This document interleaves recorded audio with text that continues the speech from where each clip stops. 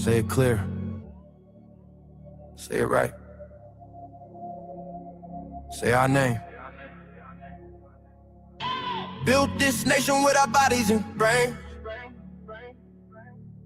You benefit, don't give us credit, say our name. We FBAs, foundational Black Americans.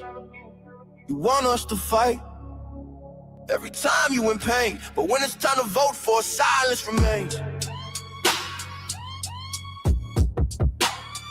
Yeah. They wanna be us, from the style to the hair, from the lips to the hips, body shaped in our glare. They cross borders, profit off the fight, civil rights paid in blood just to stand in this light. Asia to Africa, you walk through the door, but this land got a history you can't ignore. FBI fought and still fighting today, made room in the system that kept us away. You praise the same power that never chose you, turn your back on the ones that broke chains just to move you. Say we don't know where we come from, that's wild. North to the built this nation with our bodies and brains. You benefit, don't give us credit, say our name. Say our name, say our name, say our name. We FBA, foundation law, Black American. You want us to fight. Every time you in pain, but when it's time to vote for, silence remains. We were renowned, check the globe for proof. Streetwear in Japan still mirror our roots. K-pop chase the cadence, study how we move. Rapper world language, everybody fluent. From Atlanta blocks to Mumbai lanes, Hannah McCann spitting bars, connected to the flame. That ain't hate, that's impact, that's reach. Culture travel worldwide when the source run deep. They copy the look, they borrow the sound, but skip the respect when we still hold the crown. Love the rhythm, ignore the pain, celebrate the wave, don't say the name. This was home, before permission, before approval. Say our name. Built this nation with our bodies and brains. Benefit, don't give us credit, say our name. Say our name, say our name, say our name. We FBA, foundational Black Americans. You want us to fight, every time you in pain, but when it's time to vote for, silence remains. Say our name, say our name, say our name. Say our name. Say our name. Say our name. Say our name. Don't need your respect. Never needed permission. We built everything when we weren't even seen as human. Biting the hand that fed you. Surviving on scraps. FBA stopped begging. We learn to build from scratch. Learn to build from scratch. Learn to build from scratch. Say our name. Say our name.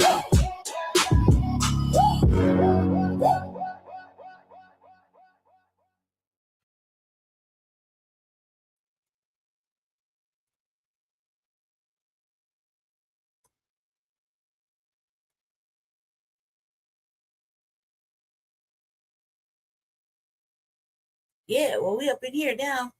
Tell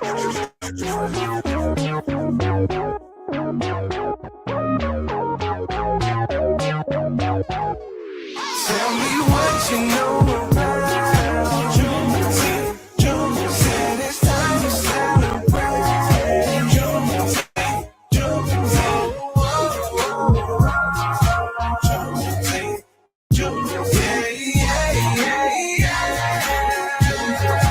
Juneteenth, low ride, hit, switch, deep fried catfish, hot grill, this lit, nah, this ain't no picnic.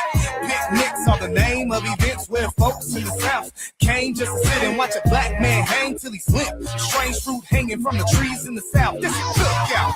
And the reason for the celebration is emancipation, cause it took 5 months and 18 days for freedom to reach those Texan slaves. Tell me what you know about Juneteenth. Juneteenth, it's time to celebrate. Juneteenth, Juneteenth, Juneteenth, Juneteenth, yeah.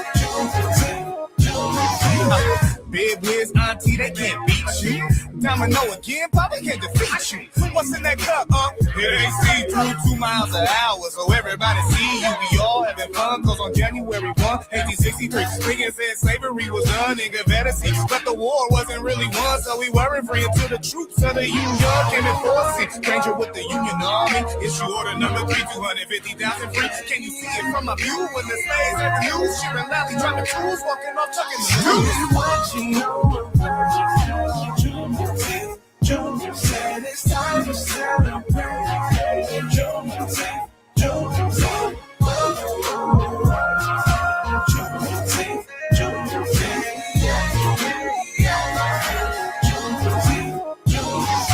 4th of July to some is despised, cause the Declaration signed, we were still slaves. Life, liberty, and property, John Locke. We were still considered property. Dred Scott, but I live in the USA. So on 4th of July, that flag I wave. But I really celebrate on our Independence Day, June 19th, how Ellis paved the way. So tell me what you know about Juneteenth. Juneteenth said it's time to celebrate.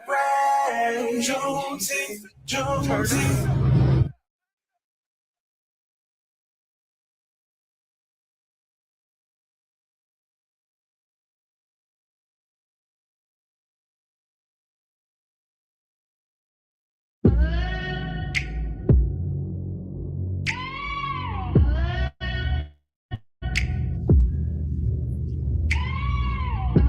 Only Jesus care about us. Jesus care about us. You ain't know now, you don't now. They want us quiet. No way. Skin color, there's a crime in the land of the free. Five. But for my Juneteenth behavior. No. Only Jesus care about us. Remember. They used to never want to hear us. Remember. They used to set the dogs on us. Remember. Black kids get spat on. Remember. Only Jesus care about us. Remember. You better give us our respect. It's where we come from, Juneteenth. You owe us. You owe us. Skin color is a crime in the land of the free. Remember. On my Juneteenth behavior, no. They used to never want to hear us. Remember. They used to set the dogs on us. Remember. Black kids getting spat on. Remember, only Jesus care about us. Remember. They used to set the dogs on us. You better give us our respect. When we come for Juneteenth, you owe us. You owe us.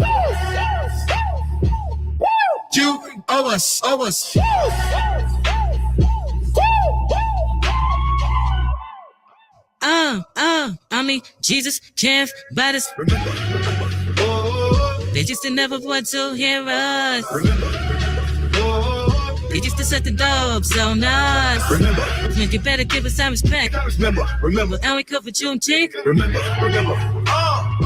Only Jesus care about us. You owe us. You owe us.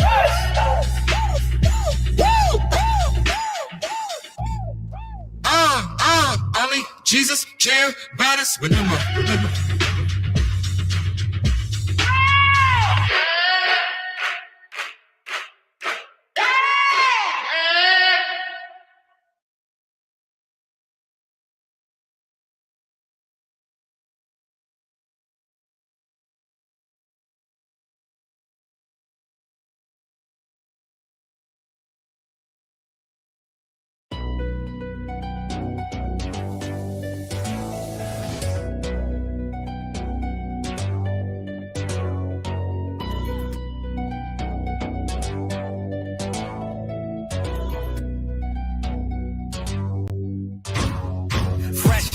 Word to brother, I ain't going back. Looking for a party and some fine to throw it back. Free now and they think we don't know how to act. Worry we gon' spend like 54 masks. I know some freemen want to, but not me though. I'ma post up, laid back and stay free though. Without a boss all up on my back like a Speedo.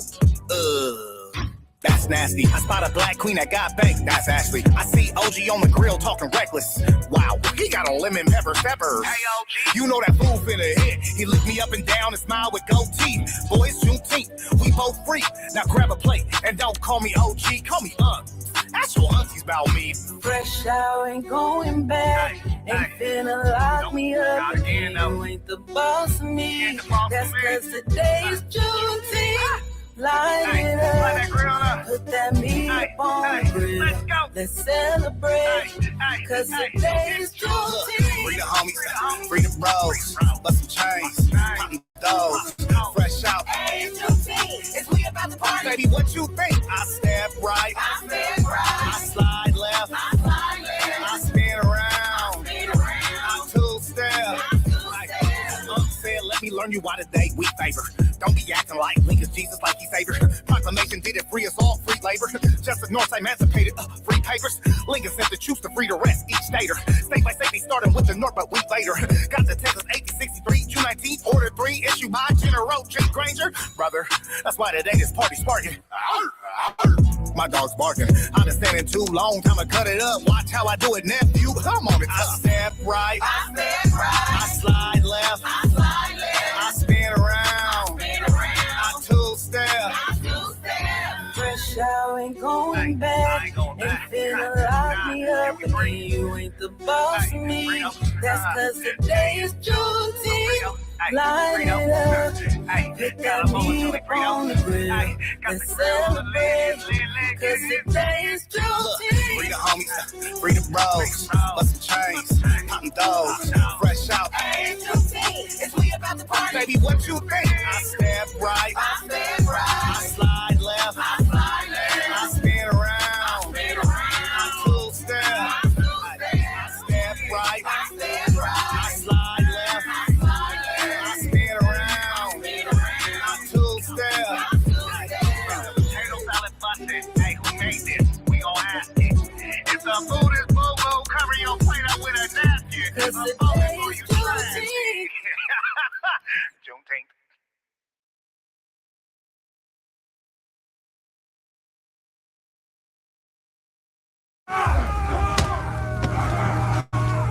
You know, erasing history is something that you have to do when it comes to conquest, domination, and destroying a people. If people knew who they were, what they were, and what they were capable of in the past, they will understand what they have a possibility or a likelihood of doing in the future. Foundation of Black Americans, we've always had a culture of resistance. We cultivated a culture of resistance on this land, and we've been resisting ever since we've encountered European domination. But nothing was really popping in Europe until the transatlantic slave trade, and that's where they amassed a lot of wealth. One thing that I think is unique about our culture as far as how we resist, how we fight back is just the environment we were put in from day one. Being only 13% of the population, the white supremacists were very meticulous about keeping that population at a certain amount. There was never a period when we did not resist the encroachment of the white man. They have a natural behavior of authority no matter where they go. That's why they'll step up in front of us in the line at the store. We're not important. They don't even see us. We've never been able to excel. We've never been able to relax. We've never been able to just be, which means that existence is resistance. It must be something in our DNA, our historical background, to when something doesn't sit right with us, especially spiritually, in our souls and in our spirit, we just say no. We live in resistance. You know, from the moment we're born, we're in resistance. And it's handed down generation to generation. And so I think that cultural resistance is actually in our DNA, in our epigenetics, and then it blossoms out into the culture. So there's almost nothing in America that we do, from song to dance to politics to the way we talk, the way we dress, having coded languages considered to be slang today. Everything about Black American culture is a form of resistance. Of course, they want to always downplay our contributions to the global tapestry because they continue to act like our number one export in this country is not Black innovation. Everyone understands that our resistance has been the cornerstone of what foundational Black Americans have always done. We are the life that breathes everything into this nation. The further back you go, the further Black you go. It's just simple like that, brother.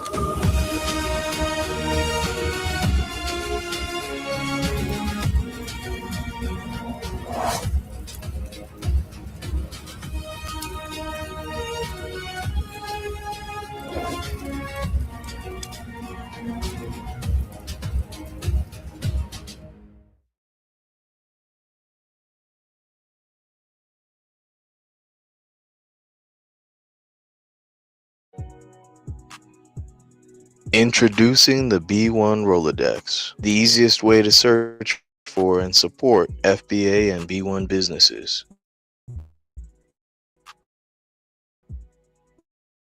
Hundreds of entries from the Black grassroots. For the trouble navigating the document, try using the map version. Notice a business missing? Use this simple Google form to submit an FBA or B1 business. Also submit anti-Black businesses, which are now being collected in that last tab. Find resources, contact numbers, and much more using the second tab. All the info you need to start practicing group economics today. Go to blacktruthunited.com. That's blacktruthunited.com.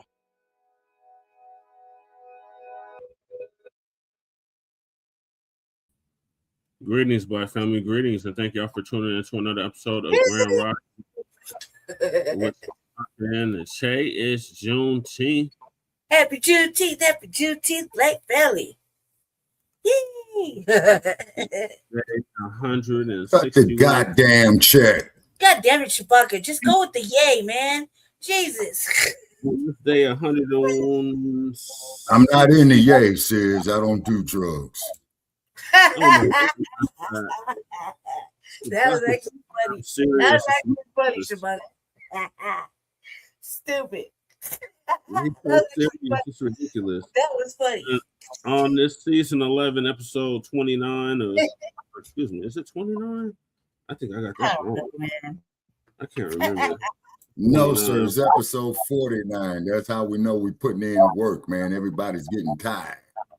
Yeah, episode 49. Season 11, episode 49 of Grand Rising with Shabaka and the Chase in conjunction with Frontline Black News. Correct. Several topics. The first one is, like I said, Juneteenth. And Juneteenth, that's right.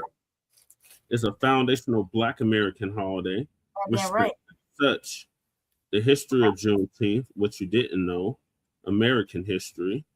The CBC and immigrants try to hijack Juneteenth. Bitches.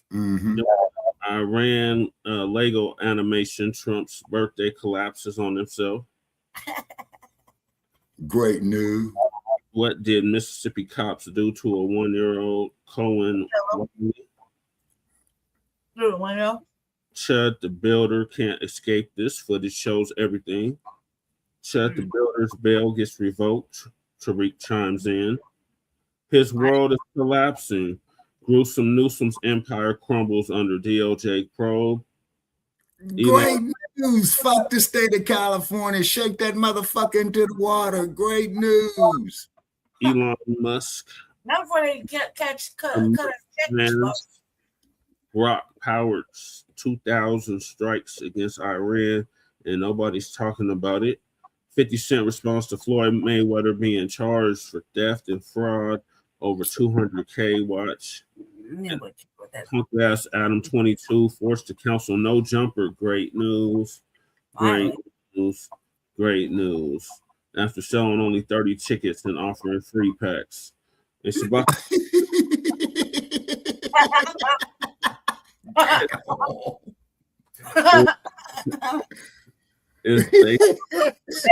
right, that part. Oh, shit. Yeah, boy, they never a dull moment on this motherfucker. That's damn sure. It's Shabaka's Black Conspiracy House is based off the 50th anniversary of the original founding of the Black Panther Party for Self-Defense. We started on Blog Talk Radio back in 2016 and have been around for 11 seasons now. Shabaka's Black Conspiracy House covers the Black experience from the beginning of time until 10 minutes ago. It is also a part of the Frontline campaign and has recently, within the last 2 or 3 years, moved from Blog Talk Radio to StreamYard. Please make sure you like to share the broadcast, family. Remember, fam, hit that like, share, and subscribe button. Please join us on StreamYard, YouTube, Frontline Black News, I apologize. I was going to be streaming on the other 3 platforms, but StreamYard decided to end our free trial. Man, them lousy motherfuckers, boy, I'm telling you, man. We're only streaming on Frontline Black News opposed to the other channels. But you can still subscribe to the other channels. You can start by subscribing to Frontline Black News. Frontline Black News 2, our backup channel. Make sure y'all sub up to that, just in case they try to take Frontline Black News down again. And my page is finally out of jail. Just A-Chain Crumbles. YouTube. He's out of jail with the bail. He's out of jail. We don't know what the fuck happened. Like, you talk about hating on a motherfucker. You hate that motherfucker hated on the chat so hard. Report got that shit took down for nothing. The only thing that means, Brother Che, is you inside that motherfucker's offense and work with him, Junior. Right. Rain upside his dome. A hater in the chat. They made up some bullshit. Like they'll go to no end. There's no level of snitching on a motherfucker. Right. Making up shit. Doing the most. You know, the hey, DSB, greetings to you, brother. Yeah, I'm sorry, Che. Go ahead. Go on mute until you finish. I'm sorry. Then we got my so on that personal page that they struck, that's where we stream all the city council meetings here in Denver and Aurora, the community events like we're gonna be streaming Juneteenth later, and then my personal food bank, or the food bank I've been doing for the past 10 years. That's also streamed on there, so make sure y'all check that out. Then we got Lady Che's backup channel, Seduction Doll.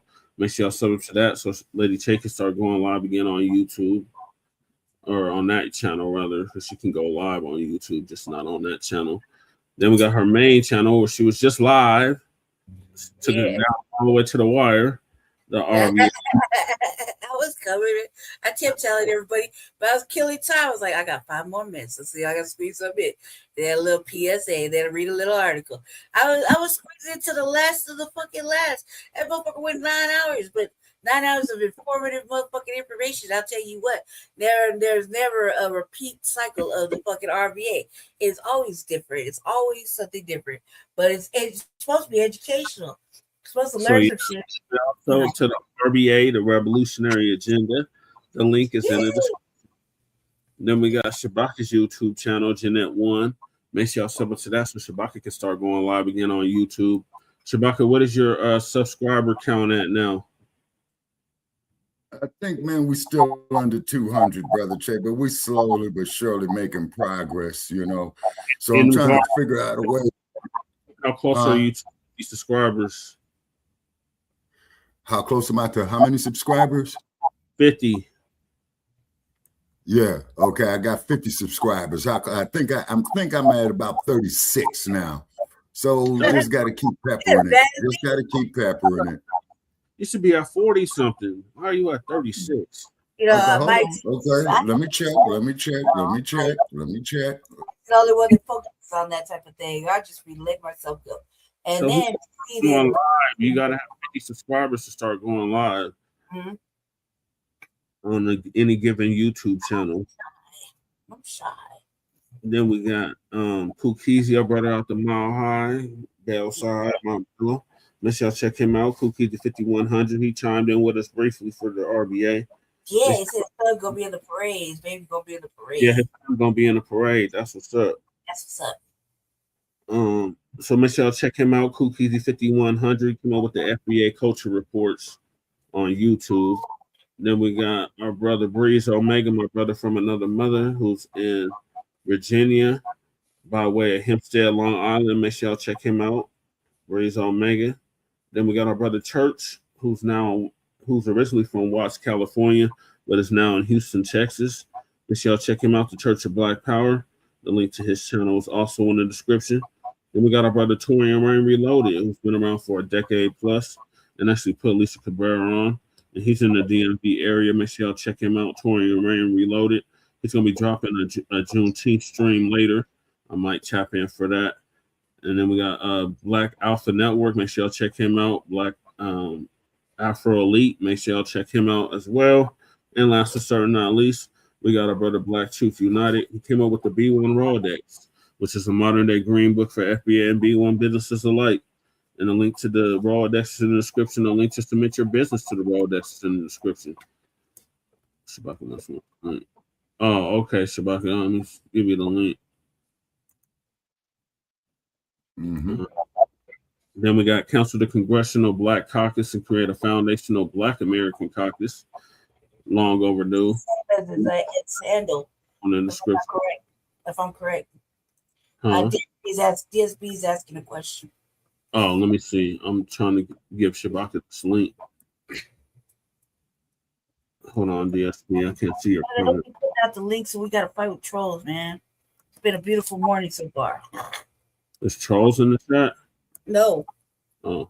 No. They saw all of us black people. Yeah, It's called Gen Ed 1. It's called Gen Ed 1. I think it's the same as I just hit him in the private chat. I just hit him in the private chat with it, brother Che. Yeah, that's lowercase. It's lowercase on the Gen L. Yeah. Yeah, because they got some fuckery going on over there too. Hold on, I'm gonna actually put the link in the description or in the chat. Yeah. And then we got the anti-reparations fund got shot down, so I'm not even gonna mention that. Take action now. Sister Brooks call to action. Make sure y'all submit those emails and the letters. I think this is the last week to do it. So get those letters and them emails in for the U.S. Freedmen Project in New York. Then we got the reparations for the Descendants of American Slaves Act, the change.org petition. Make sure y'all sign that as well. And then I believe I did. Lady Chase GoFundMe. Make sure y'all donate to that if you haven't already. Then we got our brother Joshua Hart, military veteran. I put hands and feet all over that Nabisco Chud the Bussy. Oh, that's great news. So his GoFundMe is in the description. Donate to it. I think he already met his goal, but so if he met it, let's help him surpass the goal. Then we got Stop Netflix from releasing damaging docuseries about Michael Jackson. Shout out to Dr. Randy putting that together. Then we got myself, as you could tell from the original background. I am a candidate on the ballot for office for House District 8 here in the state of Colorado. And the link to my website is in the description. Then we got copyright disclaimer under Section 107 of the Copyright Act of 1976. Allowances made for fair use for purposes such as criticism, comment, news reporting, teaching, scholarship, education, and research.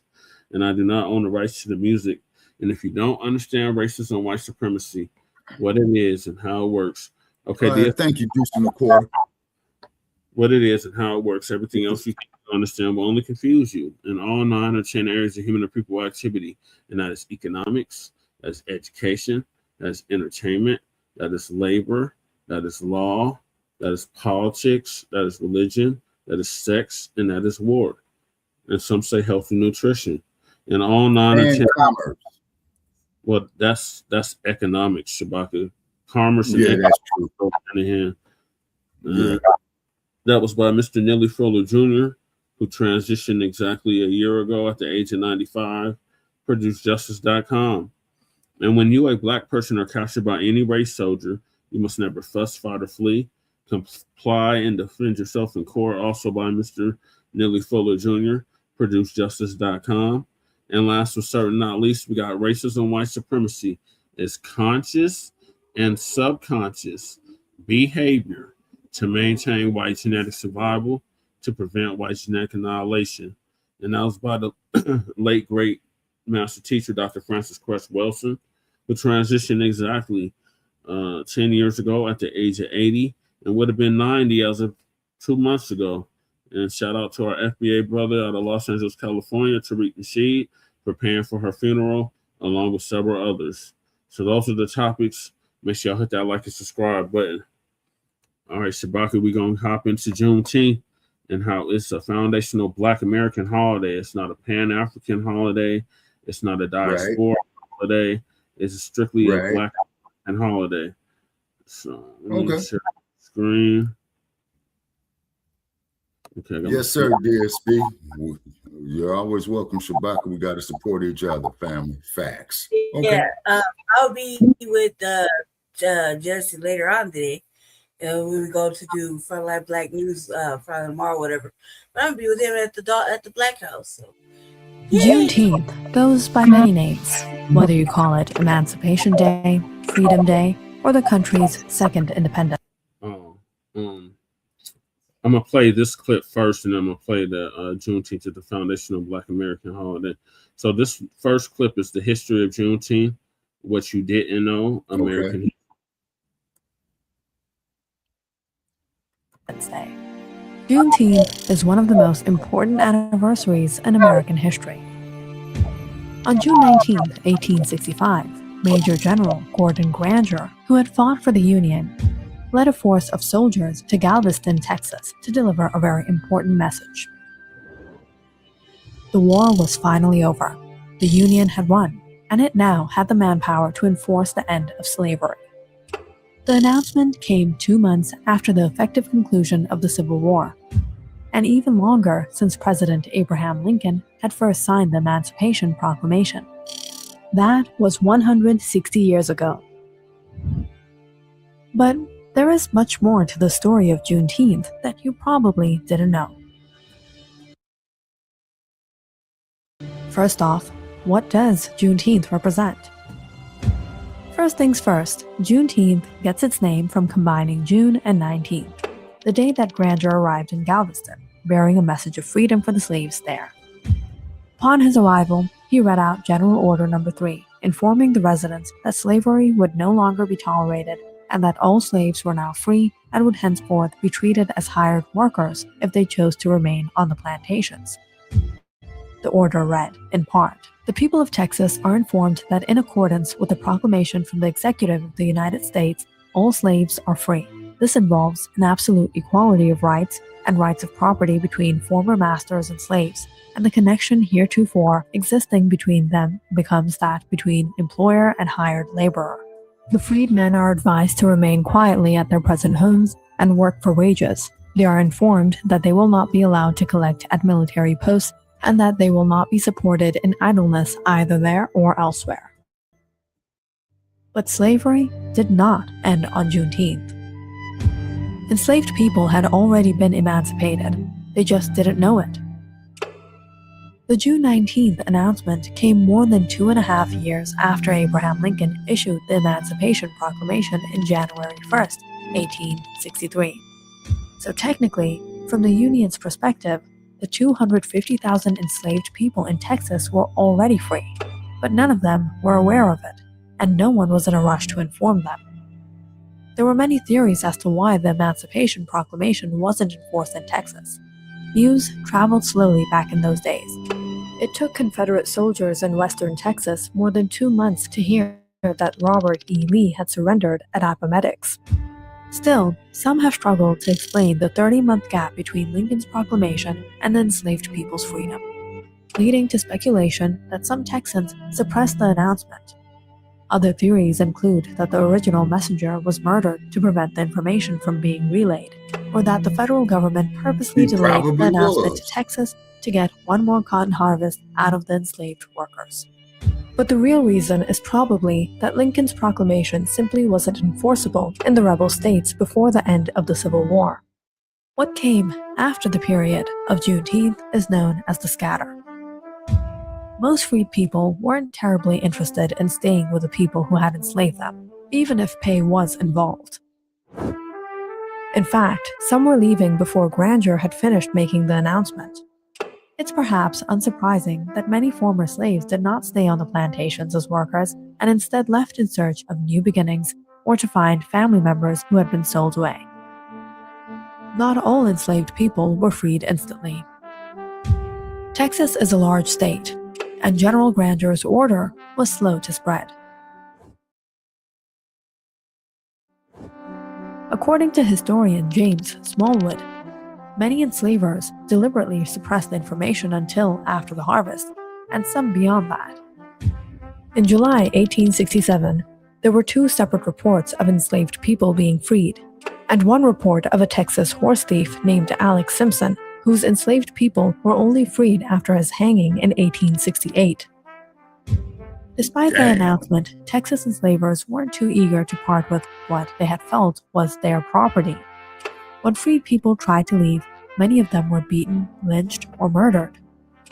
A former enslaved person named Susan Merritt recalled, "They would catch freed slaves swimming across the Sabine River and shoot them."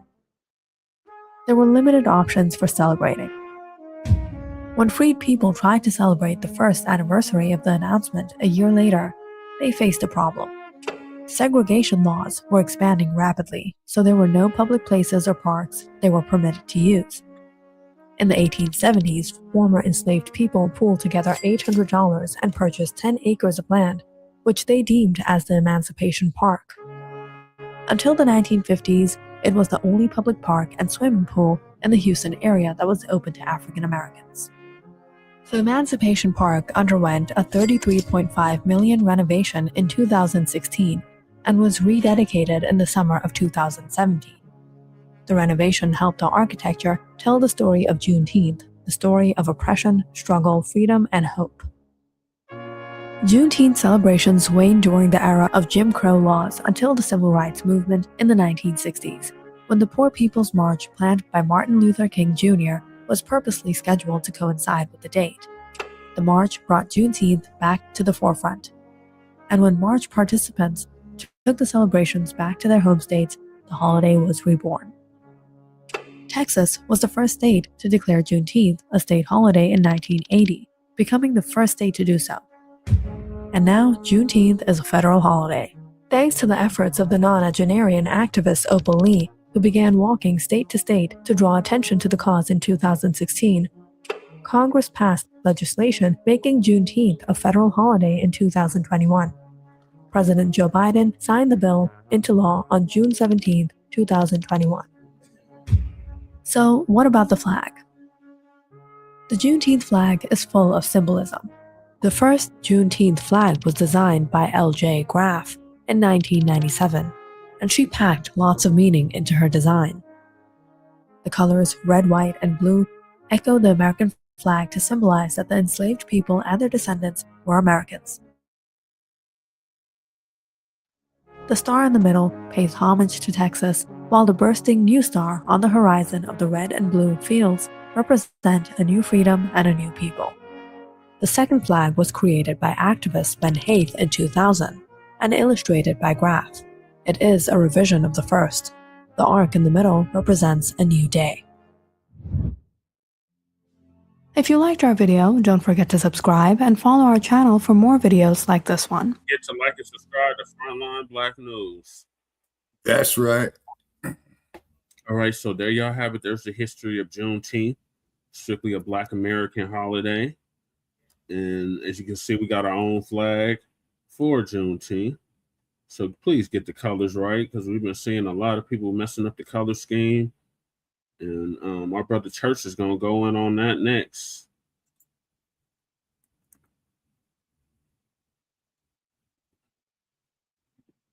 Yeah.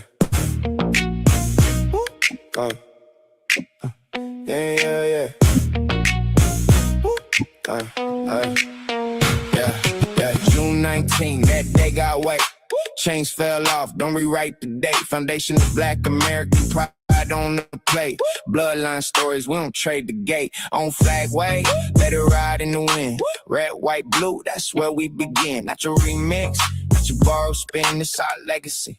We built from within, so don't come slick with a new paint job. Don't try to turn our roots to a broad. We know the names, we know the roads, we know the hands that carry that load. Juneteenth dog, let it breathe, let it stand. Juneteenth dog, in the same old land. Red, white, blue, put respect on the clock.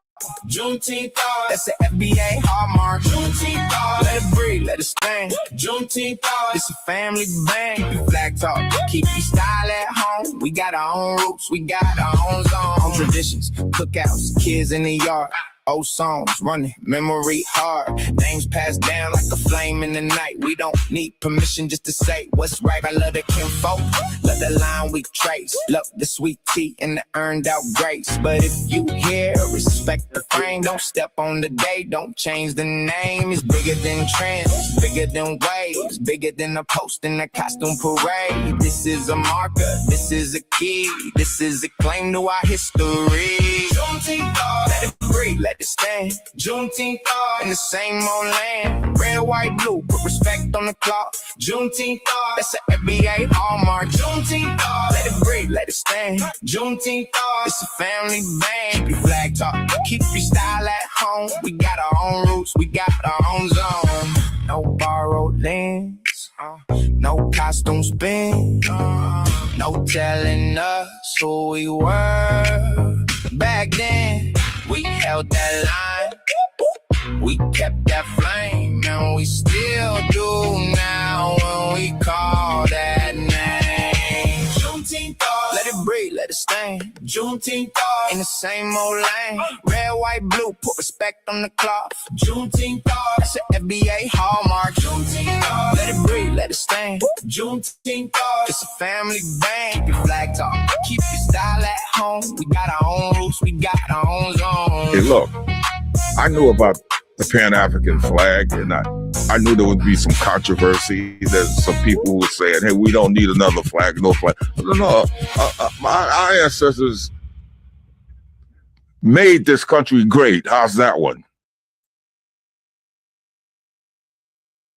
That's right, Elder. All right, what do y'all think? Most people think June. Before I get to the next topic, it's still Juneteenth related, but what are your thoughts on the first video and the music video, that church video? The music, I like the music, and the music was tight. I like the music. It's great. All the little songs you've been playing there so far are just really, really, really good. I really like it.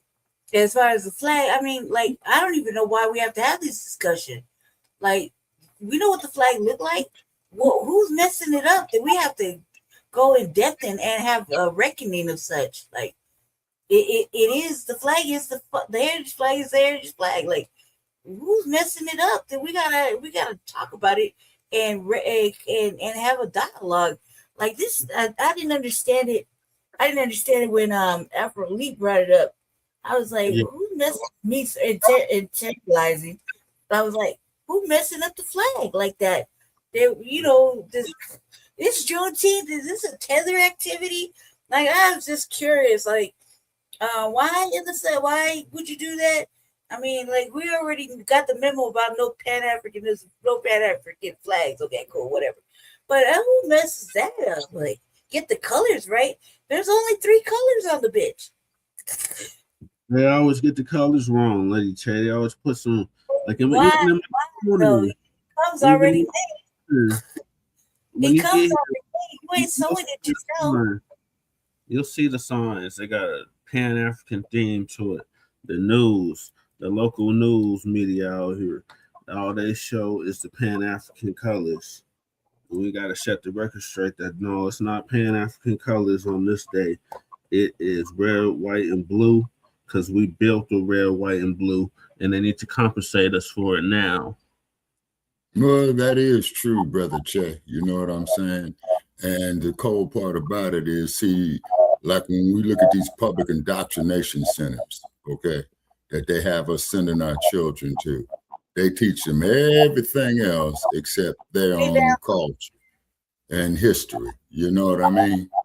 Yeah, but they don't want to teach us our history here. It's not only our history in the world they don't want to teach us. They don't want to teach us our history. Right. Because you see, if they was to teach us our true history, Brother Che, then this would reinforce the demand for the reparations. You see what I'm saying? Exactly, Shabaka. That's why we got to keep throwing it in their ear every chance we get. Oh, yeah. Hey, man, keep it in their face like Ollie used to do that left jab. Keep it in their motherfucking face every goddamn day. I'm arguing with some stupid ass. Well, I don't want to be cussing. Some stupid MF about it, you know? And I be telling them the Bisco, look, man, you ain't black. The black experience is not your experience, and I don't give a damn how many black prostitutes your trick ass is paying. Right. And then I get hate mail, you know what I'm saying? How many black prostitutes you paid? Mm-hmm. That's the whole word. Yeah, and it's a very, very sad fact, Lady Che. Look at Hollywood. You know what I'm saying? Lord. So let's go down to the nitty gritty. Why did it take 2.5 years for them to find out that they were free? Because they wanted to delay it as long as possible, Brother Che, so they can keep getting that free labor. It's like having a wash rag where you squeeze out all the water and you squeeze it again to get every last little drop out of it. That's what it was about. You see what I mean? And then just like, man, when I told you when I was looking at that thing, man, on the Union Pacific Railroad, they didn't mention that we built the Southern Pacific Railroad. Yeah, John Henry. Exactly. I was just about to say that, sir. That's where the legend of John Henry came from. They say, take you all the way from Atlanta, Georgia, all the way to Los Angeles. Mm-hmm.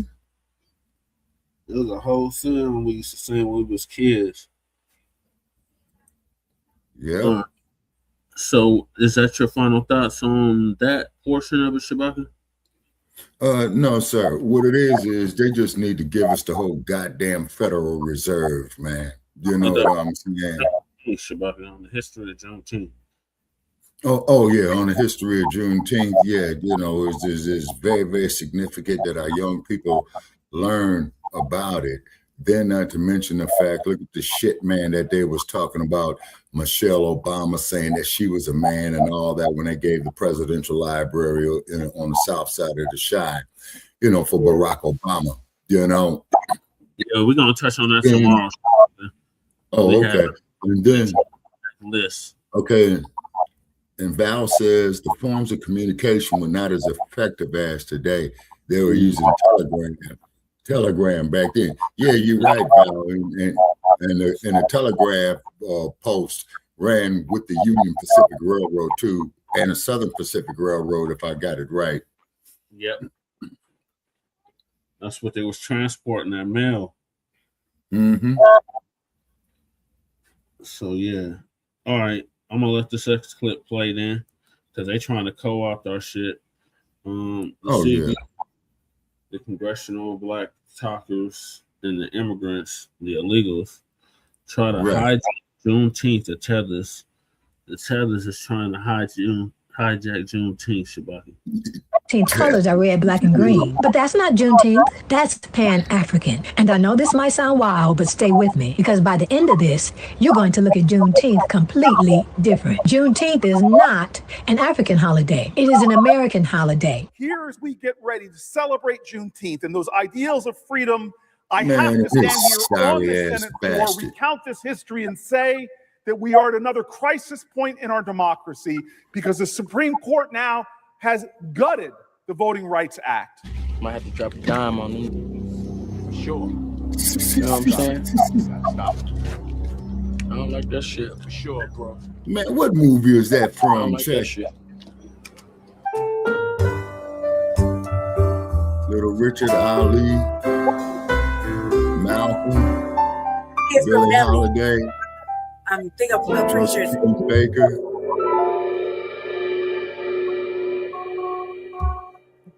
All right, y'all, we back with another video, man. Y'all know how we do. Always pushing help, wealth, and a better understanding. It's called Belly, Shabaka. Yeah, I said it. Okay. Yeah, for sure, positive. Belly.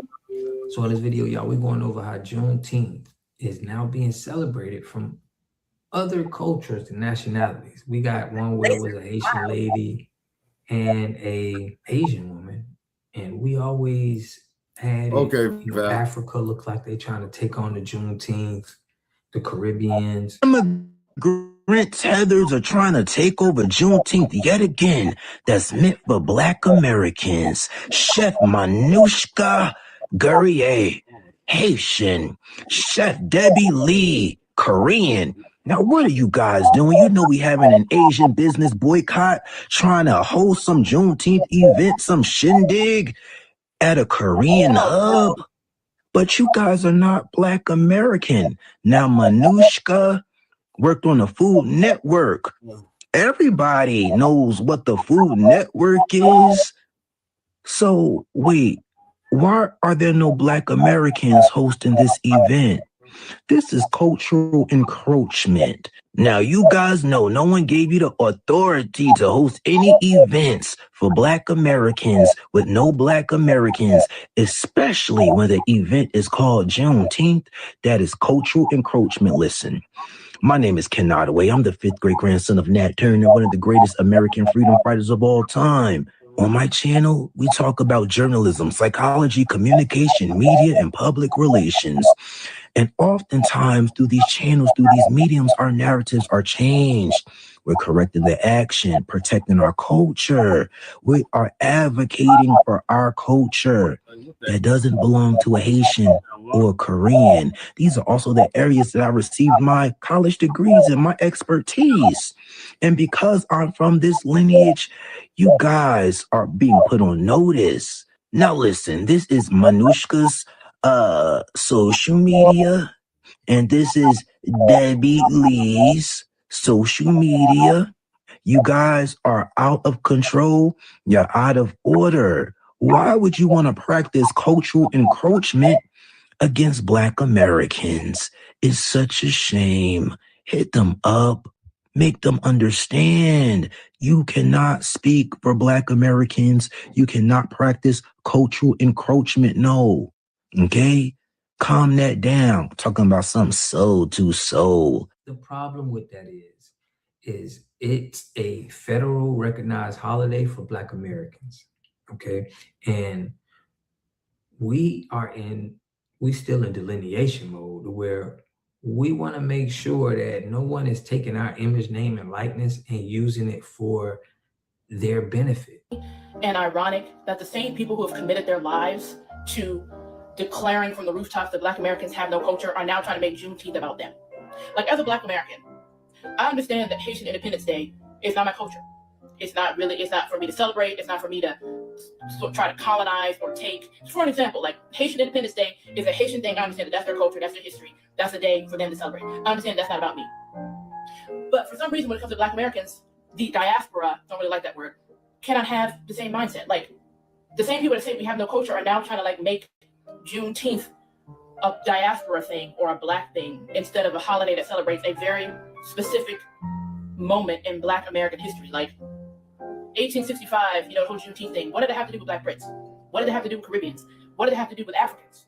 The same way that Haitian Independence Day, for example, had nothing to do with American Black people or Canadian Black people or British Black people or Panamanian Black people. Like, I don't understand how people that say we have no culture are now trying to make Juneteenth like everybody. This is a Black thing. Like, you weren't even here in 1865. So, because I know you ain't celebrating the liberation of your Black American brothers and sisters. I know it's not about that. Like, I know you're not overjoyed for us, and that's why you celebrate. Like, I don't understand, because I fully understand that, like, I don't know, South African celebrations are not for me, and I understand that Haitian stuff is not for me, and I understand that Jamaican culture, whatever holidays they have is not for me, but for some reason, the same people that say we have no culture are trying to, like, colonize Juneteenth and now make it like a African thing. Like, Juneteenth is a reference to a very specific day in Black American history. It's not a Black thing. It's just funny that like the same people that said we have no culture are now trying to like make Juneteenth for everybody. Okay, I was talking to somebody and they said, why can't other cultures or nationalities use Juneteenth and celebrate it? And I'm going to show y'all how people are celebrating and it's not even, that ain't right.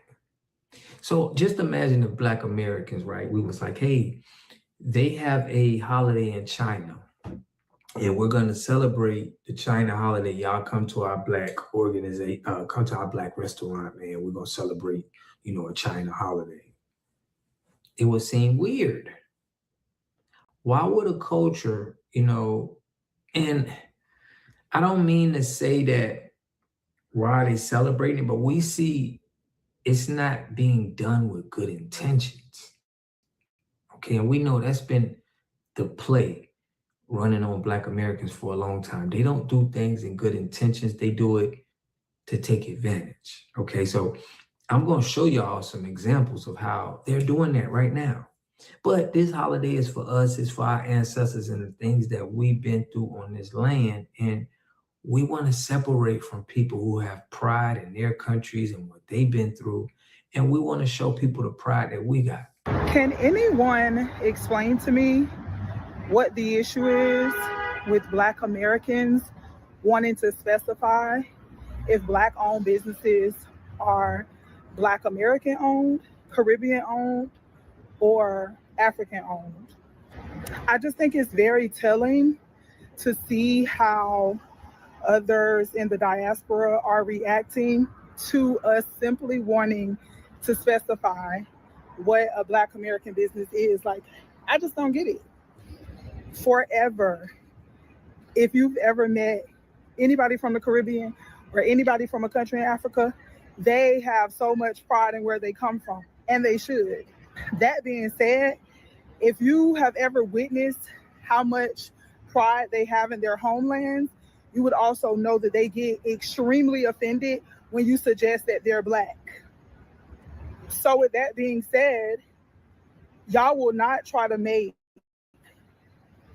Black Americans feel bad for wanting to specify who's who. Because honestly, the way y'all are reacting in these comment sections, it's given that y'all kind of acting like the Asian community.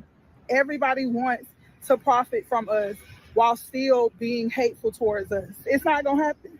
Okay, now we don't mind people, saluting us, but when you're trying to throw events and parties and, establishment that's not us and strictly us, it looks like a scam. It looks like grifting does. To me, personally, I ain't gonna say us, to me, and we ain't going for it. So make sure y'all subscribe to the channel, hit that like button, push on the algorithm. I greatly appreciate that. I'm gonna show y'all some clips of this that's going on, and definitely how we can definitely start protecting our image, name, and likeness from these people. But we doing a good job on making sure that we are focusing on us, and that's just making people very, very uncomfortable. So I'm gonna give y'all some more commentary. I ain't gonna hold y'all. Check this out. Let's get it.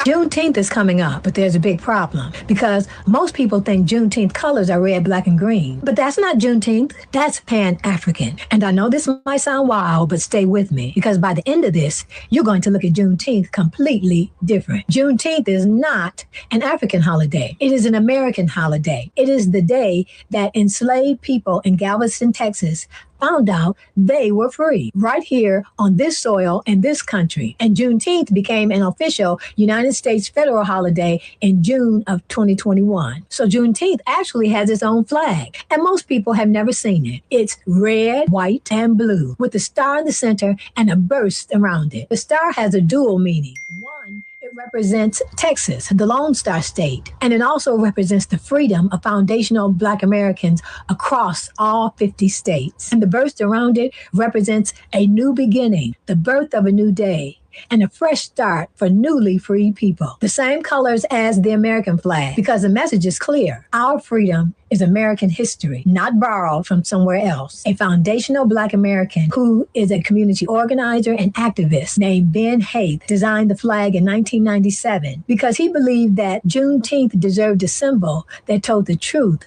about what the holiday actually is. This Juneteenth, don't let corporate America tell you how to represent our foundational Black American holiday. And let me know in the comments, did you know this already? This week, not many hours from now, we're going to celebrate Juneteenth. We all know the story of Juneteenth, that there were slaves in Texas that had not gotten the word that they were free. A civil war that cost so much blood and treasure to this country. No other war has seen so many Americans dead. And yet, at the end of that war, many, many people had not heard the Emancipation Proclamation, did not know they were free. It wasn't until that fateful day on Juneteenth that slaves, now free people in Texas, heard about their freedom. There was jubilation, there was celebration, and the tradition of Juneteenth started. Now, I'm very familiar. It's hard for me to walk on this Senate floor, this sacred civic space. It's hard for me to walk here and not recognize the history. Right after Reconstruction, we saw the first Black person ever to walk on this floor. We saw a Black senator and a Black senator elected to this body Not popularly elected, but back then we put our legislators in the Senate by votes of state legislatures. We saw House members come from southern states as well, being elected in free, fair elections in that post-Reconstruction period. Because freedom in America is not just defined by not having chains. Freedom in America means being able to participate in this democracy. And in that brief period of the post-Reconstruction era, that brief period, of the Reconstruction era, we saw free and open elections. African Americans rushed to the polls and voted at 70, 80%, and began to elect people in fair elections. We saw multicultural legislators. We saw blacks and whites in states sharing power. It was extraordinary, this brief window of time. But then the Reconstruction period ended. Salute, Breeze. And a reign of terror fell throughout the South. We saw black elected officials, black judges, black mayors being dragged out of their offices, beat, and some of them lynched. We saw laws being passed by state legislatures to bar black people from voting, to put on poll taxes and other extraordinary hurdles to stop African-American participation and African-American voting. That very idea of being free was now undermined and undercut by a set of unfair laws. And what happened to blacks in the Senate? What happened to blacks in the House of Representatives? Well, they disappeared. I know the last speech, I've read it before, by George Henry White, the last black person in 1901 gave the final speech, and he predicted that one day African Americans would return to our federal legislature, would return to the House of Representatives, would return to the state. It's called the Phoenix speech because he predicted that one day blacks would return to these bodies. One day elections would be free. One day we would reclaim our democracy of one person and one vote. 1901, and he was from North Carolina, and it wouldn't be till the 1990s that another black person would come to be elected from North Carolina. From those days in the 1870s and 1880s when that reign of terror and the denial of vote, it wasn't until the 1960s that laws were secured, passed through the United States Senate and the United States House that gave the right to vote a more fair and equal chance. It was called the Voting Rights Act of 1965, this extraordinary piece of legislation that secured the right to vote for African Americans. And finally, African Americans started returning to our legislature. We saw Edmund Brooke get elected to the United States Senate. We saw Carolyn Moseley Braun be elected to the United States Senate. The third person was Barack Obama, elected to the United States Senate, and I was number 4. Fourth black person in history to be elected to this body after this history of horror and struggle and pain, after girls were killed in a bombing, the Edmund Pettus Bridge marchers beaten on Bloody Sunday, Goodman, Cheney, and Schwerner being killed in Mississippi. The stories of horror of those folks who tried to stand up for the right to vote, tried to fight to advance the cause of equal voting. Finally, in 1965, Voting Rights Act was passed. Equality at the polling place, justice returned, and this body and the chamber across the Capitol began to see, as was predicted by George Henry White, blacks come back to Congress. Justice, fairness, equality, secured by this chamber, secured by Congress, signed by a president.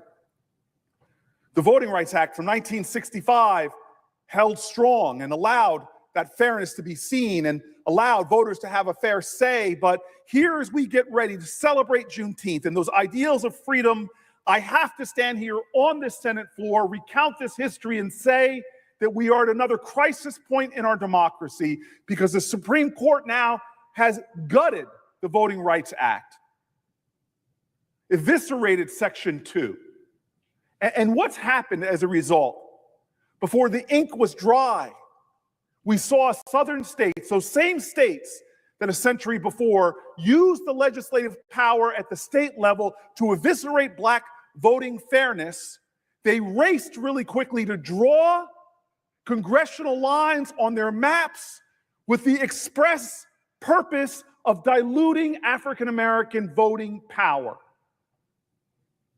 Literally eliminating districts where African Americans had fair representation in order to stop them from having a voice in Congress. A community must have three things to have a community in it. You must have a wholly independent economic structure that can provide goods, service, products, and things for your own people, and jobs and tax bases for your own people. You should control four basic things. You should be trying to control water, food, medicine, and energy to be able to survive and compete. Here we got Mr. Pollock. He had a cornfield. He took advantage of a free water test from us, and this is what we found in this water. We found sulfur, we found hardness, and we solved these problems with an easy fix of 2 tanks. So get your free water test today. Stay blessed. Click the link below. Yeah, you're right. You're right, Breeze. Destroy it all. Right. Yeah, man. Integration destroyed us economically, politically, culturally, intellectually. Right, Yeah, Breeze is right about that. Sure is. That's 1,000 right there. You at work? Are you at work, Breeze? You want us to drop the link for you?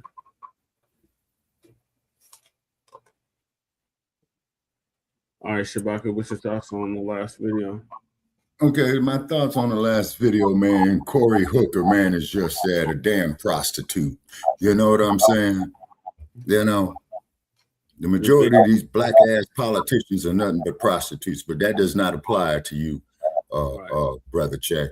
You see what I'm saying? Yeah. I mean, look at Barack Obama. Oh, we got to talk about LGBT. You know what I'm saying? Oh, Breeze says it's off because it's Juneteenth. All right, Breeze, enjoy the day off. You know, I know he's happy. They say, so to me, Barack Obama, man, was the worst thing that ever happened to black people. And what's the first thing that motherfucker said, Brother Che? Change that we could believe in. And he's upgrading everything for every other motherfucking group out here but us. But he's a tether his damn self.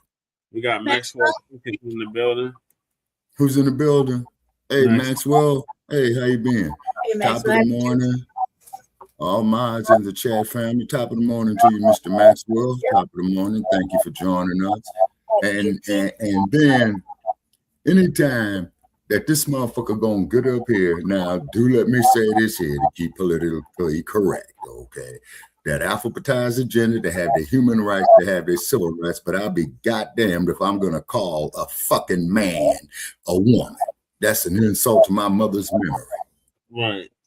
Agreed, Shabaka. Agreed. All right, Lady Che, what did you have to say on this? Breeze is right. I'm thoroughly a fan of segregation. And now, you know, especially after they cut the check, they're really like 25 years away from everybody. So we get ourselves together. Personally. I think that it's crazy that we even have to have this discussion, and that, you know, motherfuckers are trying to co-opt the fucking the holiday. And what about Colin Powell Senior, Junior, I mean. What about him? You talking about Colin Powell? Yeah, what about him? You mentioned him. He was doing good things. People like him. No, he was from okay, he grew up in Harlem, I know that. Yeah, but wasn't his parents immigrants from Jamaica, Brother Che? No. Yeah, I think he's a tether. No, I don't think so. Yeah. I don't think. I didn't know they. No, I don't think he was a tether because. Like a Du Bois. He's like a tether. Like that. I just think that he was motherfucking hella mixed. All right. Either way. Nonetheless. I hate Corey Pussy can just eat a fat one because he's not like he's done anything good for black people. You know what I mean? Yeah. Yeah, well, whatever. Okay, Breeze. So Powell was a tether. Okay, brother. Okay, thank you, sir. Okay, okay. We gotta look it up. There's still. I'm gonna look it up. Okay. Anyway. Okay, he was an anchor baby. That's what Maxwell is saying. Okay. Of course he would. He like mention of a tether. Somebody's a tether anchor baby somewhere somehow. I just think that it's Corey Bush should be giving us a history of nothing. He should be giving us a history of his work for black folk. That's what he should be talking about. Yeah, because he hadn't done nothing for black folk. So he's talking about his feet and shit. Happy Juneteenth, Breeze.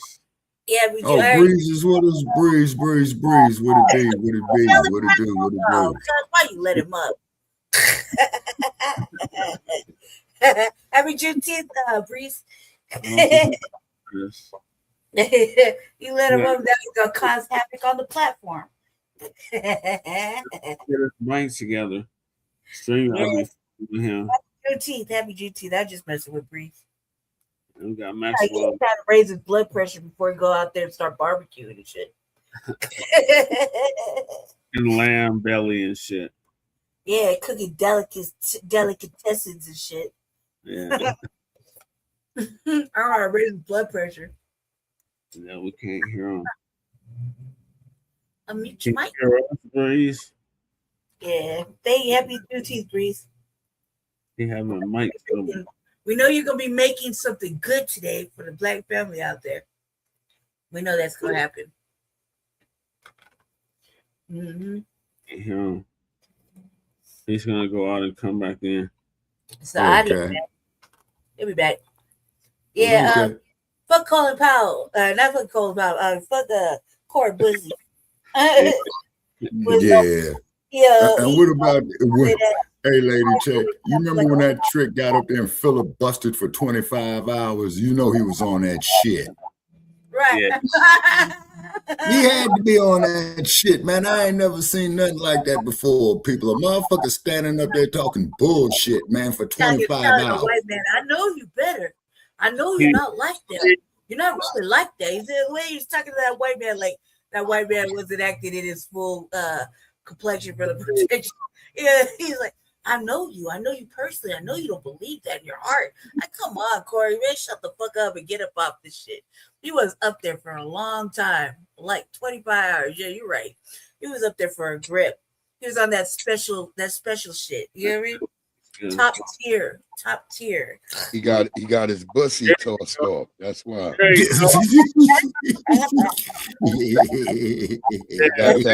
he got that bussy opened up so he can talk for a long time. Yeah, he was up there for a long time. I was like, shut up.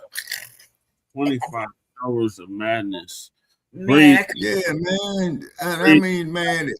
I mean, and the motherfucker wasn't saying a goddamn thing, man.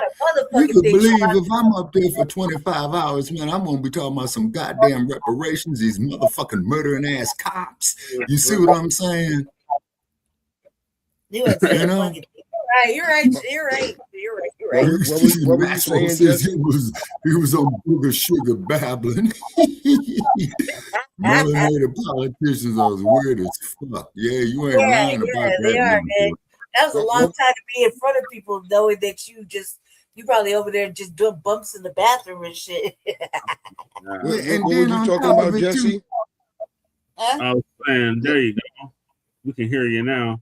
Okay, cool. Yeah. Oh yeah, you loud and clear there, Breeze. Happy Juneteenth to you, certified salute. You know what it is. Absolutely. Everybody. We just went over the history of it. Grand cookery are you doing today? Breeze, what you cooking today? Oh, I got some red snappers and some Maryland blue crabs. You see what I said? You gonna be making delicatessen. Oh yeah, red snapper's good. Yeah. That's better meat. That's some blue. Huh? Blue crab. Wait, what? Say again? You said some blue crab legs? Nah, some blue crab, Maryland blue crabs. He did not. You try to catch him up. because you weren't paying attention. You can't eat no blue crab legs. He wasn't catching it on the crib side because he wanted to catch the word. So he missed the boat. I caught it though, Jesse. I caught it. What do you mean, Lady K? The community resources of independent people? No, because he kept saying he said the hard C word on the legs, and Jesse was like, "What you say?" Jesse was like, "You mean blue crip legs?" Like that, like trying to get it to crip legs. No, because he kept saying that C word. Blue crab legs with some red snappers. Some red snappers. Maxwell say, "Who's frying those?" Yeah, they frying size, Maxwell. They frying size. Yeah, what are you making these for? That's for the fam. Yeah, me and my kids. That's right. Take care of the babies. That's right. Take care of the little babies. That's right. These are damn near almost grown women each out the house women. Oh shit, Lord have mercy. Are you not going outside? Yeah. You're not going outside to the streets? You're not gonna be in the streets today? I was already outside. I was already up at the Juneteenth event already. I went up there and told them take them colors down. Right. Right. They told me I had to leave. Oh, figures. Oh man. At least you did your part. You did your part, man. You can't do it. Yeah, I got up and went up there early. They had a damn parade or some shit. I was out there talking shit to them. Yeah, tomorrow the parade's tomorrow. Because they had some red, black, and green flags. I was like, oh no, that shit don't work. I was out there in my red, white, and blue. That's right. Thank you, Breeze. Thank you for doing your portion. God damn it, man. They didn't get the memo. There's some majorly off-code individuals out there. Like a lot of them. We're going to run into today. Because they going to be like, what's wrong with this flag? And then they have to get the lecture from Jesse. Right. I'm just going to wear my sunglasses and keep looking at all the way around. Like, you're going to be handing out lectures left and right. You got Michael in the building. Jesse, hi. Oh, hey, Michael. Hey, hi, Breeze. Yeah, Michael, you saw the shout out to Michael. And one thing I want to say about Michael, we really do appreciate your input, brother, because you be putting in some work, man. You know. He do. Yeah, so if I ain't never said that before, I wanted to recognize what the work that he puts in. Yeah, he's activated like a full-time job, man. Like for real. Yeah, he puts his work in, so got to give him his respect on that. You know what I'm saying? Yeah. About to crash 2 parades. Yeah. See? Yeah, there you go, Maxwell. Give him hell, cuz. Give him hell, because these off-code motherfuckers out of the street ain't got the memo, man. And you think they would after all this signal boosting and all this shit. Maxwell say he's going to crash 2 parades today. Maxwell say he's going to go crash 2 parades. Are they living under a rock, Black Valley? Are you living under a rock outside? Like, why you ain't got the memo? Like, it's all over the internet. We live and direct, like Black and proud, like live and direct. Why you acting like this, Black Valley? Juneteenth, my city's been celebrating for 60 years. 60 years. Hey, Jess, I got a question. Since your city's been celebrating Juneteenth for 60 years, I was wondering, has there been any pressure for American freedmen demanding the city? Talk about us. We're lucky we get the 3 days back, Michael. Right. I mean, I'm talking about like substance. Like, hey, city council, thank you for Juneteenth, but now it's time for substance. No, it's a symbolism. It's a symbolism. And mother's trying to make a buck off goods. That's really what it is. That's all it is. Hello, happy Hey, Claude. Hey, Claude. Claude Zandam. Welcome, Mr. Zandam. Okay.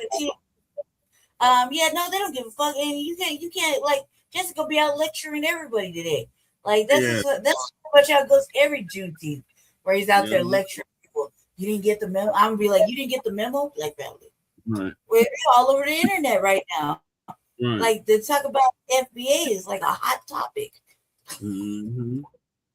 Crazy. Well, it is a hot topic, Lady Che, because see what's happening with the topic is bring these Nabiscos face to face with themselves. You see what I'm Shalom saying? DSB, Shalom DSB. In the building. Oh yeah. And so, and then like when I'm cussing out their Nabiscos, right? And they call me every black son of a bitch, every black racist, a nigga, you know, the usual shit. And then I shut them up and I says, well, man, it's about a good 118 degrees out in this motherfucker in this desert. Come sit in the sun with me by the Las Vegas sign. Oh my God. And you know how that goes, Jesse. You know what I'm saying? And you know how that goes. You know what I'm saying? It's gonna be a hot one. Yeah, I'll be all fried up. Got a phone call, but I'll be back later. Okay. What up, Claus and damn Juneteenth to you, too, family. Happy Juneteenth. Yeah, happy Juneteenth, everybody. Yeah. Yeah, and you seen the disrespect out in Chicago where they raised the damn Juneteenth flag with the goddamn LGBT flag right now. Oh, hell no. They didn't do that in my birthplace. Come on, man. They didn't do that in my birthplace. Yeah. And they had a woman named Michelle. They had a woman named Michelle Hatton who was trying to push for a resolution to make Juneteenth and Pride Day all the same day type shit. Oh, hell no. That's unacceptable. Come on, That's man. unacceptable. You're out the whole panels in an uproar. Like, oh, no. No. And then you would too, and you will also see the subliminal suggestion with that shit too. You know what I mean? You know what I'm saying? And you know, and then Breeze, if you ever go off and I don't know how ass play or carpet munching is equated with us. It just doesn't make any sense. It's like it's an abomination because it's not productive. It doesn't produce anything productive for us, and we have to start saying that. Like, what does it do? And what does it do for me specifically as a Black American? And is it productive? And we have found that it's not productive. No, it's a death. It's not a lifestyle. It's a death style. Yeah, Maxwell. They're trying to turn it into gay team. Yeah, gay team. Yeah, man. You know. Hey, good luck, Breeze. You know, we can't let that happen, Maxwell. We can't let that gay team shit happen. There's bad enough thing 3 blocks away from our fucking event with a whole fucking month. This is like the second month in a row. Maxwell says so. They on gay team.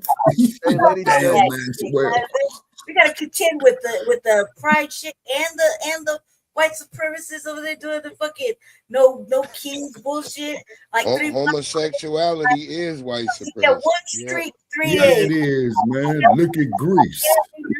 Look at Greece. You know what I'm saying? And then as you know, Breeze. Yeah, go ahead, Lady J. You know the LGBTQ got like 25 motherfucking different flags, right? For each letter or whatever bullshit they got going on, right? So now they want to another group of people trying to co-op Juneteenth. If it's not the tethers, then it's the fucking LGBTQ propaganda. If it's not that, then it's the motherfucking Aryans trying to fucking cancel us out on a regular. Like, come on, man, can we just have something? Just something. Happy. Hey, Fresh, always. Hey, how you doing, bro? Hey, Fresh.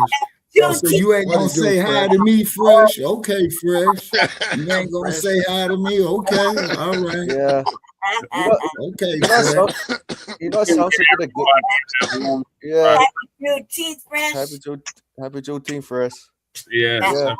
You know, that Juneteenth sounds to me. It sounds to me that Juneteenth is diluting the real Juneteenth for gay people to have more. No, Michael, that's exactly what they're doing with it. That is a fact of what you're saying. Yes, sir. And it's definitely an insult to our ancestors who made the ultimate sacrifice. It's another way to water down our blackness. To make it significant. You said, to make it significant with anything other than our blackness is to take away our position and our lineage-based our lineage-based claims for our restorative rights and our reparations. That's all it is. They want to include all these other people in so they can consistently give us nothing but crumbs. Yeah, exactly. And thank Kamala Harris for that shit. Oh, inclusivity, diversity, and all that. Obama too. Yeah. And the fact that he would have the unleashing of his goddamn library before Juneteenth is another slap in the face. You had a whole damn African do your portrait that emasculated you, and you're sitting up here wanting us to be a bussy brother with you. We're not into bussy. You're into bussy. We're not. We don't like the smell of fecal matter, and we like to have sheets that are not just colored. We like white sheets sometimes. Yeah. Well, brother, you said it more articulate than me, man, because, you know. Bussy niggas can only have brown or black sheets. Is that no bussy skid mark? Hey guys, I got breaking news to tell you. Obama, there's been sources have said that Obama had met a man while he was in office and had sexual relationship with his aide. That's known. That's a known. You don't be on a yacht letting a nigga lay on you like that. And Obama denied those. Obama said it did not happen. And reports said, Mr. President, it did happen. A picture was That's what said. It never happened. Obama. He was laying up there with a white man. That white man was laying with his hand on next to his crotch. There's no way you can have a picture like that and say, hey, I'm not into bussy play. You're in the bussy play, sir. And guess what? Legs too crossed, okay? Like a female. He's got his legs too crossed.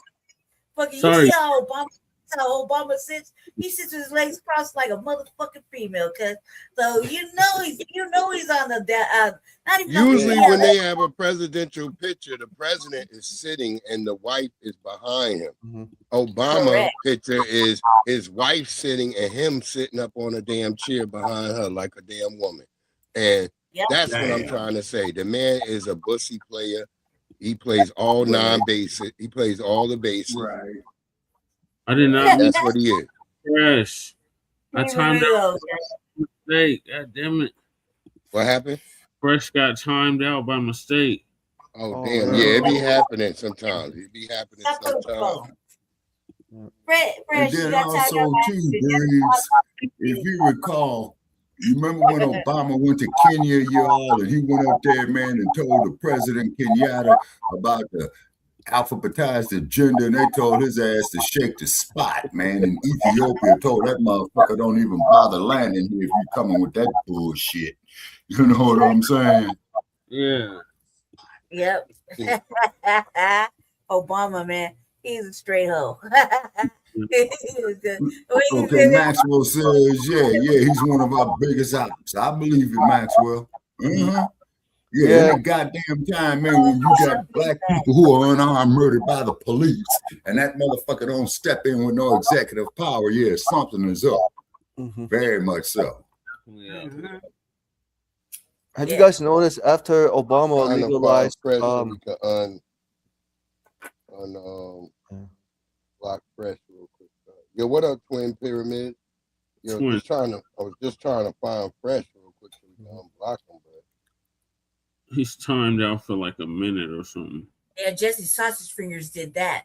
Stop playing with the phone. Yeah, it be happening, Jesse. I know it. That should be the goddamn. You want to make your fingers too fast. You'd be all right. Like, if Sausage Fingers timed him out.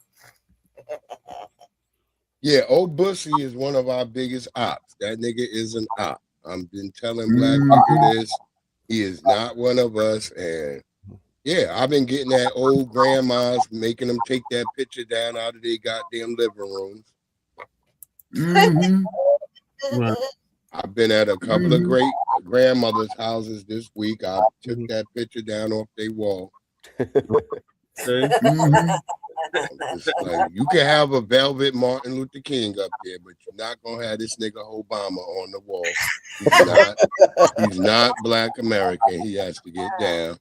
And so I've been doing that this week, going to grandma's houses, letting them know, like, hey, sis, I see this goddamn Obama picture, but it gotta come down. It can't be up here with velvet Martin Luther King. And we gotta make sure this is a foundational Black American space. Yeah. And after you said that, Bruce, what was the response you got from them? Well, they didn't like it at first, but then as I was telling them, they had to come to terms with it, and it got taken down. It's just I ain't take it out their house. I let her leave it in the corner. Yeah, did you have to like yell at them to get them to do it? Nah.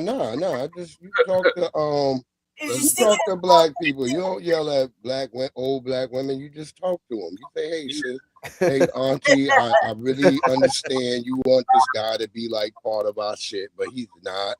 And you start showing them the facts, and then they be like, "Oh, well, since you put it that way, okay, that's right. We put it that way. Now take it down, put it in the corner." You might could put it up when I'm gone, but I'm right now. Take it down. Hey, Grease, got a question. So every time Greg Marcel, wait, what happened, Michael?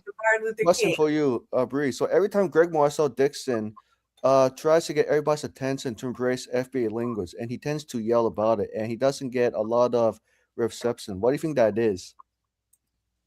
Well, that's just the motherfuckers who just naturally want to hate because they think because our brother is gay, that means something, even though he's never put his gayness before his blackness. Right. So that's why I support our brother Greg Marcel Dixon.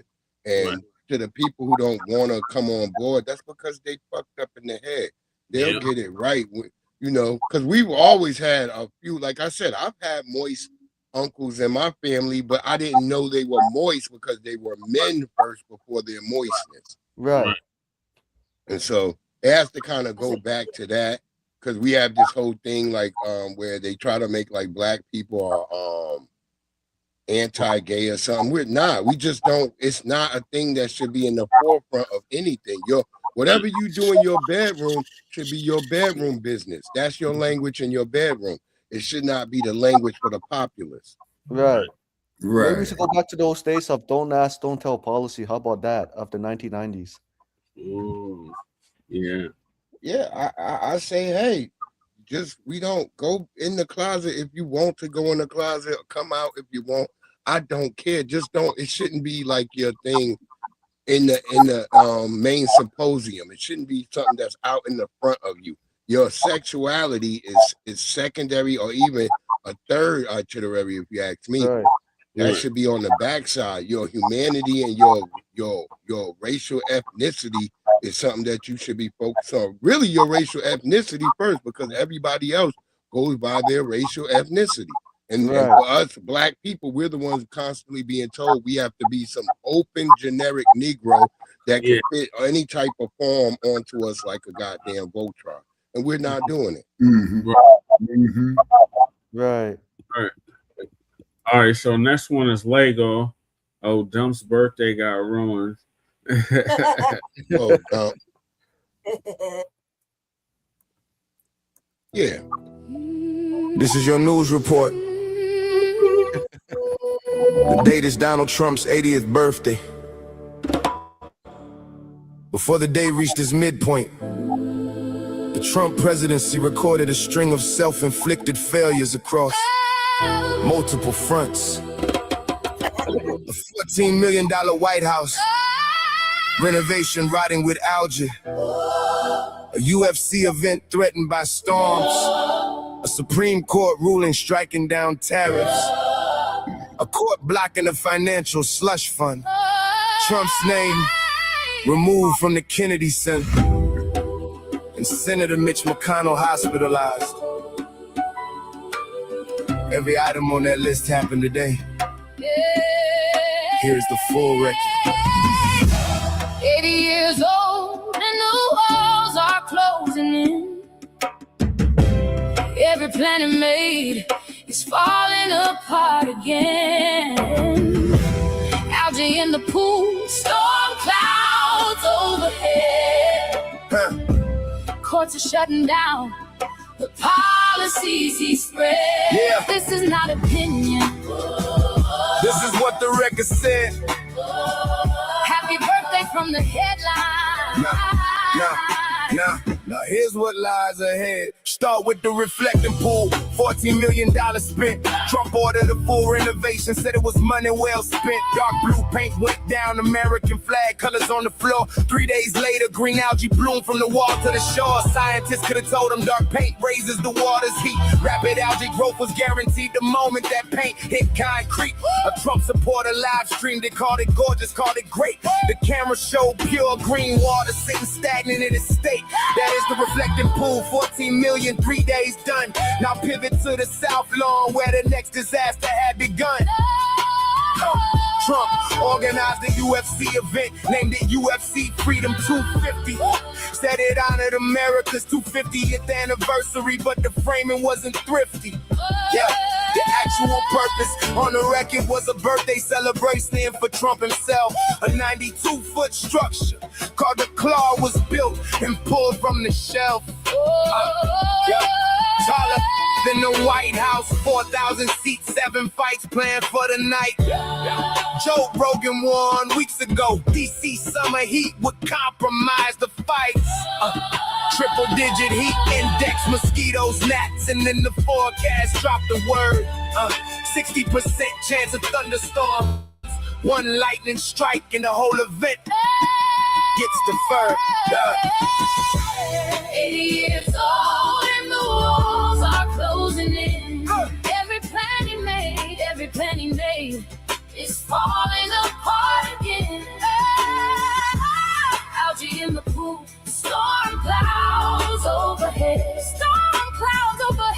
Courts are shutting down the policies he spread. This is not opinion. No, this is what the record said. Happy birthday from the headlines. Nah. Now here's what lies ahead. The White House rapid response account went after the Weather Channel in the Post. Called their reporter a friendless loser. That was the official response from the host. You were beefing with meteorologists for reporting rain on your parade, while fighters film promos in the Oval Office and motocross bikes displayed. White House staff were told to work from home on Friday for the UFC production. This happened while the administration was attempting an Iran deal introduction. Honor guards stood at the White House steps to welcome fighters through the door. Guards who served this country placed beside entertainment. That is what's on record here for sure. A fake White House cardboard cutout was erected in front of the real one for lighting. The report confirmed it, a stage backdrop at the building that represents the nation's writing. Now the Supreme Court struck down Trump's tariffs, but direct policy loss. A financial slush fund was blocked by a separate court. The ruling came across. Trump's name was physically removed from the Kennedy Center on his birthday. Mitch McConnell, 84 years old, was hospitalized. His office confirmed today. McConnell has served in the Senate since 1985 without a break. These are the facts in sequence. This is the full weight of what's at stake. 80 years old, and the walls are closing in. Every plan he made, is falling apart again. Algae in the pool, storm clouds overhead. Courts are shutting down. Hey, the policies he spread. This is not opinion. This is what the record said. Happy birthday from the headlines. Now here's what lies ahead. That is the full report on Donald Trump's 80th birthday. $14 million produced a pool of algae. A UFC event named Freedom 250 faced storms, heat, and chaos On the White House lawn. A $14 million White House renovation rotting with algae. A UFC event threatened by storms. A Supreme Court ruling striking down tariffs. A court blocking the financial slush fund. Trump's name removed from the Kennedy Center. and Senator Mitch McConnell hospitalized. Every item on that list happened today. Here's the full record. 80 years old and the walls are closing in. Every plan you made is falling apart again. The algae in the pool, storm clouds overhead. Courts are shutting down the policies he spread. This is not opinion, this is what the record said. Happy birthday from the headlines. Now here's what lies ahead. Start with the reflection. The first report covered the morning. Now the afternoon is on the record. The same birthday. The same president. But the damage kept accumulating. What follows is not a recap. Every line you are about to hear is a fact. The first report had no time to reach. Yeah. Let us talk about the Oval Office and what it became. UFC fighters walk those halls. That room would never look the same. Reserve guards in formation, standing tall beside the octagon gate. Soldiers who swore an oath to serve now staging entrances for the entertainment slate. White House staff sent home on Friday so the production crew could move. Meanwhile, diplomats were working in Iran negotiation in a separate groove. The administration paused the business of the nation for a fight card and a claw.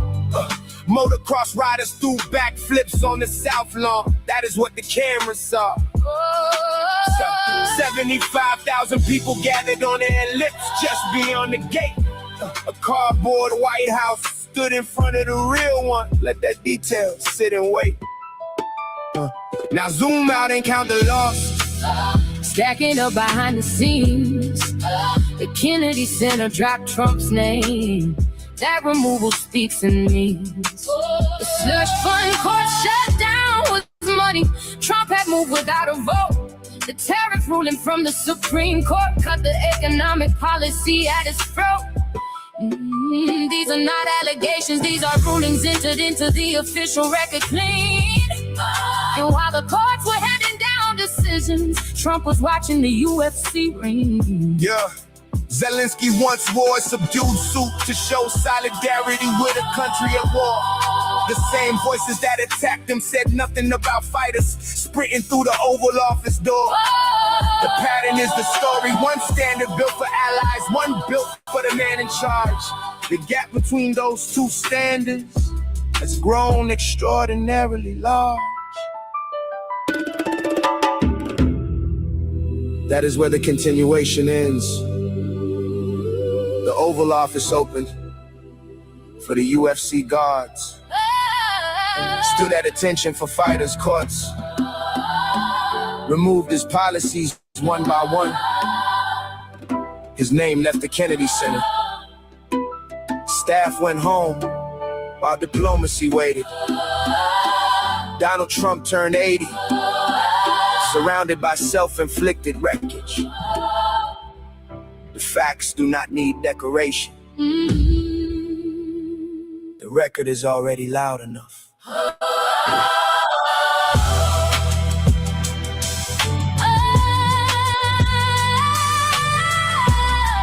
God damn.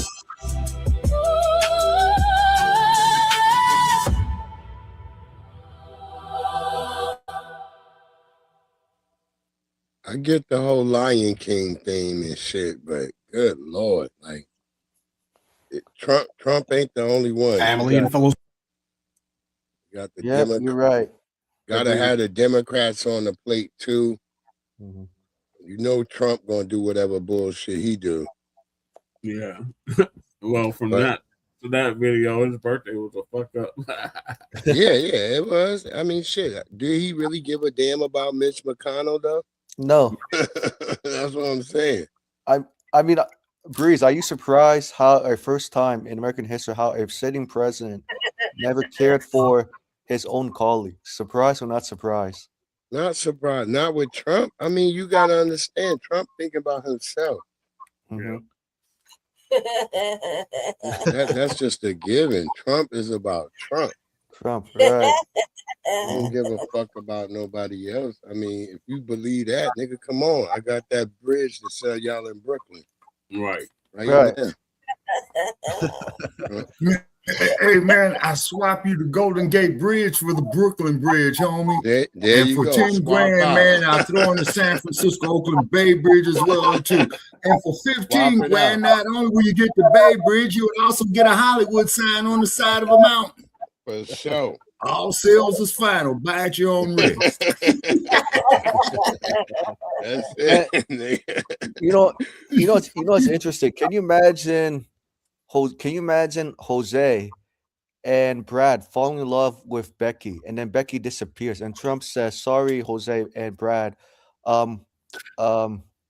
Karen was used as bait." Brad ain't fucking with Becky. He with Fung Lee. He's right. over there with Imagine Jose. Can you imagine Lee Jose trying to chase Karen, and then Karen disappears, and Trump says, "Sorry, Jose. Karen was a setup." Yeah. Yeah. Oh, they're gonna give them that. The same way they did niggas. They gave niggas a white woman. They gave niggas a white woman, and it ain't been nothing but hell for niggas since they got white women. Hey, and get a load of this here, y'all. But one thing about Muhammad Ali, man, when he was the heavyweight champ in his day, man, he always had a sister on his arm. Yep. Oh, damn. Yep. We're gonna say what it's gonna say is, sorry, Becky, we deported Jose. Jose got deported. Only the niggas with Dragon Ball Z t-shirts is under pressure. That's just it. Regular niggas ain't feeling it. We not even under pressure. It's niggas with Dragon Ball Z t-shirts and Crocs on. And that's how fucked up the world is.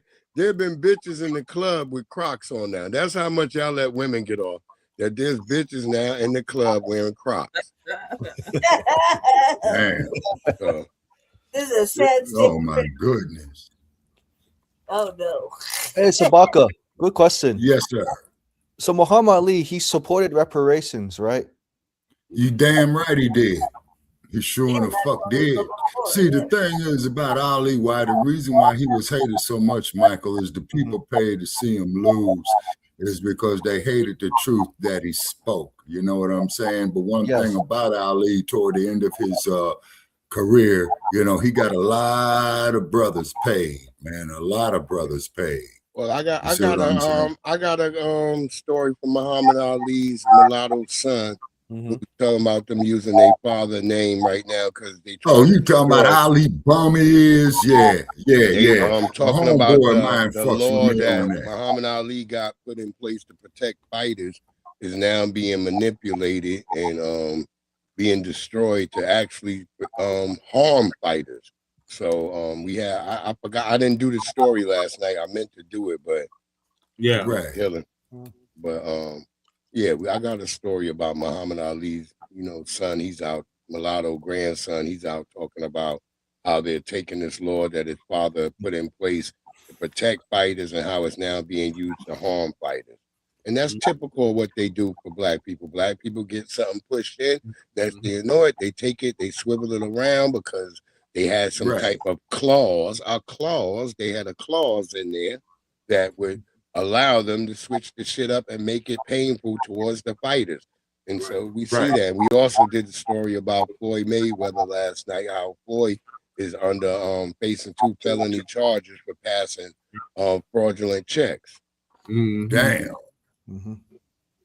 Yeah, I visited Mayweather's gym out here, Breezy.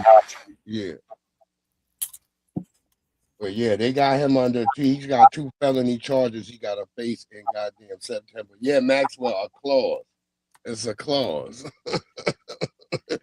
If you follow Brother Tariq, you know what we talk about when we say a clause. It's a clause. It was a nigga who kept saying it's a clause. Black America. And that's why you got to read them damn contracts, man. They say you got to read them damn contracts. I mean, over with a fine-tooth comb. You know what I mean? Yeah. Yep. Because in the fight game, you got a lot of motherfuckers who are overpaid, and by the same token, you had a lot of other cats who were underpaid. All right, we're switching gears to this raccoon. Raccoon alert, huh? Let me go on mute, man, so I don't drive my blood pressure up again. Brother, who is this clown? Will give us an update on Joe Brown, the professor. Okay, let's see the professor and a bootleg. Soldiers, I'm the professor, and this is the moment of truth.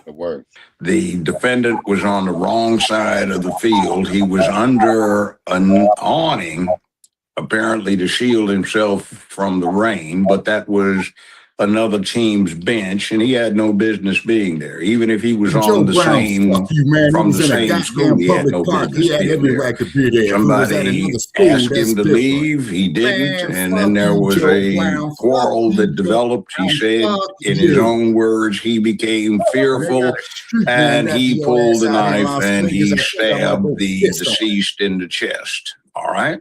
Now, the stupid cowards that are out there trying to justify what he did don't seem to get it. They start talking about he might have been hurt. Yeah, that's the point of a fist fight. You might get hurt, might get knocked out, might get a tooth broken, you know, a nose broken, a jaw broken, cheekbone broken, all kinds of other stuff that can happen. That's why it takes men to deal with man on man, 1-to-1 fair fight, because you have the balls.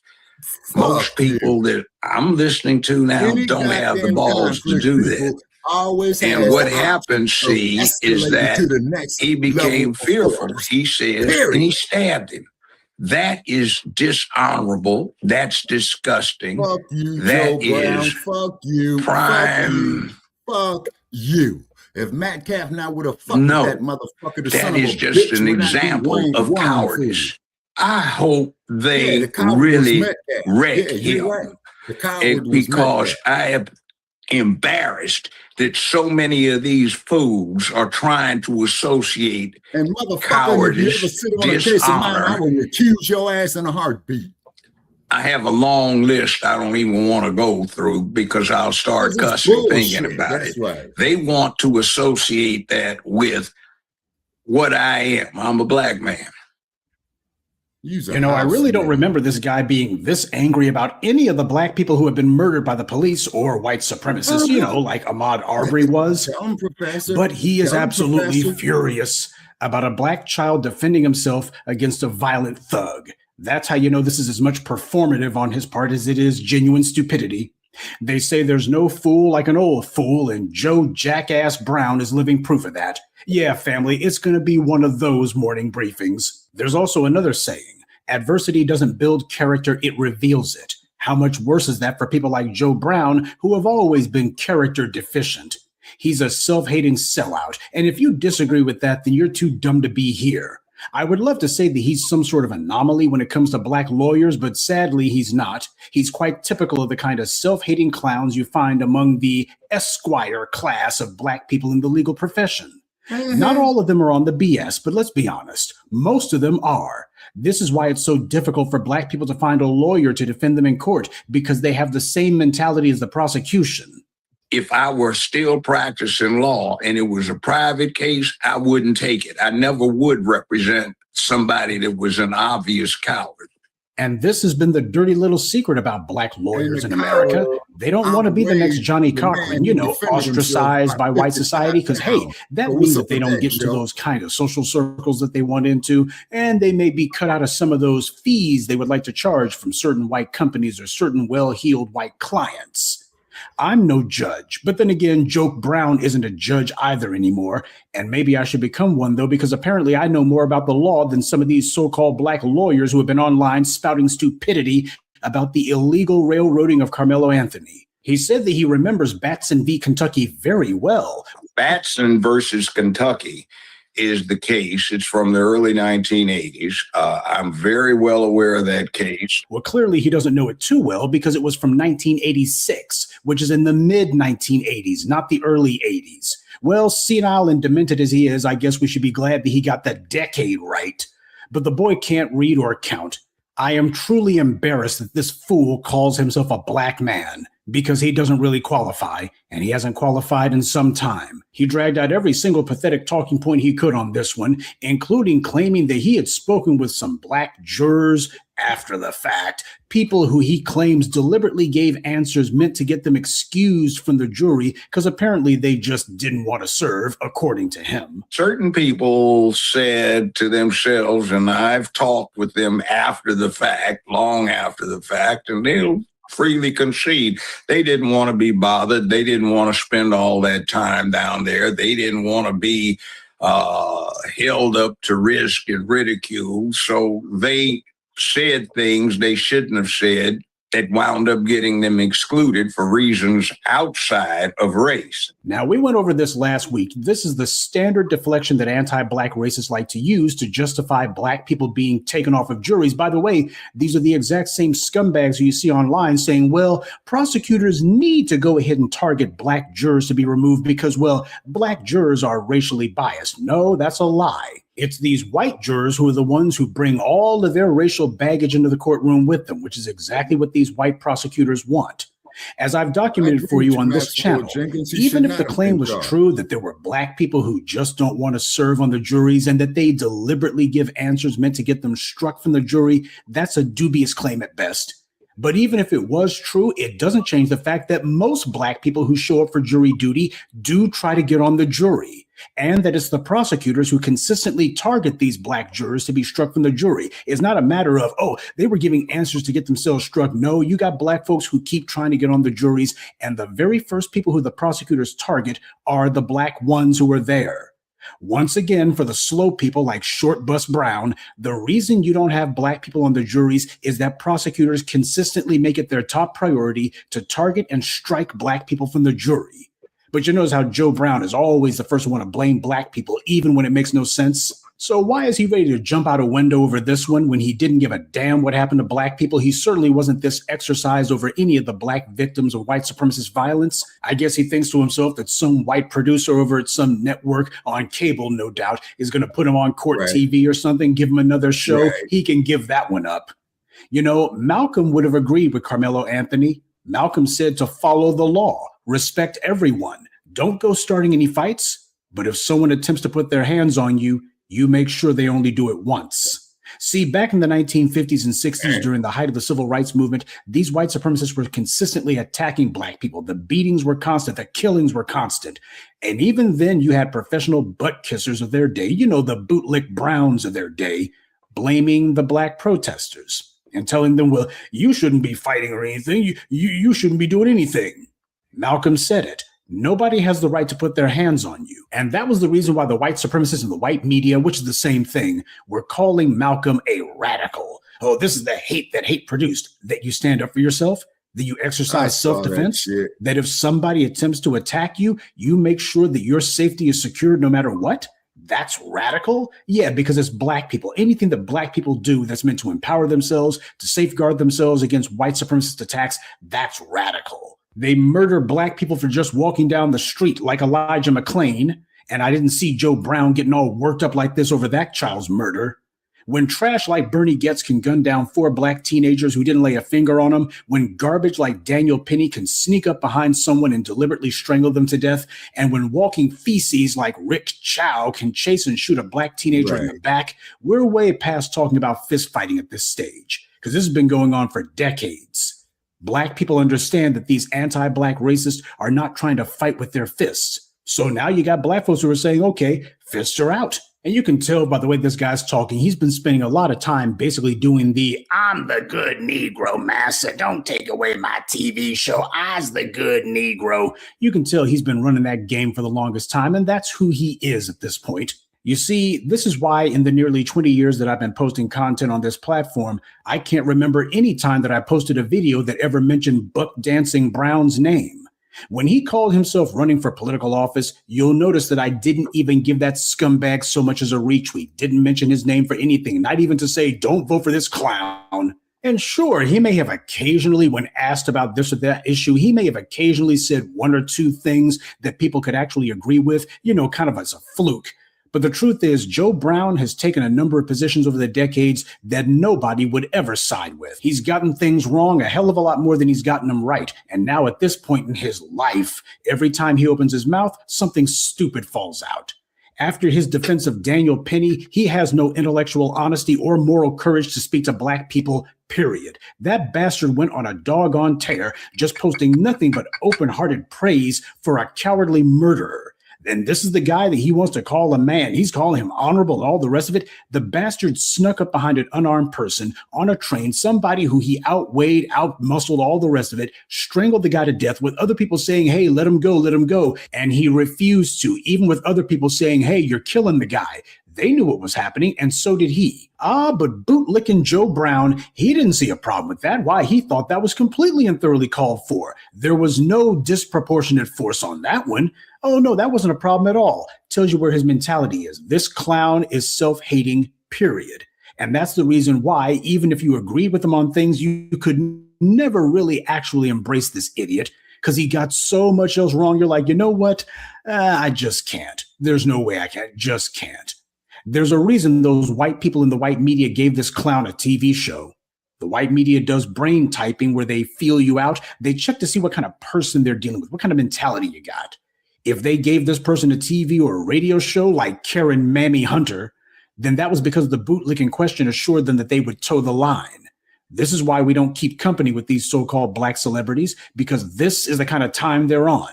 Tell me something. At any point, did Jackass Joe ever make a legal argument against Carmelo Anthony? I didn't hear it, and I don't think you could either. Whining that Carmelo was seated somewhere in a venue that's open to the public, that's not a legal argument, because there's no violation of law. In fact, there's no law anywhere that prohibits anything that Carmelo Anthony did, including using a weapon to defend himself. But there are laws that prohibit people from threatening other people. There are laws that prohibit you from menacing people or assaulting them. Everything that the attacker, Austin Metcalf, did.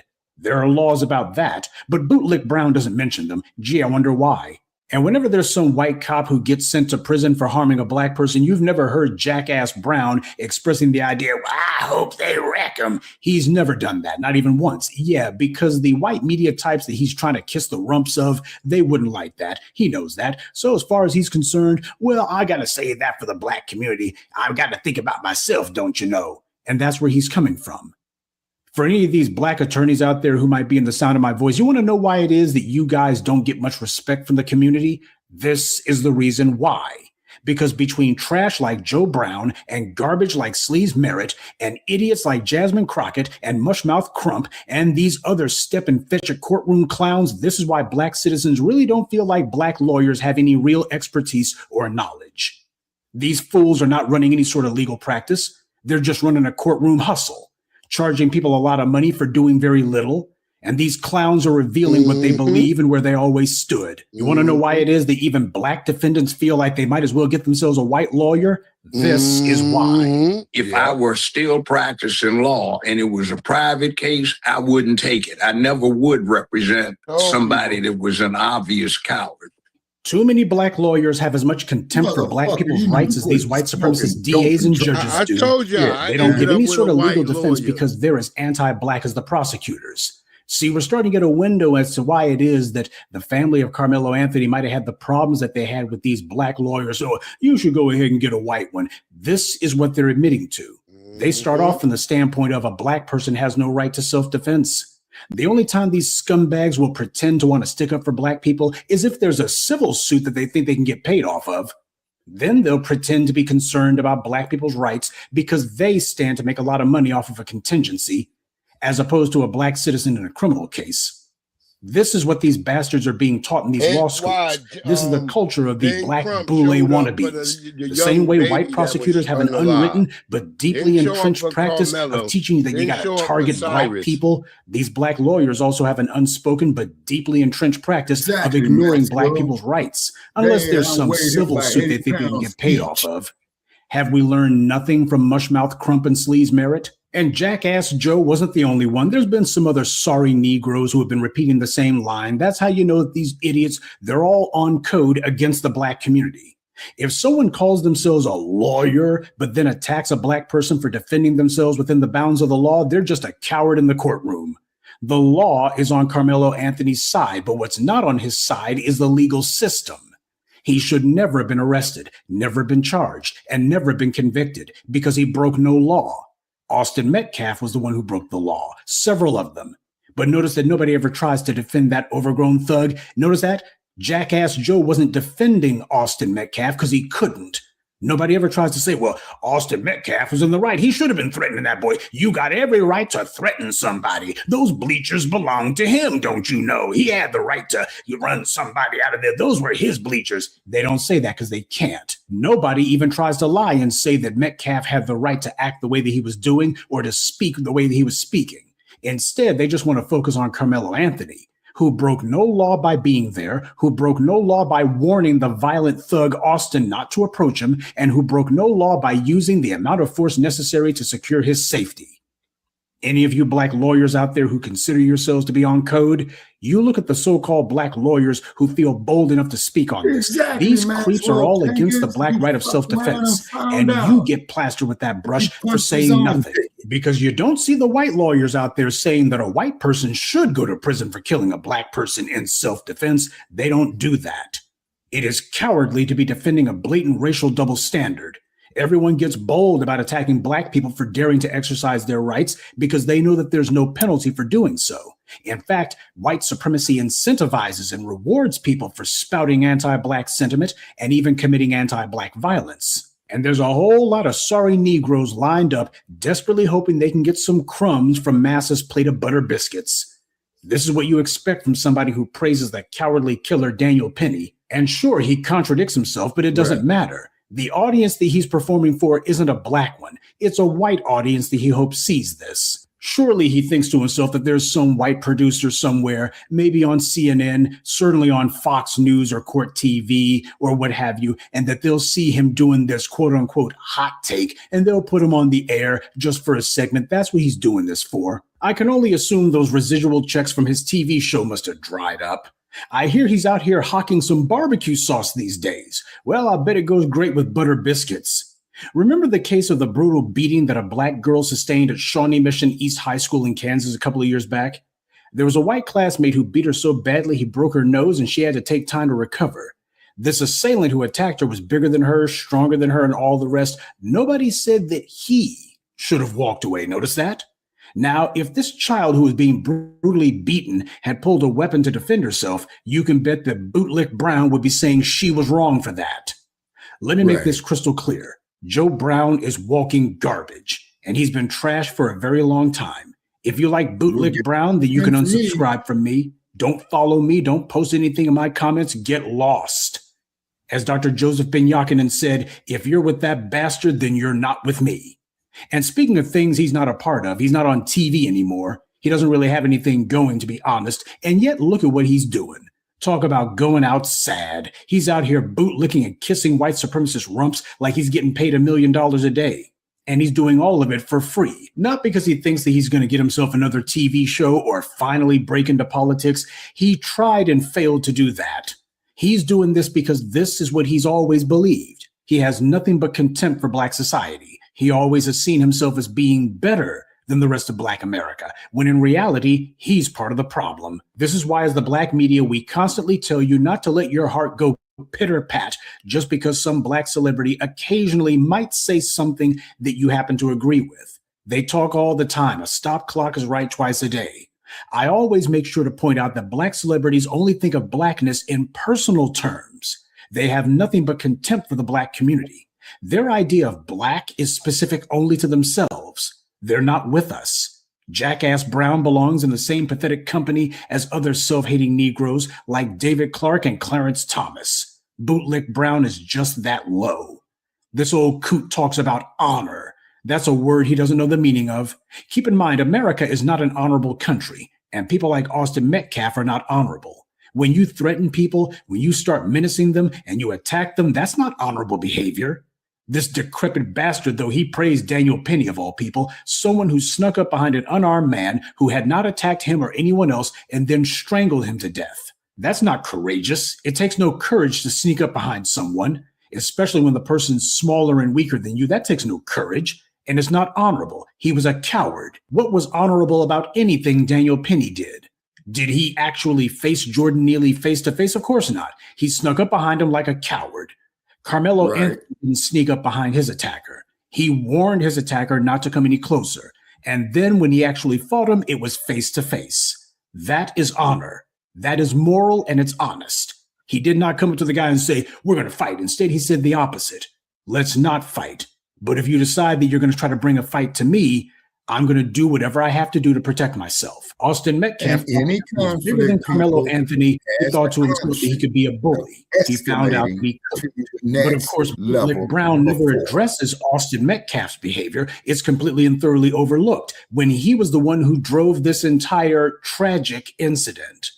Morality, honesty, these are concepts that Bootlick Brown doesn't care about. He praises a cowardly murderer like Daniel Penny and condemns an honorable young man who did everything that he could to avert a conflict. There was no way that Carmelo Anthony could have been more restrained than he was. He showed ultimate restraint beyond all reason, certainly beyond the law. But we know this wasn't about law, it was about race.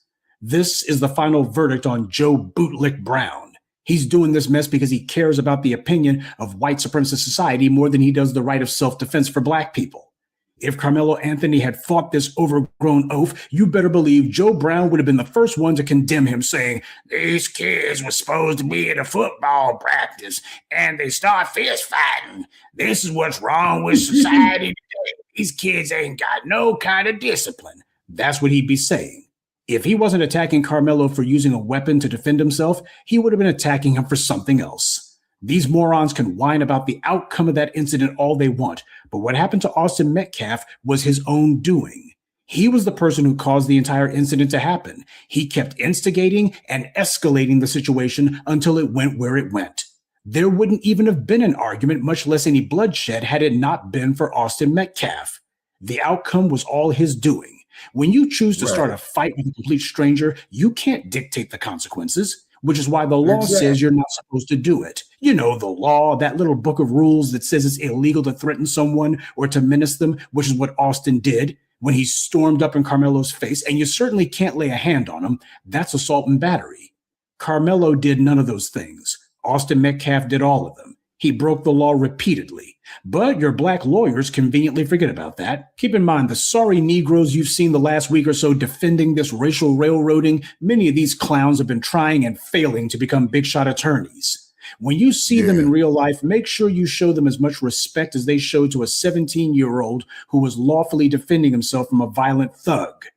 Corey Pujols defended himself and his co-workers against a racist who had raped children, by the way. John White protected his family against a teenage white supremacist mob, and he was maliciously prosecuted and illegally incarcerated.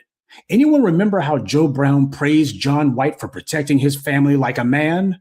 Me neither. And the reason that Carmelo Anthony is getting the support that he's gotten is precisely because of all of these other incidents where assaults and even killings have been allowed to go on with no legal repercussions.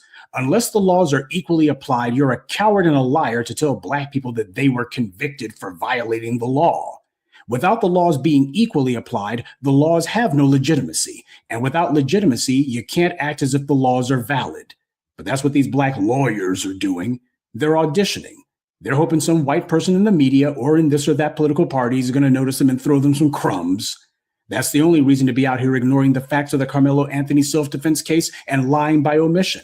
He had every right to be where he was. He had every right to stand his ground. And once he was attacked, he had every right to use whatever level of force necessary to secure his safety. He warned the attacker not to touch him. Once that line was crossed, the consequences were the consequences. Had Carmelo been white and Austin Blacc, the same pathetic bootlick jackass Joe Brown would be saying, he came down them stairs and attacked that boy.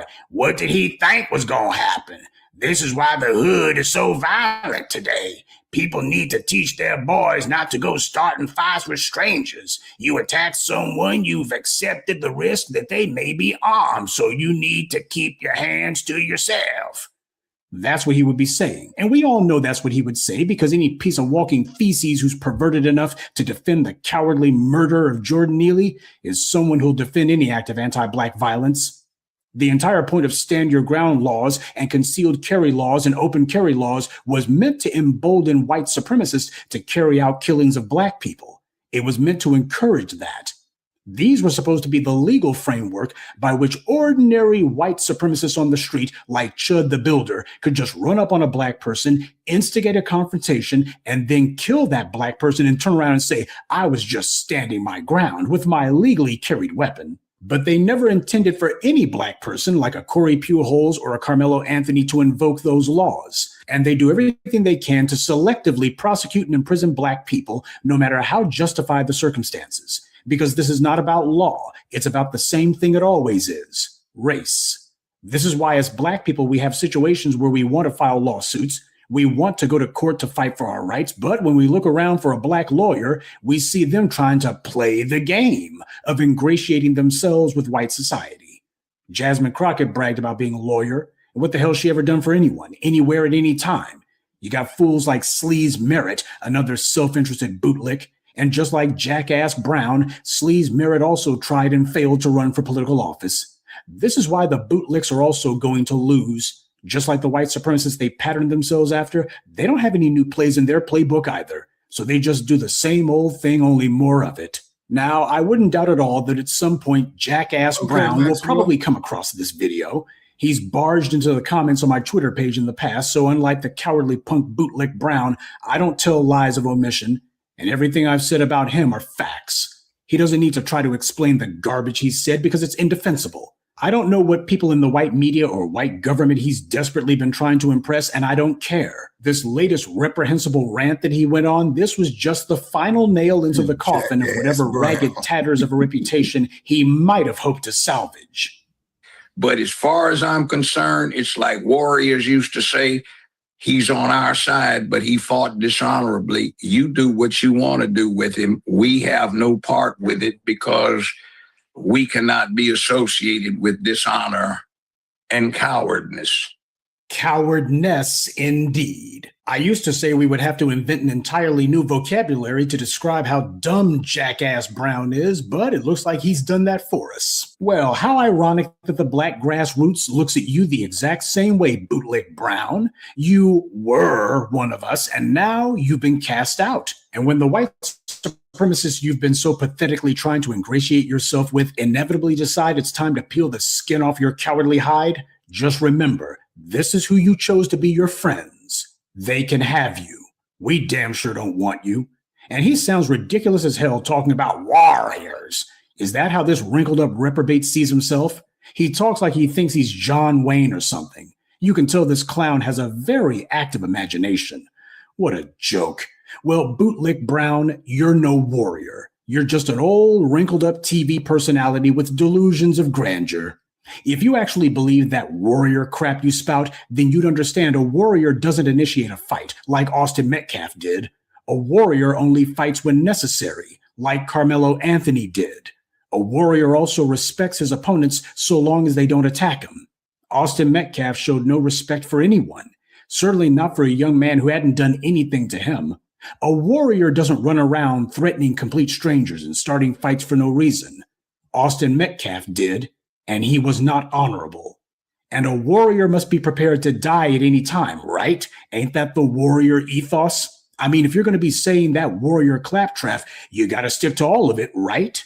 So do we accept that as the cost of being a warrior? Because bootlick Brown is imitating these white media types that he so desperately wishes he could be one of. He's trying to do the same thing they always do. He wants to pick and choose when his words are going to apply.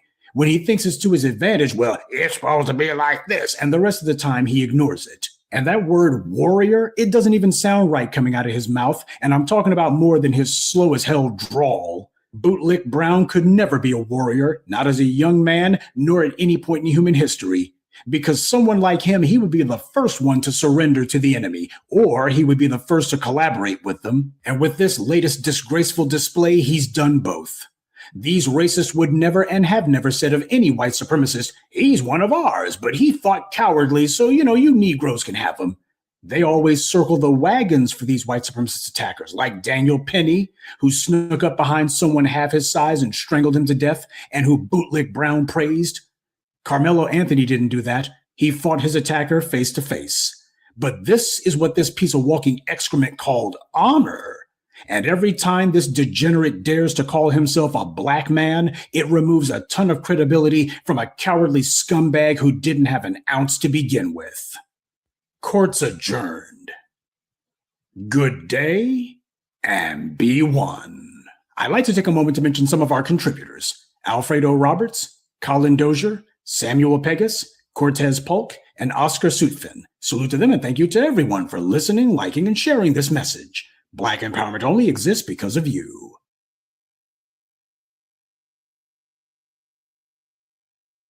Well, once again, this is Professor speaking undisputed truth.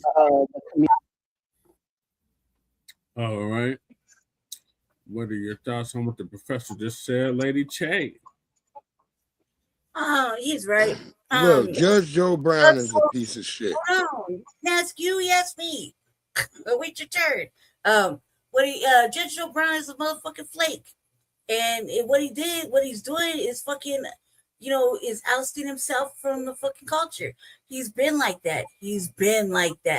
So this is nothing new. The thing is that he found himself saying the most egregious shit about a fucking 19-year-old or 18-year-old man. Boy, that's turning into a man. This is not a good thing. This is not a rip. It would have made sense if he was like a YN or something, but he isn't. That's a good boy. So the way he's portraying the young man is very egregious. It's very egregious, and it's a bad look for an elder to be so fucking disrupted and disgusted with his motherfucking words, or not words that he's creating in his own mind. You know what I mean? So I think that yeah, who takes him serious nowadays? You know what I mean? There you go. Go ahead, Breeze. No, I was saying Judge Joe Brown is a piece of shit, and he's not an elder. He's an older. Yeah. Got to get in that position where we stop just because a nigga old. We say, oh, that nigga's an elder. No, he's not. Elders he's a goddamn old nigga that just is stuck in our old damn ways. And it's like Professor Black Truth and the Black Authority said, you can't trust these old niggas. I mean, not talking about you, Shabaka. Shabaka doesn't stand on the ground. 10 toes down, brother. Judge Joe Brown is Judge Joe Brown don't have the tenacity of a Shabaka. So, as they said, this nigga's out here. Your house and rearrange the wall art and shit. You know what I mean? Yeah. But yeah, that's just what he is. It's just, he the type of nigga you can't waste time with. Exactly. And if you ever have to go before that motherfucker in court, recuse his ass immediately. Yeah. You can fire the judge. Judge Judy, another one. Recuse her ass immediately. But however, I will take a case before Mathis and Lynn Toller.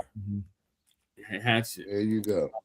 Yeah. Oh, yeah. And then, of course, definitely Judge Hatchet, although she retired. But I will. Maxwell, I'm not even saying that. You're not Judge Joe Brown, like where you get like Uncle Ruckus type shit, where you get one big eye and one little eye. Judge Joe Brown is at that status. That nigga's got one big eye and one little eye. That's why his face so damn puffy, because they be bucking out his damn head. Damn. Yeah. Yeah, bro. Sitting up here doing the old ninja shit, and we like, yo, just chill. Go sit in the corner, Grandpa. And just shut up sometime, you know. Just sit up here and talk the way he was, like our brother said with the Daniel Penny case and all that. He just need to just now. It's at a point where you just gotta shut the fuck up. And his corny ass niece, who be out here saying a lot of goofy shit too. I didn't even know that was his niece till niggas put me on. Niggas like, yeah, that's his fucking niece. That bitch who be talking crazy with him.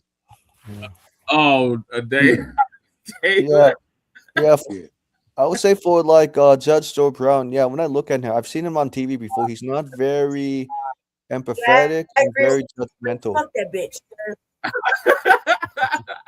Oh, by the way, Jesse, Judge Joe Brown was interviewed by Savvy Sabs a couple times.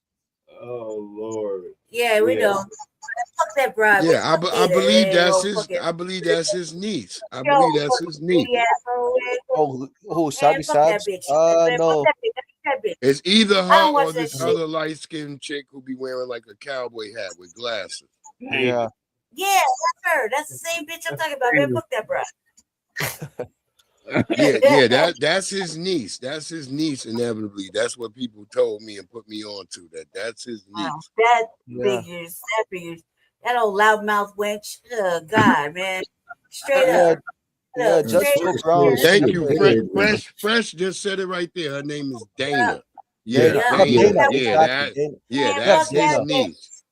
I always thought she was always like, sometimes she say something on code, then she say some off code shit. And then turn out that's his goddamn niece. Really? I'm surprised. Wow. She's a fucking bad wench too, cuz fuck that wench. Yep. She is a bad one. Yeah, Dana was on a panel with several YouTubers on Savvy Sabs or so. And they were talking about lineage-based reparation immigration. I thought it was very heated. Dana got into with a Caribbean brother. A couple, I think this was like maybe a year and a half ago. Oh man, you had to see it. It was so intense. From Dana. Well, she's like a broken clock as well. So she says some things good, and then she says a bunch of fuck shit the day after. Just like Charleston White. Just like Charleston White. When you hear him, he say something good, then within 23 minutes, that nigga is saying some other fuck shit. He says she's I meant to say 23 hours. He don't even wait a whole 24. It'd be 23 hours, and he's out talking fuck shit. So Exactly. That's just what it is. These people, this is why people don't understand why we have to delineate. Not only are we delineating, we got to clean the house. We got to move these Sambos, these raccoons out. And it's just a big fight for us. And I don't get it. I don't get tired. Sometimes it may seem like I do. No, I get invigorated. Sometimes I have to re-strategize when dealing with these types of people. We have to sit back and think again because their only notion is to do bullshit. Yeah. I'll say, I know Judge Joe Brown is like a gatekeeper. I can tell by his eyes too. No, he is, Michael. You pegged him right. He is. Yeah. He is. Yeah, I'm trying to tell you, white people don't let you on TV shows and let you do anything unless they deem you as a non-threatening Negro. That's just what it is. For people to keep acting like, man, they work hard to get that position. No, the fuck they did. They just kissed just enough ass for the white supremacists to say, yeah, I fucked with him. Yeah, and but Hollywood. Yeah, but Judge Joe Mathis, he's definitely real judge, and he's definitely for reparations. Okay, you talking about Greg Mathis, Michael? I think so. Yeah, Greg Mathis. Yeah, well, Greg Mathis has said some off-code shit too, and he's been getting caught with strippers. So I don't think we need that nigga at all either. You know, a nigga who can't control himself around strippers. And strippers come a dime a dozen. So yeah, that's true. Yeah, maybe he finds that stripper very beautiful, and it's hard for him to resist temptation. Yeah, but they come a dime a dozen. You can go to any strip club and find hot bitches that you could possibly feel like you're gonna think you're gonna get with, because that's the game they play.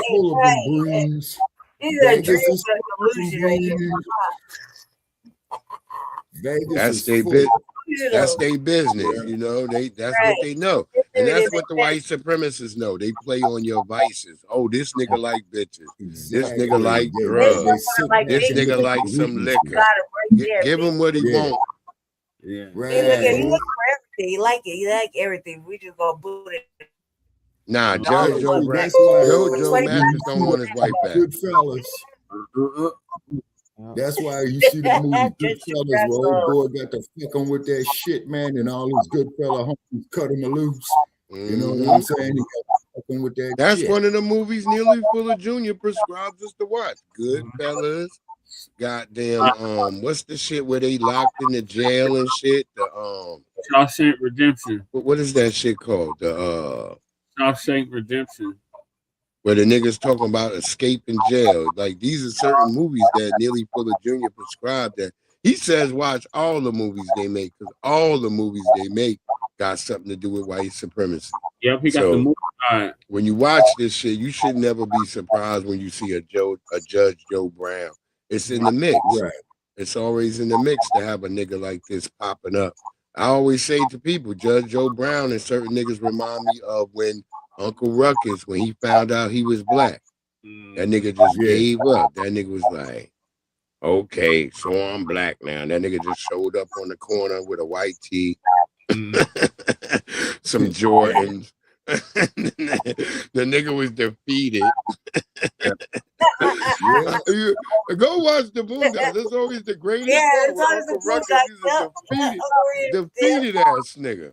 Yeah, and that's what we finding with a lot of these niggas as we come into our own as foundational Black Americans, and we sitting here and we standing on this business. A lot of niggas, these old niggas, are defeated. Because now who's going to be listening to the bullshit they've been spewing for all these years? Right. Mr. Gardenas is in the chat. Greetings to you, Mr. Gardenas. 7 Pointers. Cardenas. Yeah. Cardenas. Cardenas. Is that like a Mexican name? Yeah. I think he's black and Latino. Black Latino. Like, would you say he's like Black Latino FBA or Black Latino from Mexican? That'd be tight. Black Latino FBA. FBA. That'd be tight. That's pretty tight. All right. Okay, so we have bad news, family, over the week. And what's the bad news? Man, a young baby. Yeah, I'll share it on my page, my Facebook page when it. What happened to the little baby? When the news story broke, hold on, Shabaka, when the news story broke, I shared it on my Facebook because I just could not believe it. I could believe it. I actually can't believe it. I just was like, there's no explaining this out. The police can't explain this. There's no explaining. There's just no explaining. So, that's right. So I just wanted to say that, Jesse, I sent you a text message in private. So carry on. All right. Mm-hmm. Go ahead, Jesse. Go ahead. Unity activist was. I'm Ruben Diaz. Here's your ABC 24 News update. The Mississippi officer involved in the shooting death. Who is this moist ass motherfucker, man? He sounds gay too. Meeting demanding to see video. Here's ABC's Ezekiel Talamaka with more. Oh, that nigga dead. Community members filled Senatobia City Hall following the death of 1-year-old Cohen Wiley after he was shot and killed in the Senatobia Walmart right off of US 51. Now, when it comes to community members, they say that they've had enough and they're demanding for evidence when it comes to what took place here on Sunday.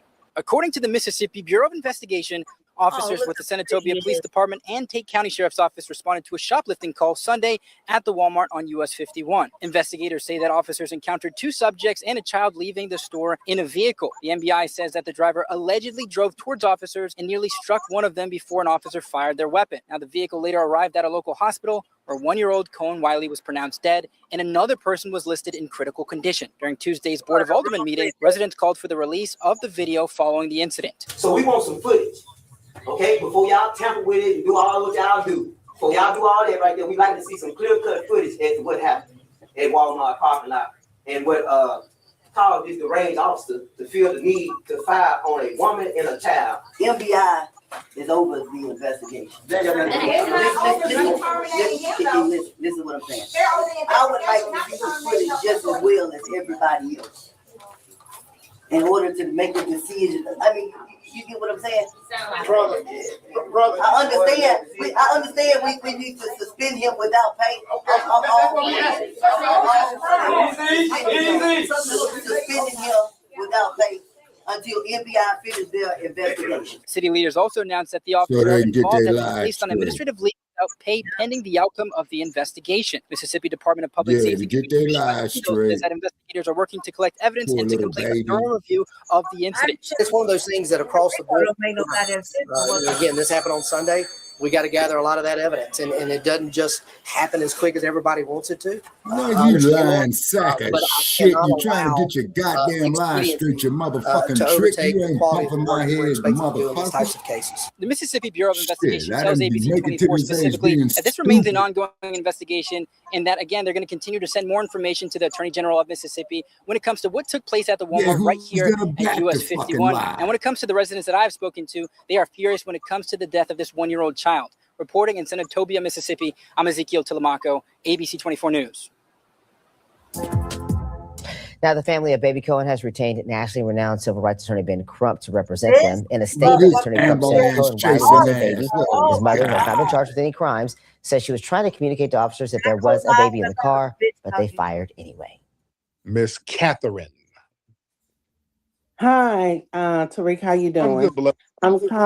I'm calling out of Memphis. I don't know if it's been said because I'm just tapping in about the baby that the Senatobia, Mississippi Police Department murdered a few days ago. Oh, yeah.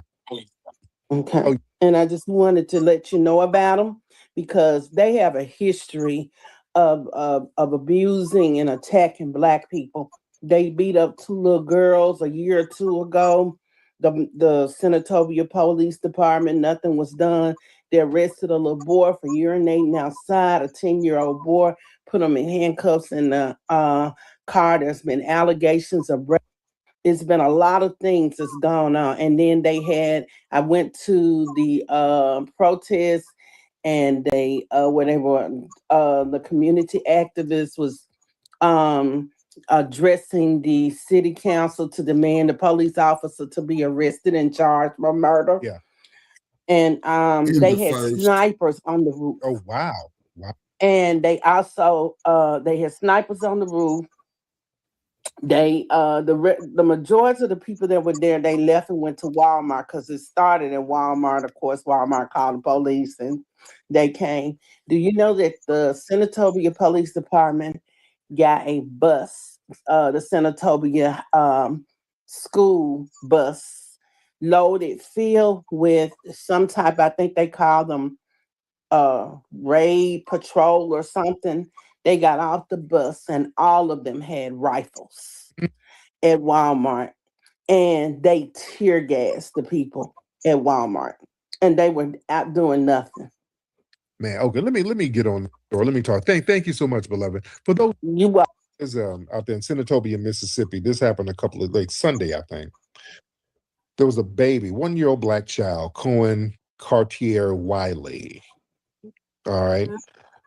What happened, from what I understand, there was a shoplifting call. All right. And there's mixed stories happening. Witnesses and family says that these women were just buying diapers. Somebody called the police and said they were shoplifting. From what I understand, they were not shoplifting. They were not. Like I just said before, folks call up and make these false police calls on people, hoping that somebody's going to get ambushed. So what happened, the women got into the car to leave, and they said that the driver was driving. This is what the police are trying to say. They're saying that the driver was driving in the direction of the officers, almost striking one. But that contradicts a lot of other witnesses. And they said that was their justification for opening fire. The reality is, people are saying that the mother, the police knew that a baby was in the car. The car was driving away from the police. And then they just start firing in the car, knowing a baby was in there. The baby was struck in the rib cage and pronounced dead. All right. The driver was wounded in the arm and the thigh as well. The officer who executed this 1-year-old Black child over a damn suspected diaper theft, they're hiding this officer. They haven't publicly identified the officer. So they're protecting him. The city of Senatobia, they said they placed the officer on administrative leave after all the local protests and all that stuff. Look how cute he is. So The Mississippi Bureau of Investigation, they said they've taken over the case, which means the baby is they hella got cute. Crumbles involved. Oh Lord! So that's going to be whatever. They did. They took him off the planet. So now the mother has not been charged with the crime. Go to hell, so a lot of the people are very upset down there, as they should be. There was a lot of people showing up protesting at that damn Walmart. The energy is that people might turn up down there. That's why they got the snipers and all that shit. So people are looking to turn up over the unaliving of a 1-year-old black child. Is that not a good But reason? look how these white supremacists are getting down right now. Right. Look at the protocol that's happening right now. See, this is getting heavy. These black children are being unalived by law enforcement and race soldiers and the system. They close ranks and protect each other. They was doing that on their They have a media to manufacture a justification, trying to claim that the car was being a lethal threat, which I don't believe. See, the system of white supremacy, it's designed to protect its enforcers. It operates on an unspoken common law that black life, even an infant, is considered collateral damage in the maintenance of their authority. So it's getting heavy out here, ladies and gentlemen. So we got to stop bullshitting around out here, because there's strategic targeting of the bloodline right now. We're seeing people like Carmelo getting targeted by the system, 14-year-old out there in South Carolina getting targeted. They just found a and they're young justifying girl. it now, 1-year-old black baby. So this isn't random. This is very strategic. Children are the literal future and lineage of the black community. When you violently target the youth, the dominant society, they're trying to inflict a multi-generational trauma on us. That's psychological warfare. That's designed to terrorize the parents, to break the spirit of the community. They're trying to do this before the next generation can even grow up and challenge the system. Mm-hmm. And we got to look at the raw numbers. The dominant white society, their birth rates are going to hell.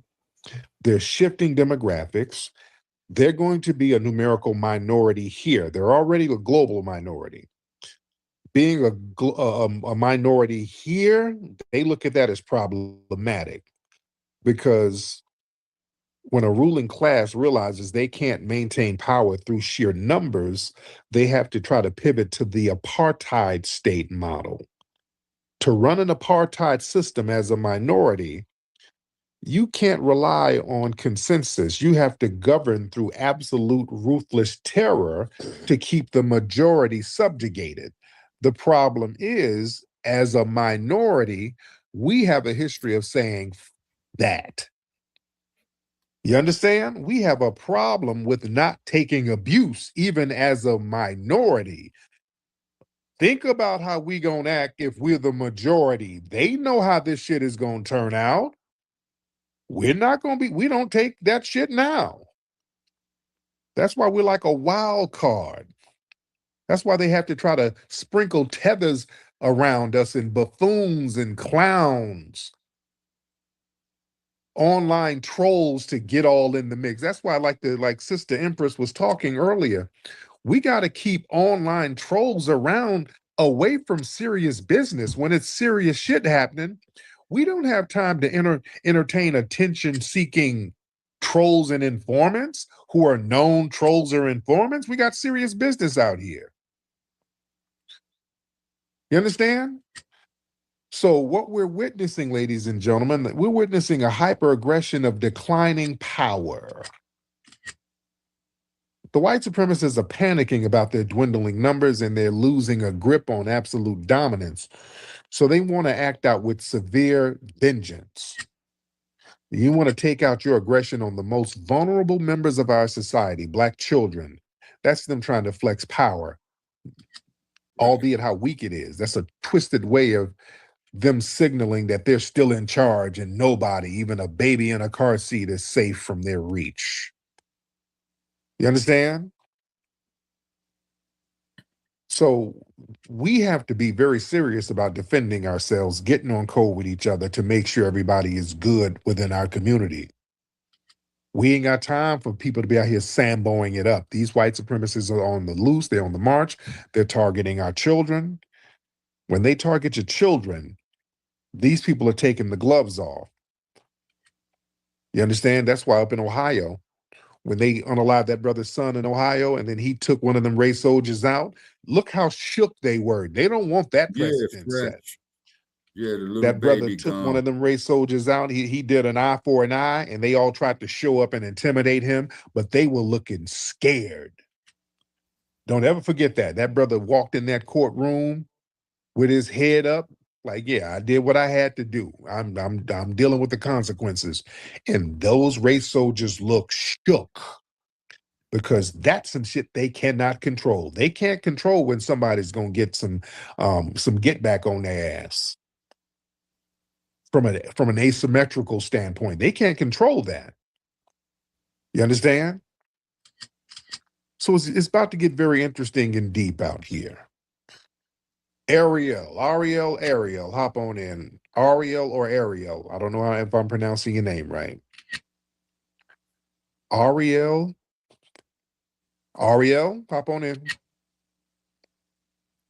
Ariel.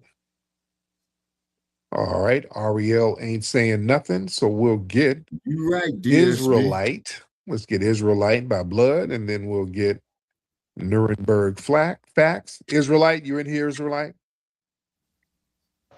Yeah, what up, Tariq? You hear I me? hear you a little low, but it's All right, hold up. Yeah, let me put you. All right, how's that? Is it better? A little bit better. Yeah, it's on your mouth. Okay. Nah, man. Just listen to what you're saying about that Mississippi. That's crazy. Yo, yeah. Like that is something that I do not take lightly. Yeah. And like you right about messing with the kids. It's like that's when you're gonna end up. They want to. I don't think they really want to start that race war that they talk about, but it's gonna get to a point to where we just saying enough is enough. Like we can't take this shit no more. Yeah. And it's like basically with Carmelo, I'm hoping that he get his appeal. Yeah. He needs to get that appeal. Definitely we know it was a sham trial. They railroaded him. Like the lawyer was some bullshit. Yep. But definitely to the point that you're saying, like, we definitely need to protect ourselves. We need to carry, if you can, get your weapons, get what you got to get, because these dudes ain't playing. They not playing with us, so we need to do the same. Yep. Like old boy Rodney Hitton, eye for an eye. Yeah. They messing with you, take them out. Like there's no need to let them go to court, because all they gonna do is they're gonna let them off. So go ahead and just handle your business. But I'm gonna drop right there, Tariq. Thank you. Ariel, are you in here? I'm gonna get you out if you're not saying nothing. Ariel? There you go. What's up, Yes, Ariel? sir. Nothing much. Good morning. Good morning. So I am not sure how the community, well, I'm sure. I mean, everybody's outraged, as they rightfully should be. But I don't know if there's a plan of action to deal with this whole Carmelo Anthony debacle. So here's what I've been telling people. There is a system, I do not know it by name off the top of my head, that is responsible for jury selection. Also, there is a system that is responsible for when a judge ignores or doesn't do what he or she is supposed to do, that they have to answer to. Every single person under the sound of my voice, myself included, should be, especially Texans, should be writing these governing bodies saying, look, what you all did was a shame to the American justice system, and the people who are responsible should be held accountable. Why was he at the mercy, those words specifically, of an all-white jury, knowing the racial tension that goes on in Texas? Why was there not a change of venue? Why this, why that, so on and so forth? Not just emails and not just phone calls, but handwritten letters. Yeah. And with that as well. And also, whoever these representatives may be of NAACP or Black Legal Action Networks, the Black Bar Association, 2 forms of letters should be written. The first form should be, this is what we want you to do. And also, why didn't you do this? And we're requesting that you step down from your position. You're not going to get 30 to 70,000 just for sitting pretty saying you the emperor next. Right. It's not going to work that way. So that's wholeheartedly what I think people should be doing, and it should be a literal onslaught until there's a response that people are Yes, indeed. satisfied with. So that's what I Thank you wanted so to much, say. brother. I appreciate you. Let's get we'll get the Black Nuremberg trials, then we'll get Robbie. Blacc. Hey, B1 to the room. How you doing, sir? I just want to say we just need to defend ourselves, and it's a system of a damned if you do, damned if you don't. For me, I'd rather be carried out by 6 than judged by 12. Perfect example, we see what happened with the Carmelo Anthony case. That's all I have to say, B1. There you go. Brother Robbie Blue. What's up, Robbie Blue? What's going on, Brother Tariq? God bless you and your family. What's up, family? I hope you can hear me clearly. I was trying to come up earlier when that previous suspected white supremacist was, coming in with an olive branch. Then all of a sudden you were able to, get him to express his true white supremacy like an exorcist. And he was talking about this thing about veterans, right? And I wanted to just say, as a veteran, first and foremost, that the only way a white supremacist veteran is homeless is if he is honored, like if he gets a dishonorable discharge or other than honorable discharge. So that's how I know that he's being deceptive. And then if you think about it in terms of them being homeless, they're safest when they're in our community, in their own community where their numbers are 60 and 70. They don't have any empathy. They look down on those people. They have private institutions, churches that could help these people. Why do they need us to, facilitate more tax dollars, or we need to be, just this giving and loving and understanding? They don't even care about their own. So that's very disingenuous, because if you are a white veteran, not only are you probably getting compensated and getting some type of pension and medical benefits, but there's all type of programs. I get it in the mail all the time talking about, drug rehab. They even help veterans if they're going through foreclosure. And I don't think for a second that they're going to gatekeep with their own people. So that goes to show you, if you're white and you're struggling in this country, you really have to be a failure, which is part of the reason why they're envious against us. Because like right now, our middle class is roughly at 12%. They've had every advantage known to man. They benefited from the New Deal, and yet and still they're jealous and they're envious of each other. They're insecure. So they know that they have artificially tried to sabotage us. But look at yourself. You're successful. You're one of the most influential human beings on the planet and one of the most influential Black men in America. In addition to that, they see our brothers and sisters that have served honorably. And they know we've been historically disenfranchised. And even now, every Black man in here that's a veteran knows the only two ways you make it out the military without getting a dishonorable discharge: you have to be squared away on code and don't let them know what's on your mind, or you basically have to be an Officer Tatum. You just have to be somebody who's just willing, to be a tool for white supremacy and do their bidding, and they'll keep you around like a good pet. But for most of us, we know how easy it is for them to railroad us, get us to do a lot of service, and then falsely give us a dishonorable discharge or try to put a jacket on us. So I just wanted to clear that up, just how vile and how much they lie. Oh, yeah. You know what I'm saying? Let's say, well, y'all don't need reparations because veterans ain't being taken care of. Man, there's a lot of them that probably are receiving benefits they haven't even earned. And I land my plane. Oh, man, thank you so much, Brother Robbie. Robbie in the building. Shout out to Brother Robbie. Always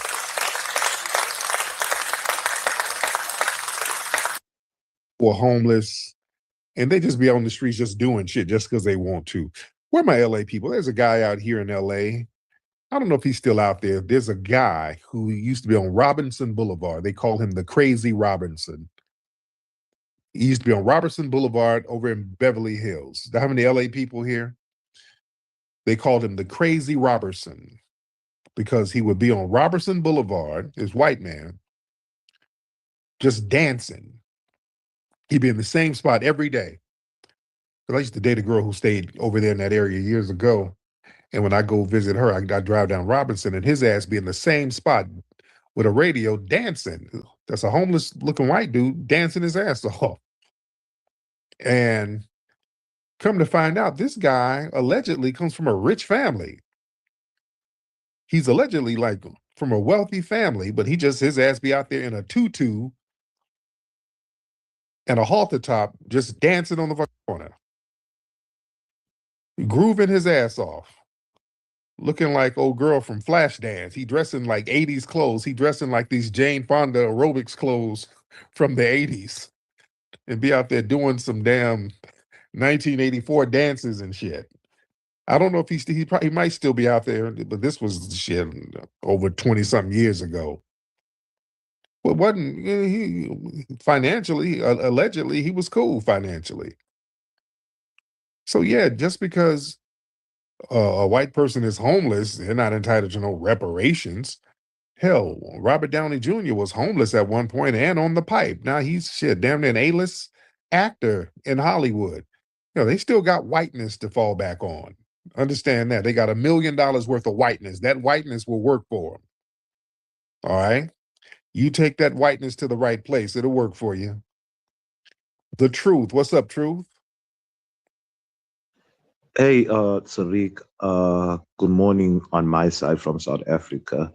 Look, when I was watching that whole that whole Carmelo Anthony trial, you know, the most racist thing I've ever seen that was actually shocking, an all-white jury, you know, and as South Africans, we are really upset because that is pure racism, you know.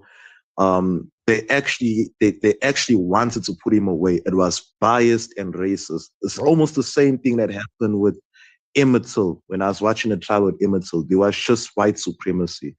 So as a South African, I sympathize with y'all, you know. That is pure white supremacy. Stand up for your community. Thank you, Tariq. Yeah, I have nothing much to say with you. Thanks. Thank you. Shout out to South Africa. Respect to you, brother. Respect to South. Oh, Round of that applause. Zania cat. It's a Zania. All right, let's get Solon Pride. Solon Pride in the building. Solon Pride. Want to unmute your mic, Solon Pride? Oh, yes. Hi. Doing, beloved? I'm from Vegas. I'm a veteran. So I heard what that guy was saying. Yeah. But all that's not true. We have VA housing assistance, and it's literally, they'll pay your rent, and it's only like $12 a month you have to come out of pocket. My friend, he got a other than honorable discharge, and he still got the VA housing assistance. Oh, yeah. Absolutely. I know the veterans get taken care of. If you homeless, you on some bullshit. Yeah. And I was calling because I've been talking to my family about it, and I wanted to see like how we can like really contribute to the community and like get a like city or town going. Yeah.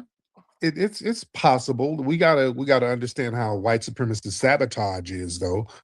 Yeah. To get a city, it's very easy. It's very easy for us to start a town. We've started several towns and cities. You understand? We started Buffalo, Chicago, Oscarville, which was, you know, Lake Lanier now. There's a lot of towns that we hell, Los Angeles. It was Black people who were some of the founders of Los Angeles out here. You understand? There's a lot of town in Oklahoma. Shit, they got the most Black founded towns are in Oklahoma. We had a whole bunch of Black towns and all that. Wilmington. The problem is when they become too prosperous, the white supremacists start trying to sabotage it. Out here in California, I can go, you just show me a state, I can show you where we had towns.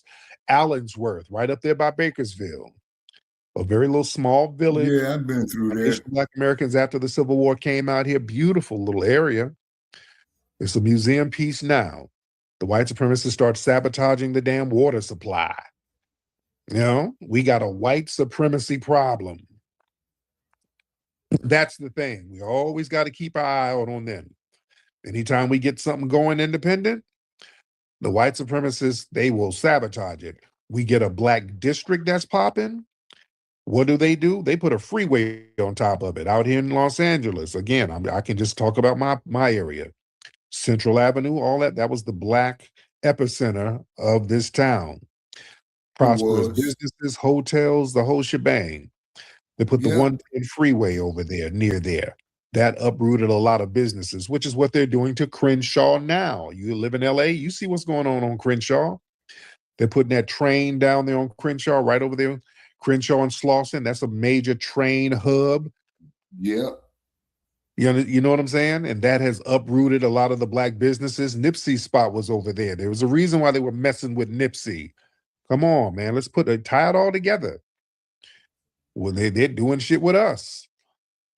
You look at Crenshaw Boulevard and over there in South LA, these white city council members and community council members working behind the scenes to sabotage us. I'm telling you firsthand, we got a prosperous business going, and then these people got petitions on us now, talking about noise complaints.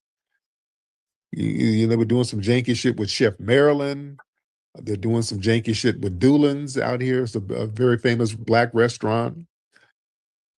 So yeah. We have to deal with the white supremacists doing slick shit. That's why I always keep my focus on them. Let's get Brother Cole. Cole Chief, hop on in, Cole. Brother Cole. Mr. Cole Chief. Yes, sir. My fault. I had it on mute. Hey, check it out. You good, Tariq? I just want to, I heard the little sister say something about a town, right? I just want to chime in and tell you, you know what I'm saying? My family had a town named after us in Arkansas, 300 people, you know what I'm saying? But the YT man said my great-great-grandfather, Doc, said that he sold them the land and put an X. Doc went to court, showed he knew how to write. Dude still got the land, got portions of our land, so Doc popped them. You know what I'm saying? But yeah, we got towns, so we can get them. That's all. I just don't want us to think that we can't. You know what I'm saying? It's just the white supremacists try to get us. Oh yeah, absolutely. Yes, indeed. Oh yeah. We founded several towns. Dude, we founded a whole bunch of towns around the country. And you know, the minute they become prosperous, we're dealing with some insecure ass people. When we get prosperous, and they see they've done so much shit to us, and we can still just rebuild over and over and over again. They're like, God damn. So they got to do all types of shit to sabotage us. They got to build freeways, build railroads, flood it. Nobody's had that type of shit done to them, and then you continue to rebuild.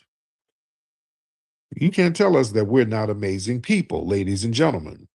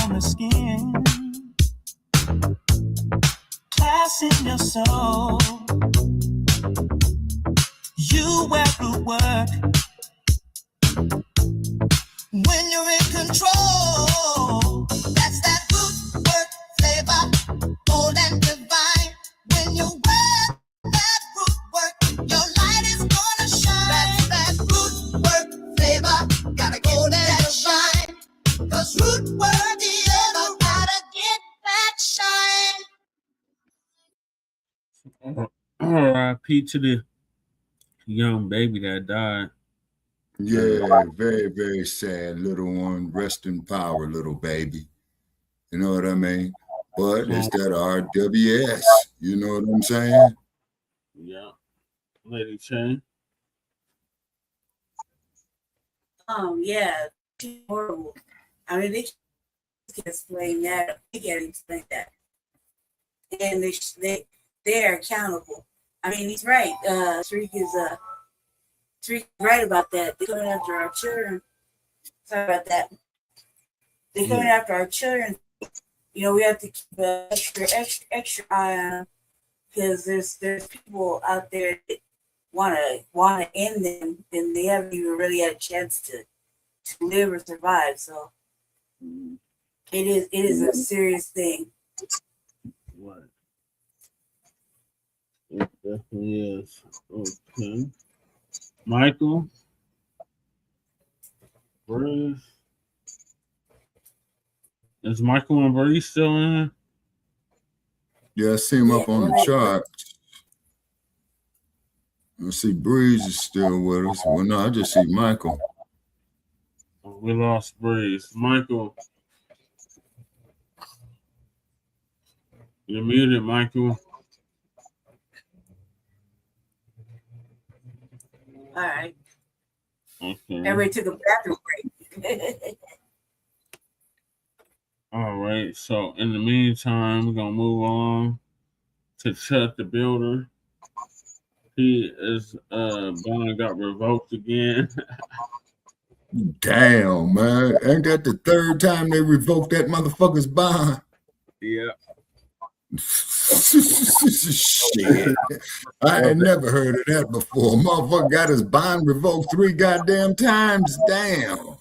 Yeah, so Lisa Kubera out of New Jersey gonna give us an update on that. Kangaroo courts for real. He's not coming for you right now. Shalom, family. Good to see you all here. Hope you're doing well. Well, I got some good news as far as I'm concerned. Look like old Chud, there is no way out of prison. He's probably in there chimping out, y'all. Isn't that what he liked to say to our people? Well, that's what I'm saying about him. He's behind bars, probably jumping up and down behind bars and chimping out. So anyway,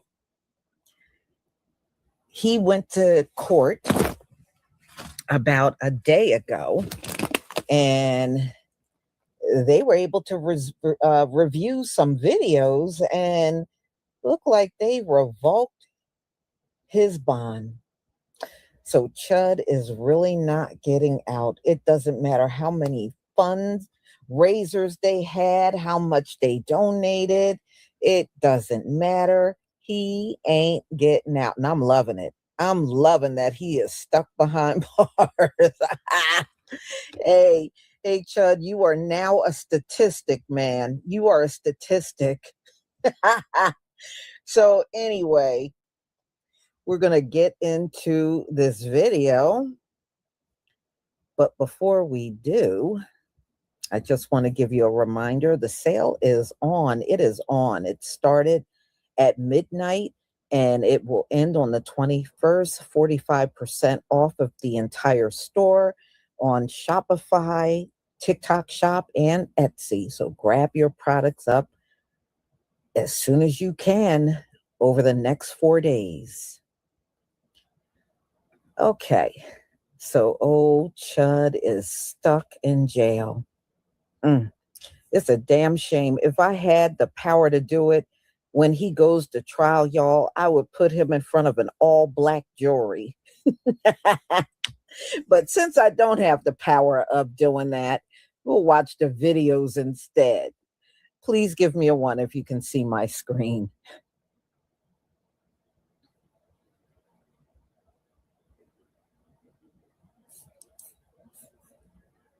Okay. All right. Thank you.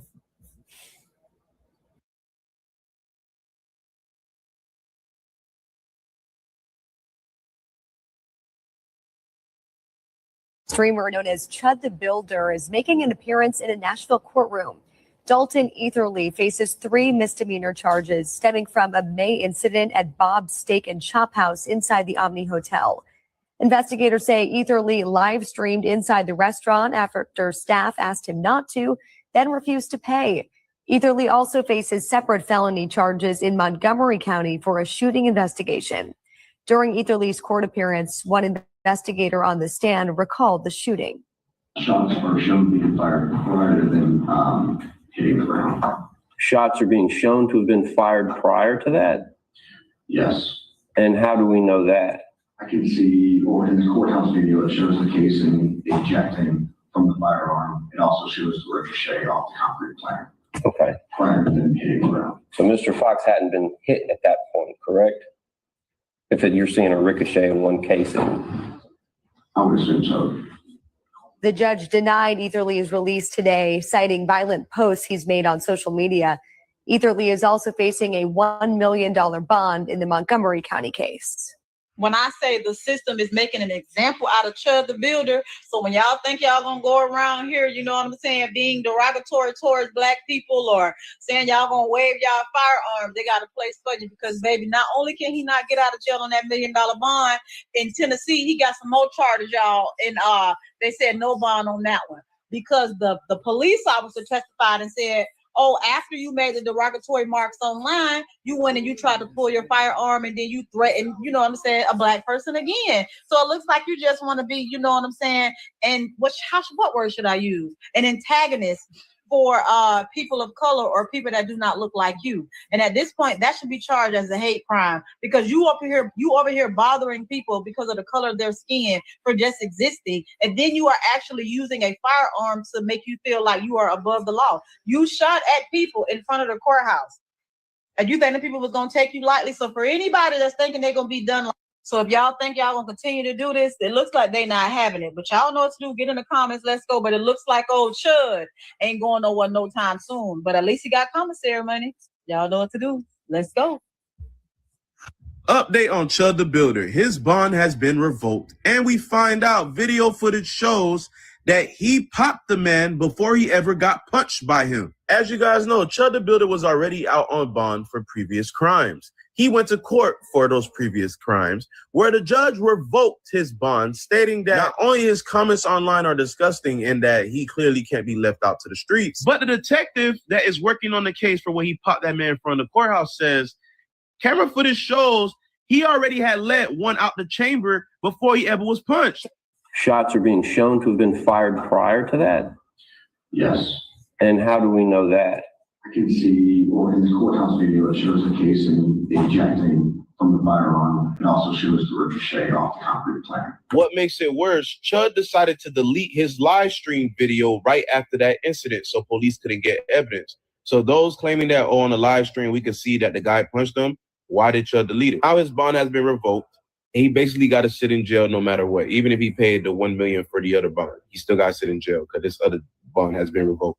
Chud the Builder's bond has been revoked. Not the one for the shooting and the attempted murder, but the one for the dine and dash situation that he had in Nashville. He was already out on bond for that when the shooting happened at the courthouse, and he went back to have a hearing for that case today, and they told him, your bond is gone. So even if somebody were to pay his $1 million bond on the attempted murder, he's still going to be locked up until he finishes up with that other case. Chud the Builder ain't never getting out.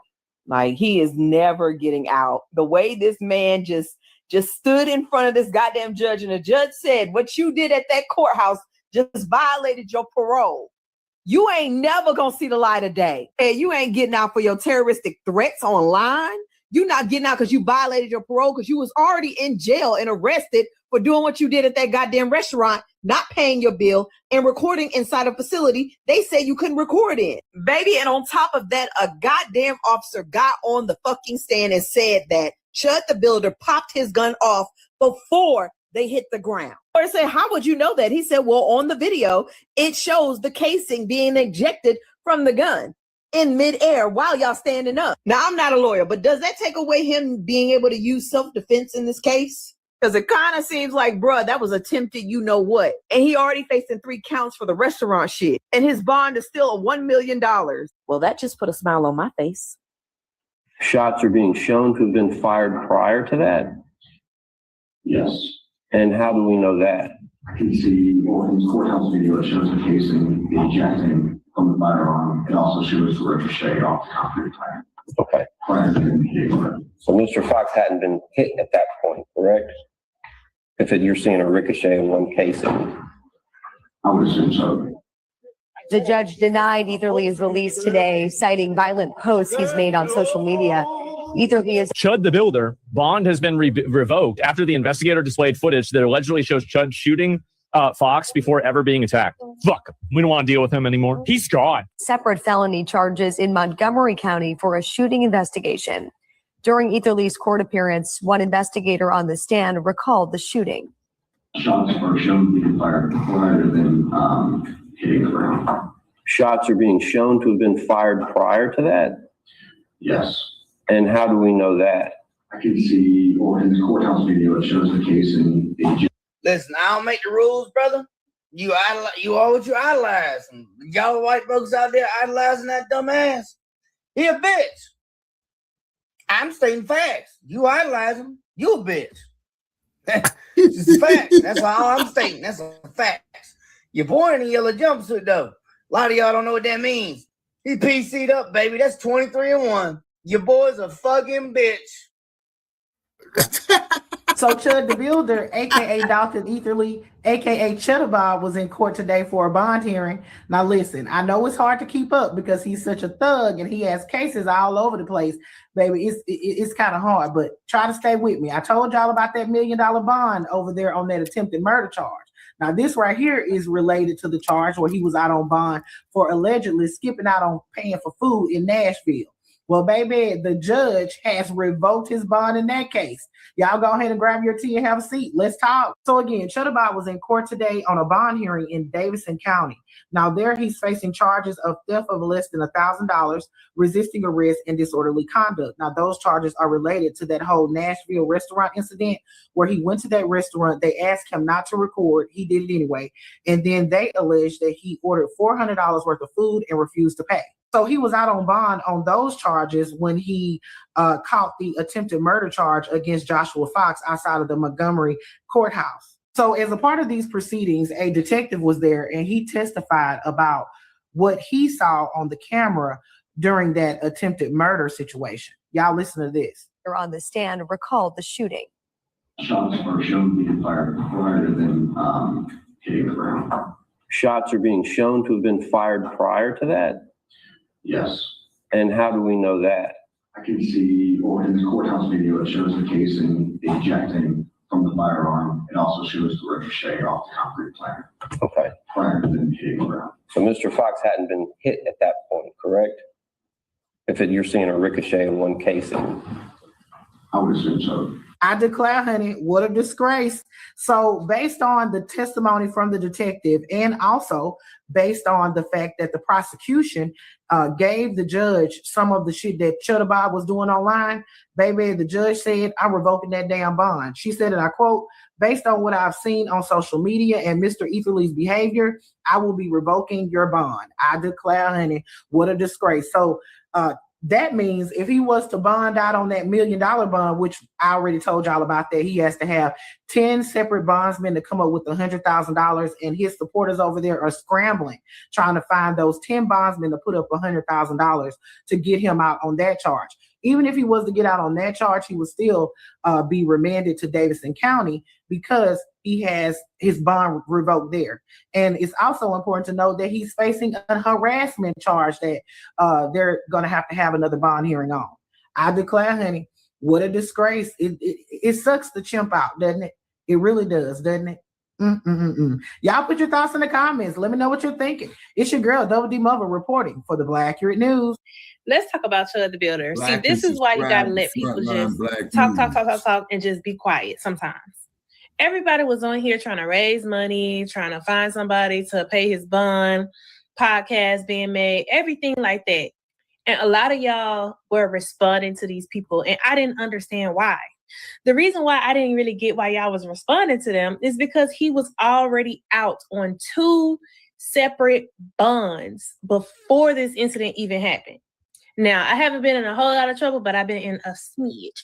And if you know the justice system, then you know that if you are out on bond, you cannot get in any type of trouble. They will revoke your bond and detain you until your case is settled. Now, how he was out on 2 separate bonds in the first place, I really don't understand that, because when he had his first bond, and I think that was for a drug issue, we had that first bond, and then the incident happened with the restaurant, him walking out on a bill and then resisting arrest, all of those things. They probably shouldn't have gave him a bond for that situation, but probably because it happened in 2 different jurisdictions or something like that, the system didn't catch up with each other.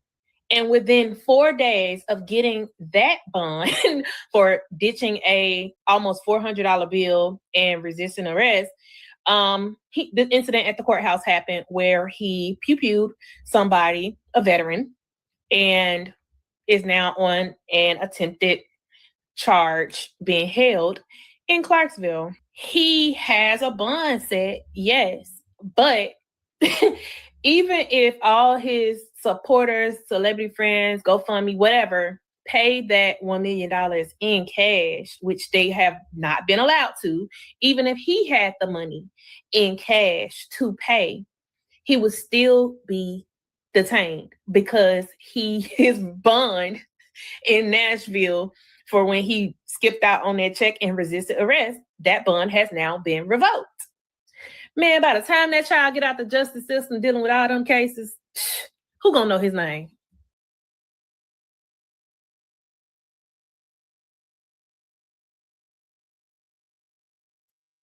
Well, she's got a point on that. Oh, no. Let his sulfuric chimp out ass stay right there in jail. He's exactly where he should be, where a chimp should be, behind bars. Okay? I don't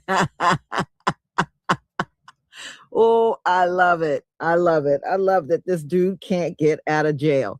Good. Let him sit in there. Y'all need to put him in Gen Pop. Don't be hiding him. Don't hide him nowhere. Don't put him in solitary. Put him in Gen Pop. That's what you do with Chud. Put him in Gen Pop.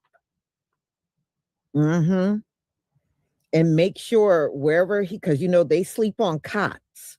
So make sure his cot is surrounded by the biggest black guys up in there. That's what you do. Put him in Gen Pop. So anyway, y'all, this is the best news ever. He doesn't need to get out. He poses a danger to the public as far as I'm concerned. So y'all, I'm going to go ahead and conclude. I'm going to end and thank you so much for being here. Thank you for your support. And I probably will do another live a little later. I just don't have it set up yet. So be on the lookout for my live. Shalom, family.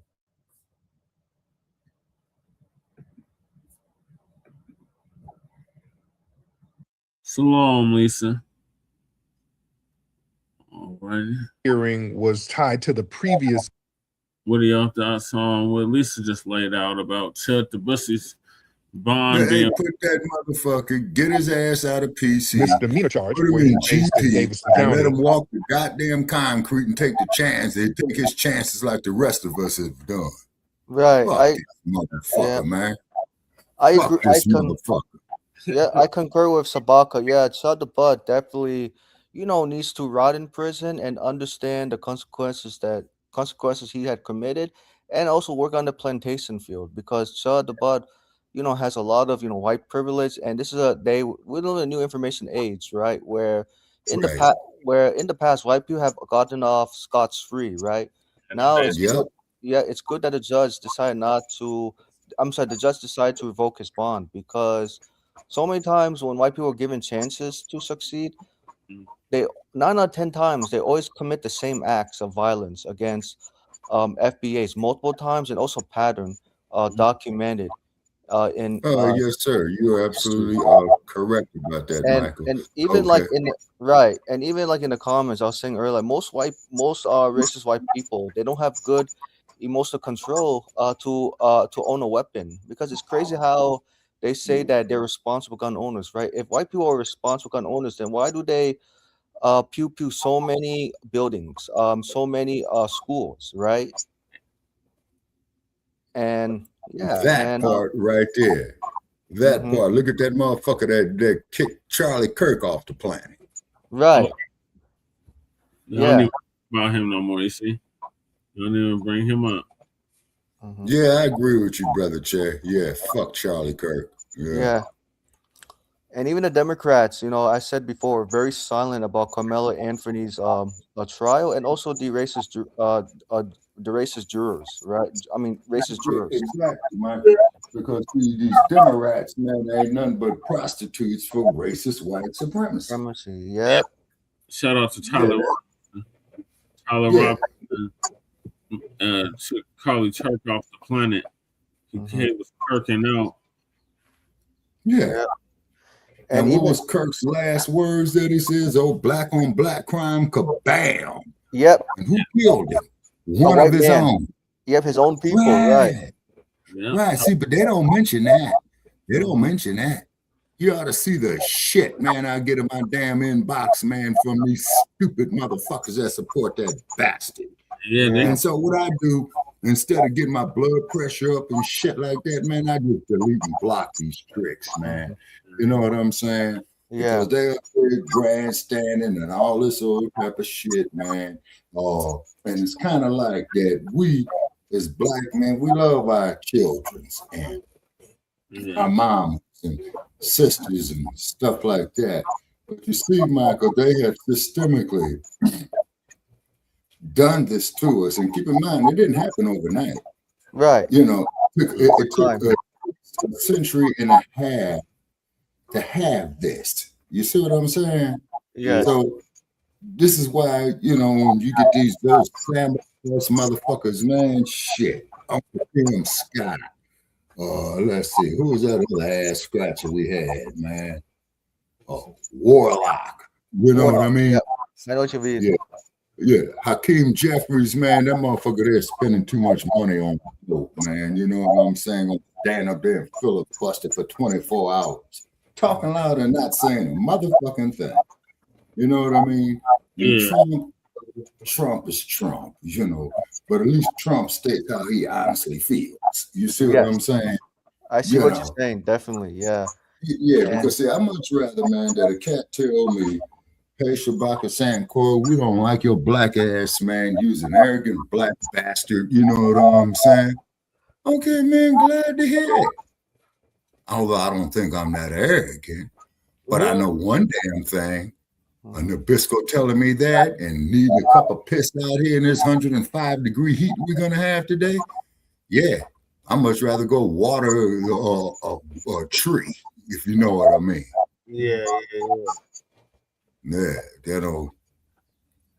I mean, it's just like the history of this country, people, they just figure that they could just fuck over us, man. We're not supposed to be nothing about it. You get Chud the bussy right here, you know what I'm saying? In his ass by a hermaphrodite, you know what I mean? Yeah. And we're supposed to sit up there and have some sympathy for this sick, deranged motherfucker. No. Man, come on, people. Yeah, and even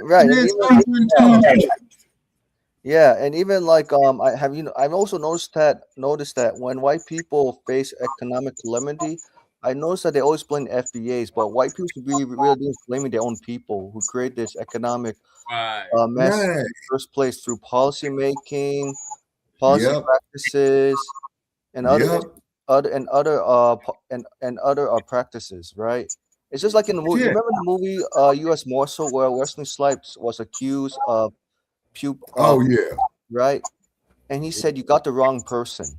And at the end, it was the U.S.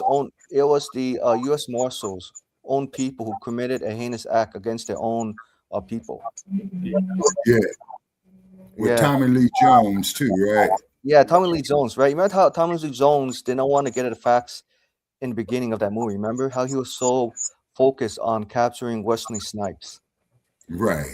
That he forgot to do like a rigorous investigation. Yeah, you see. Yeah. See, Michael, one thing you always got to remember, okay? Here in the United States, the suspect is described as a male Negro. Yes. See? And the cold part about it is this is why, like, these, and I'm going back to LA now, you know, because that's my only point of reference. Right. Like the Jesse Brewers, the Willie Williams, you know what I'm saying? You know, didn't give a damn about black folks. But the only black LAPD officer, man, who shut down that goddamn crash operation, man, and they made him retire, was Bernard Parks. Bernard Parks.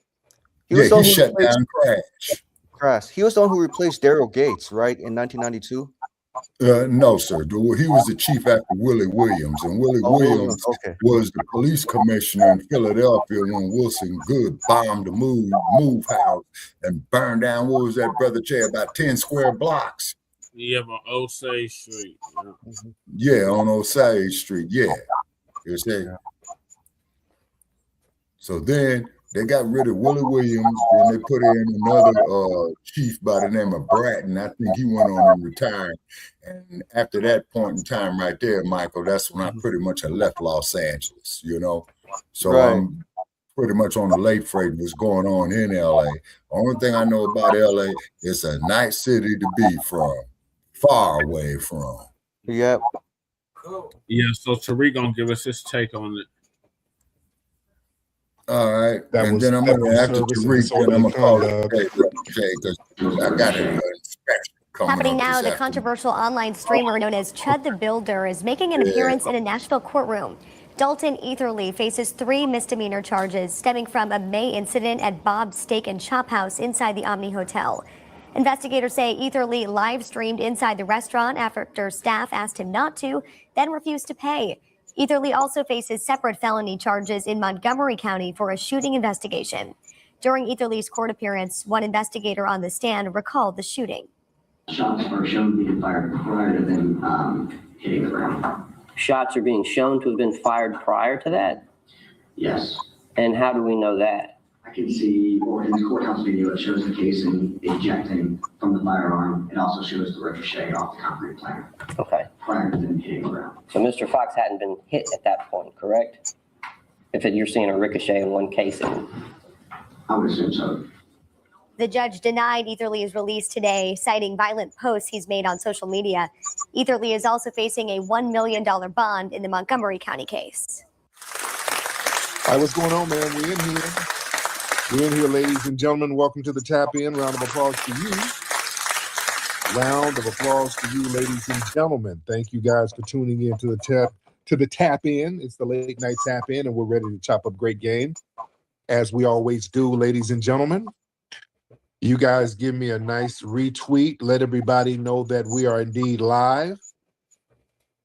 Everybody give me a retweet, ladies and gentlemen. And before I get started, let me shout out some of the regulars in here. Real quickly, I see Malcolm, the mayor, FBA Law. I see Miss Willa in here, Panamera. I see Lady K is up with us. I see Liam. I see Layla. You're like. I see Aztec. I see Morning Dew. Yeah, no, I don't. Let me see. I see Rashonda in the building.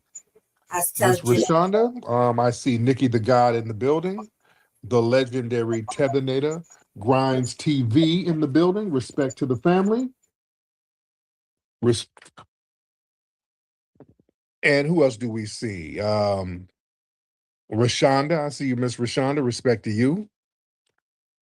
Thank you, everybody, for tuning in, ladies and gentlemen. All right. And again, let everybody know we're live. Let everybody know that we're live right now. Before we get started, don't forget, everybody, go to Hidden History Museum. Everybody make a contribution.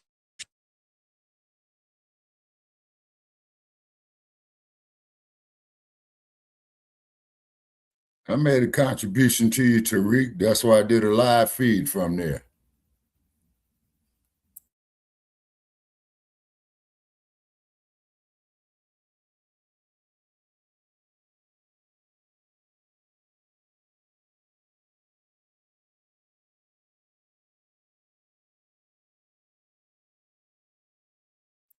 No, what happened to our telemetry?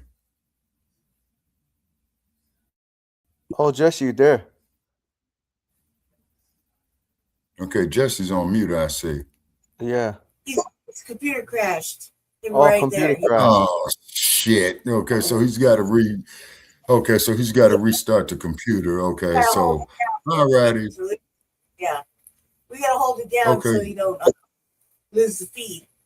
Mm-hmm. So I do have to say that motherfucking restaurant bill was $400. That's a big back fucking activity right there for him to walk out on. Like, are you serious? do people not do math when they're ordering shit? Like, damn, like $400. What was you eating, old big bag ass motherfucking Chud the Builder?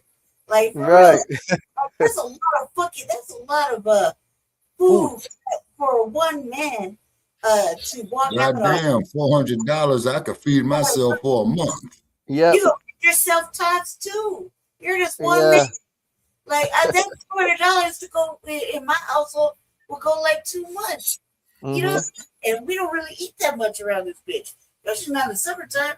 So I'm like, come on, man. Like, what kind of big back activity was he on? And then also walk out instead of walk back in the kitchen and get off, or like make a arrangement. Instead, he's over there videotaping and kirking out and shit. At least he could have went on and washed dishes. Oh, he's back. He was just black folk on a $400 big back ticket. Like the audacity. What the fuck did he order? Like, man, I'm sure he ordered a lot of like appetizers, entree, right? And then he realized he couldn't finish. He said, "No, I'm not gonna pay $400." And the waiter's like, "But Chud, this is my living. You got to pay us the food you waste on." And Chud's just like, "I'm right." And you'd be surprised too. Most white people don't know how to cook. The only thing they know how to do is spend money dining out at 5-star restaurants and end up wasting so much money on good food. $400 though, that's a big back ticket right there. You expect some wide bag buffalo to order up like a $400 meal, and if they brought a friend with them, he is by himself. What the fuck was he eating? Like, what cost? Like, what kind of entree, appetizers? What kind of 3-course, 9-course meal did he get? Because man, of money, $400. That's not including the tax or the gratuity that they probably. The gratuity, right? You know what I mean? He probably like ordered, too. Like, he probably ordered himself like a wine, probably like what, a $100 wine, $80 steak, $80 salmon fish, $80 chicken wings, $100 nachos. Yeah. And $200. What is it? Like, they do a little investigation before they go. You know, because they like, you gonna take a person out on a date and you gonna be footing the bill. You gotta do a little I see Nikki the God in the building. You gotta do a little research and like look it up and like, you know, check the prices out and see if it's even in your budget to like, you know, offer up a date to some place. He went by himself. Like, what the fucking activity like, those you don't look like you smoke weed. So what the fuck is he really on? You know what I mean? Right. All right, let me get back to Tariq, y'all. Okay. Thank you for holding it down. Yeah, thank you, Late Say. The legendary Tethernator, Grimes TV in the building. Respect to the family. And who else do we see? Rashonda, I see you, Miss Rashonda. Respect to you. Thank you, everybody, for tuning in, ladies and gentlemen. All right, and again, let everybody know we're live. Let everybody know that we're live right now. Before we get started, don't forget, everybody, go to Hidden History Museum. Everybody make a contribution to the Hidden History Museum. Make a weekly contribution, make a monthly contribution, but contribute to the Hidden History Museum, our own FBA institution, ladies and gentlemen. And don't forget to get your Rootwork deodorant at rootworkstyle.com, ladies and gentlemen, rootworkstyle.com. First thing we got to talk about, and shout out to everybody coming in the room. We got a couple of hundred people here within the first 30 seconds, so that's a beautiful thing. First thing we got to talk about, Chud the Bussy. We got to talk about Chud the Builder. He had a hearing today, and this was a hearing that took place in Davidson County.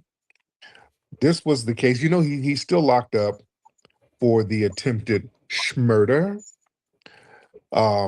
Today's hearing was tied to the previous misdemeanor charge where he faced in Davidson County.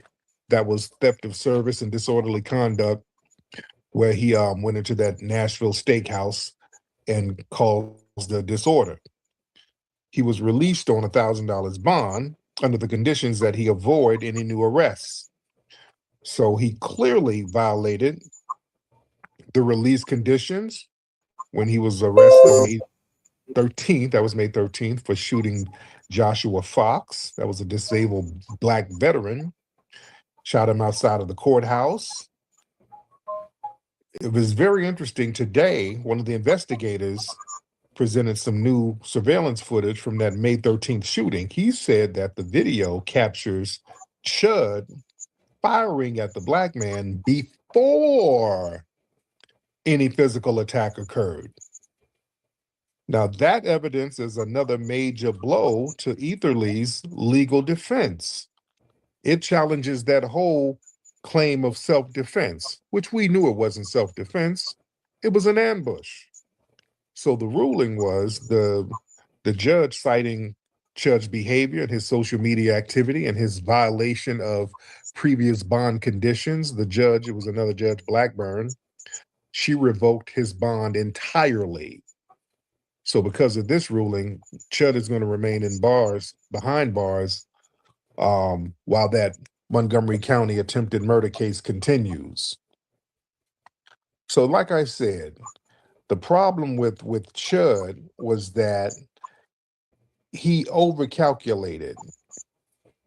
The problem was he put too many white people in danger.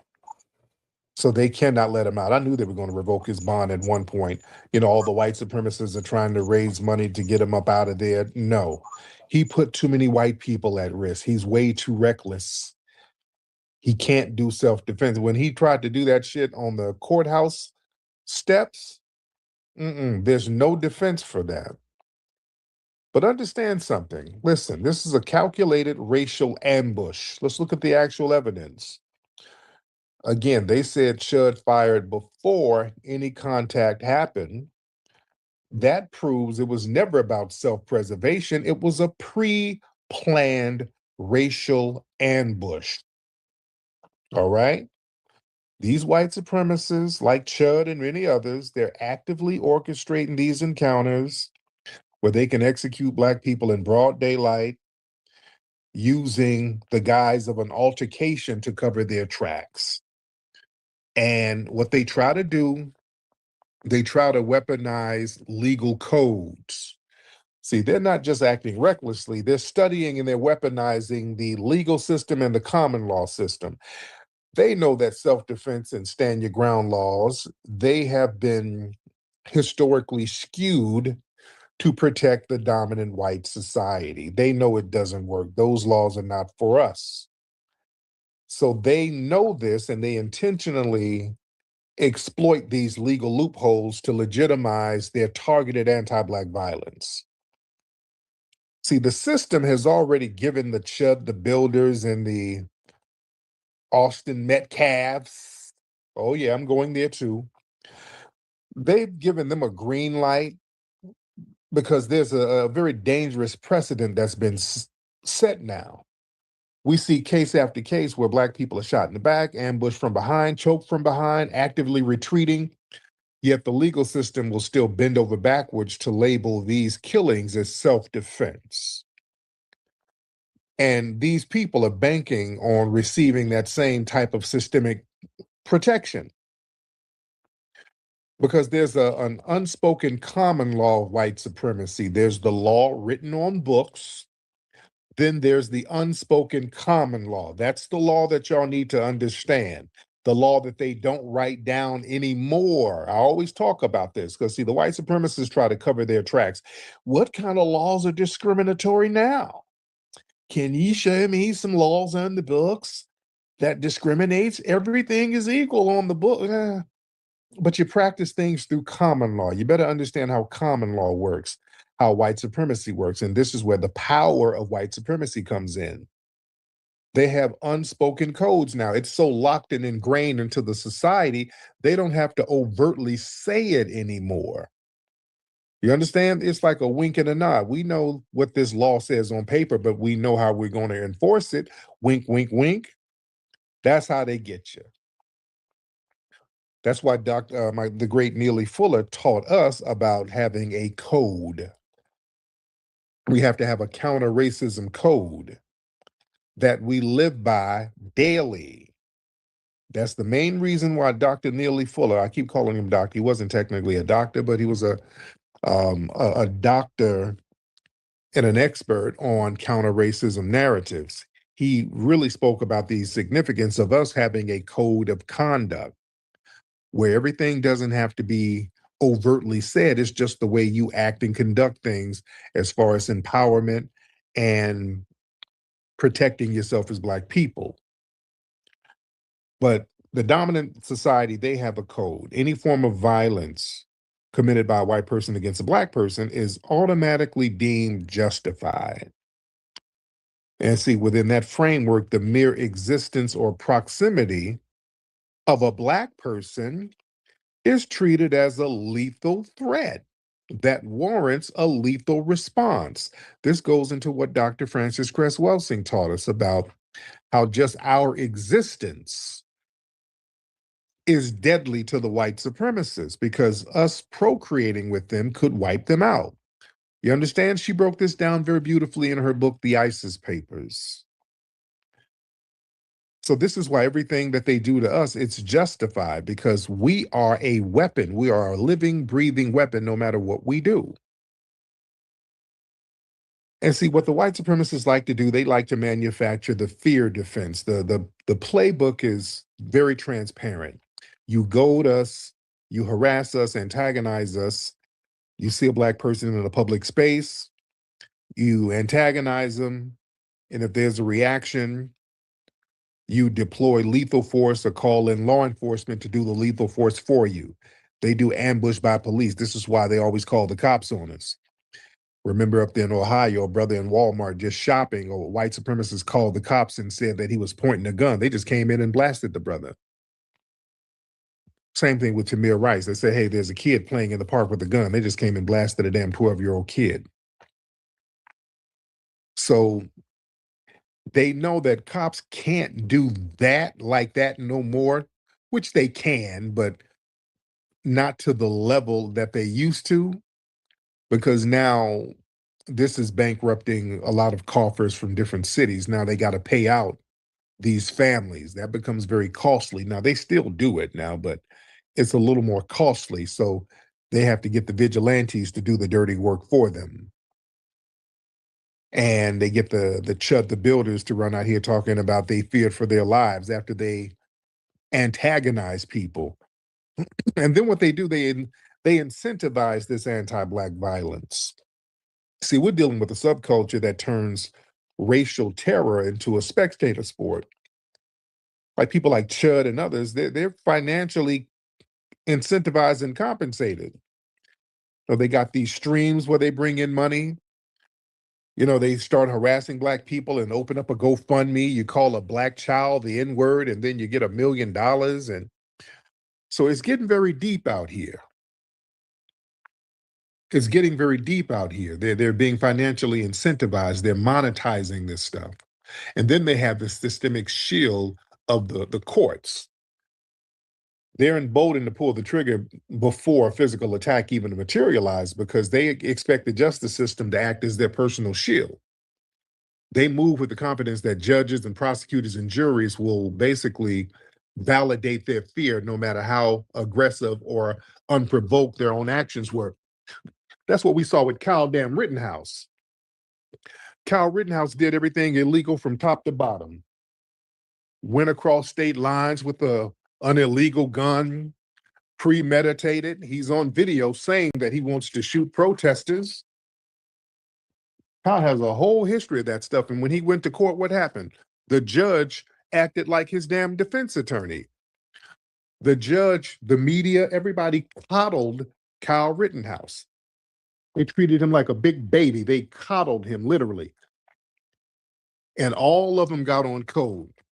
The courts, law enforcement, the media, the political apparatus, all of them got on code. They didn't start digging up the videos of Kyle doing real foul shit, beating up on girls and stuff like that. We were pointing all that stuff out. They sat here and played right along with it and let him get on the stand and do that fake, horrible acting cry he did.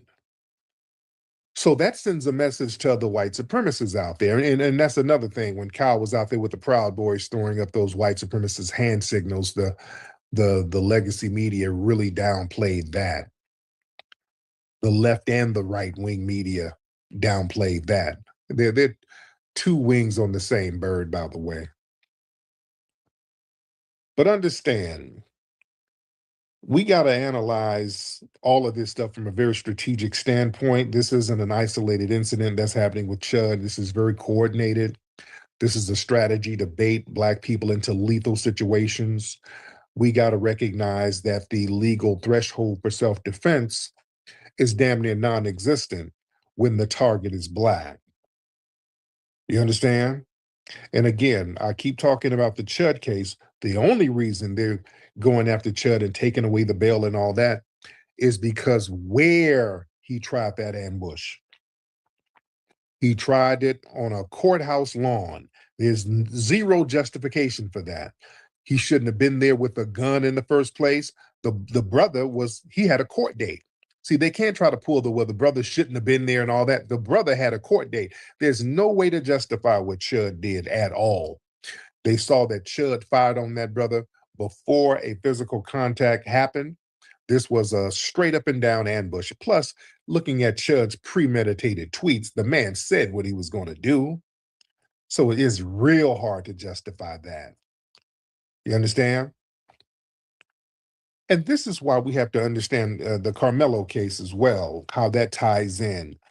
See, with the Carmelo case, people keep talking about, yeah, Carmelo should have just did a fair fight. Why didn't Carmelo just fight with his hands? See, that you can't be naive to racial encounters and how they operate today. Hostile white supremacist suspects instigating a physical altercation with a Black person, they're not looking for a traditional fist fight. Understand white supremacy. White supremacists don't fight fair. When do they fight fair? The only time they step to you is when they know they got some weird disadvantage over your ass. Just like Chud. Chud was running around here trying to ambush people, knowing, goading people and yelling the N-word, knowing he's going to ambush them. They don't fight fair. And Carmelo understood that. You understand? These people, you got multiple people standing over you trying to go and harassing you and putting their hands on you. What the hell are you supposed to do? You can't fight all them people and you're smaller than all of them? So Carmelo did what he needed to do to neutralize the threat and get out of there. You understand? They want to manufacture a physical struggle so they can immediately escalate to some type of legal force against, or lethal force against you, and then claim self-defense. You see? Like I said, any a Black conflict person always being has the accosted option of and, going to the and next assaulted level by of force. somebody in the dominant white society, you have to defend yourself by all means, because they'll unalive your ass and then claim self-defense. So no, you don't sit around and just let yourself get off by these people. And shout out to the brother who fought Chud. Remember, the brother got ambushed by Chud and still whooped Chud's ass. You understand? That brother got ambushed. He got shot a couple of times and still beat the brakes off Chud. Fam, let me explain something. Black people, you have zero obligation to accept the bait. Black people, you're not under no obligation to play Russian roulette with your lives to satisfy the dominant society's hypocritical ass rules of engagement. If an aggressive stranger violently violates your personal space and put their hands on you, you're not required to just go into some hand-to-hand combat like this is a goddamn Rambo movie. And just to find out they got a firearm tucked in their waistband or some other mob waiting to jump in and unalive you from the side or whatever. No.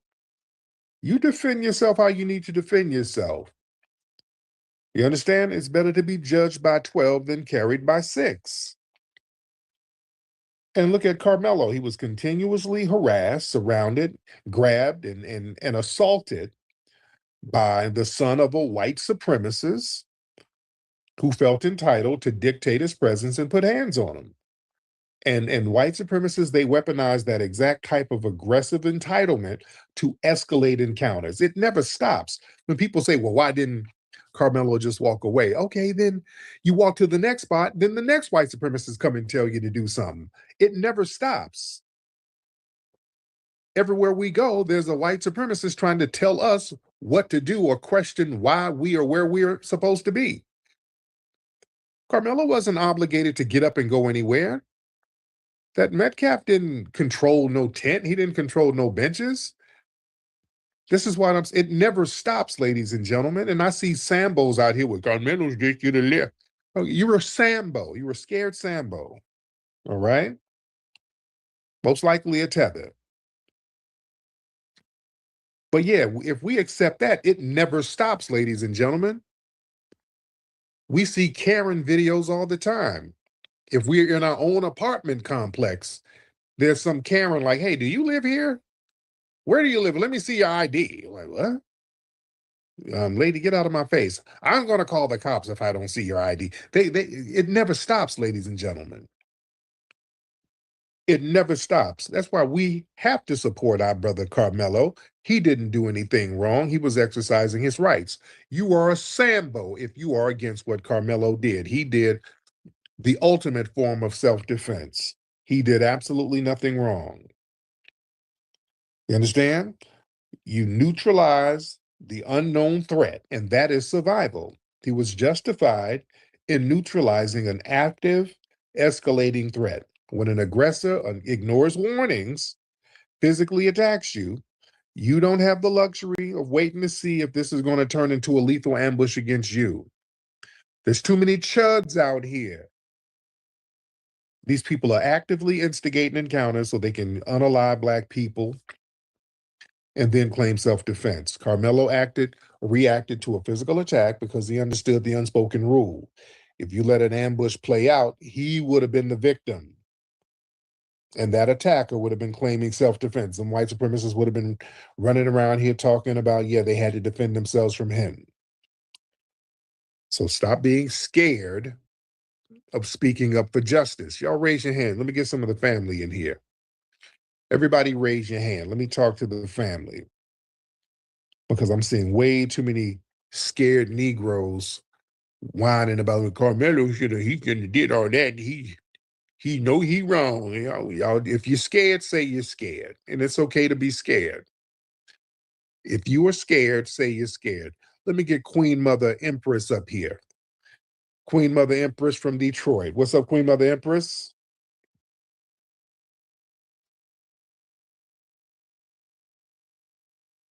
How are you, beloved?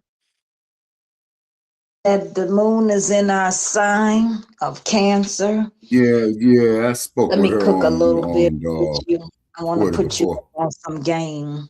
Mm-hmm. The other night, you were talking to this gentleman that claimed he is from Italian. That was nothing but Peter. He has a lot of scam pages, and I was trying to get up to let you know this is an outright stalker. And he can't handle when he kept saying, are you going to answer the question? And you keep going around it. That was Peter, just so we know for future reference. That's that asshole. But I want to bring something on he's an asshole. I don't like him. And if he don't like it, he can kiss Detroit's ass. Let me put something in perspective from a spiritual standpoint, my gorgeous brother. With this being the year of the horse, understand that horse in China is Gemini. And that energy That is don't mean the Broncos, You cannot Jesse. trust it. You cannot contain it. This is a year, everything that's hidden behind doors, secret deals is going to be exposed. And when it gets exposed, it's going to show a higher power of fraud. So Carmelo case is going to draw a couple attentions on the following.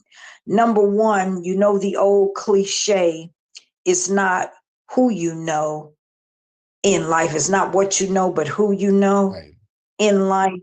And the bait was fixed from the start. The fact that this gentleman couldn't get a fair trial, you're going to put an all-white jury. He's going to be the historic figure that we need to come together as foundational Black Americans to make sure going forth in the future that it should never be an all-white jury when it comes to foundational Black Americans. It should be a minimum of at least 6 that is foundational to give a proper balance. This is just starting because it's in June. Remember, Mercury is getting ready to go retrograde into Cancer. And with it going into Cancer, it's going to bring out revenge like never before. Carmelo is definitely going to get the last laugh. But before he gets the last laugh, it's going to show all the serpents that's been around him as a child, as the family, like fake Charleston White, that's a lion ass kissing Sambo.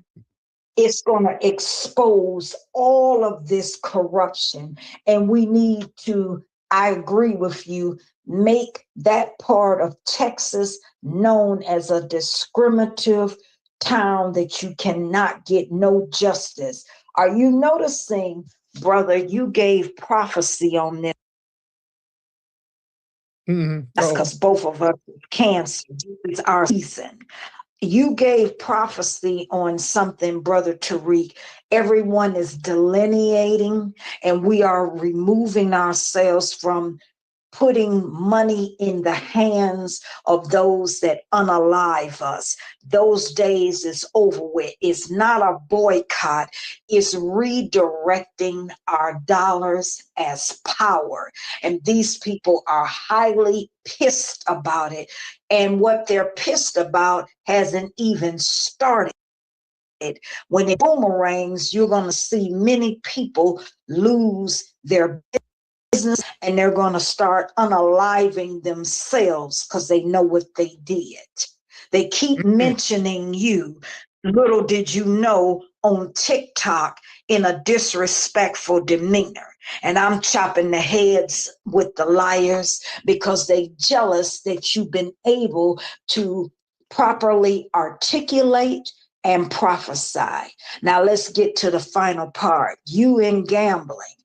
While this is in your season, when the moon is in Cancer, Scorpio, Virgo, Taurus, you will kick ass every day, all day. You're going to dog walk it.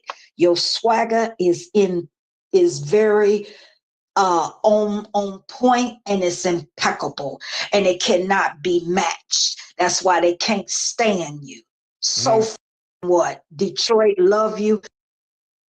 We got your back, support you 1,000%. But I'm giving the prophecy, we gonna get the last laugh, and it's going back to 1966 under the year of the fire horse. When 1967, you seen Detroit was the first city and state that started the all right wars, and chaos got started here, the riots. It's going back to that in 2027, because that'll be the year of the fire sheep. Sheep in Cancer in China is Cancer, but it's not going to give mercy. It's coming to pay revenge.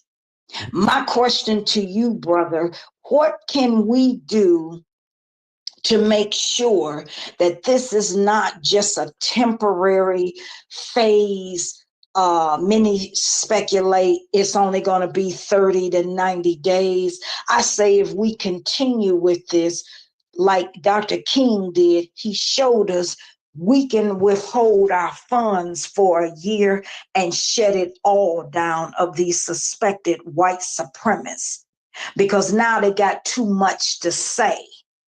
What would you recommend for us to do? Not just not going into beauty supply stores or their filthy, unclean restaurants, but overall, when it comes to the Hispanics as well as the Asians, because they seem to be too brave and too bold in their disrespect and then want to pretend, well, I didn't do anything. It's a few of us that's not like that. But you sat back and seen this child that was 14 years old be unalived. Did you just see the little boy that just got murdered at the Walmart and he wasn't but a year old? It's getting ready to be a turn up summer Yeah. in violence.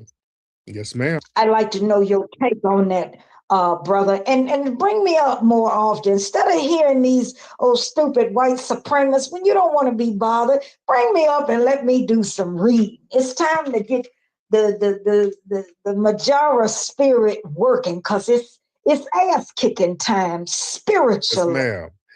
And you gotta see them lose.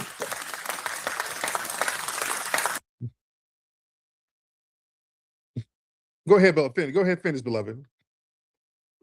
Yeah, so I want to make sure that anytime you have these low-life, lack of phallus having white supremacists popping up, pull Detroit on up. I got your back, because I ain't backing down. Ma'am. I'm not backing down at all. It's time out for us having to be on the lower totem pole. We always, for the last 100 years, is only 10%, 12%, 14%. You know, that's bullshit, because if that was only our population, why are these people getting mad in every 30 seconds on Instagram, every 30 seconds on TikTok, talking about us not wanting to spend money with them when they're selling us garbage? You don't even see them eat out of their own restaurants. Yeah. When you don't see a person eat out of their own restaurant, why are you going to eat any orange pepper chicken and it ain't nothing but cooked up cats and rats? Come on now, that's some tether class bullshit. Let's keep it real, brother. Food is something you don't play about, just like hygiene. If the sisters will give a break in buying this cheap quality of hair that's the once had lice on it, that they have to treat it with chemicals to stop them from infesting the hair, where they do rituals on it over in India, we can take back our power, because whatever is up on top of your head, if it had rituals done on it, it's going to curse your life and curse your health. Come on, let's talk to me. Ma'am. We got to take back that. Yes, ma'am. Miss Empress, I thank you so much, beloved. Sister Empress in the building. Respect the Sister Empress. Yeah, I talked with her on Twitter. All right, y'all, I'm getting ready to call it a day, man, because I got to, handle this other shit. All right, so thanks for having me on here, Grand Rising with Shabaka and Chimes, Inconjunction with Frontline Black News. Okay, Chad, I'll give you a call later on the day. I'm out. Nothing else would do. I got that rule work for you. And reservations for two. I got that rule work for you. Nothing else would do. I got that rule work for you. And reservations for two. Stepped out clean, I'm fresh out the door. Natural sin, but it's hitting like more. Confidence high, got me walking real slow. Every move got a vibe, let it flow. Cut your ass from across the room. You smile back, yeah, you felt it too. Ain't no pressure, just energy speaking. But you leaning in like you been seeking. I ain't gotta say much, you can feel that glow. It's deeper than the surface, it's something in my soul. From the roots to the skin, yeah, it's all aligned. Now you right here vibing in my time. Jesus.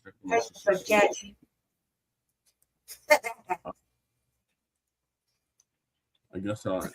Okay, what's going on, everybody? We are here. We're alive. Thank you all for joining me today. If you haven't already, please make. All right, what are your thoughts, Lady Che? About what? He had lost after he starts to bring up people. Yeah, man. Dude's wild. Like he did that. He what did Tariq say? Tariq said like about a week or two ago that they can't have that. He's shooting up the property. Yeah. You know what I mean? He's violating the scenery. They can't have that. It's one thing if you were away from the property and you're acting out, that'd be a whole different scenario. But you did that right there on the property. Like what would possess him to go back to the vehicle, grab the heater, and do what he did, and still miss and got his ass whooped by the motherfucker he attempted to harm. You know what I mean? And he let one fly out the chamber in the property, on the courthouse property of all places. Like use a duck. So you know, he said that right about a week or so ago. What Tariq was saying, like yeah, white supremacy can't have a racist shooting up the courthouse. I mean, that's good. You know what I mean? And that rumor commercial was my shit. Yeah. I was here to tell you was here. I was thinking the song still. Oh God. It's also catchy. Michael, what are your thoughts? Yeah, my thoughts are that, it's like what the lady said, it's time to rise and shine for FBAs to start their own businesses and boycott the beauty supplies, and also because most Asian business owners, I could tell from my community, most of them are not even like up to date, with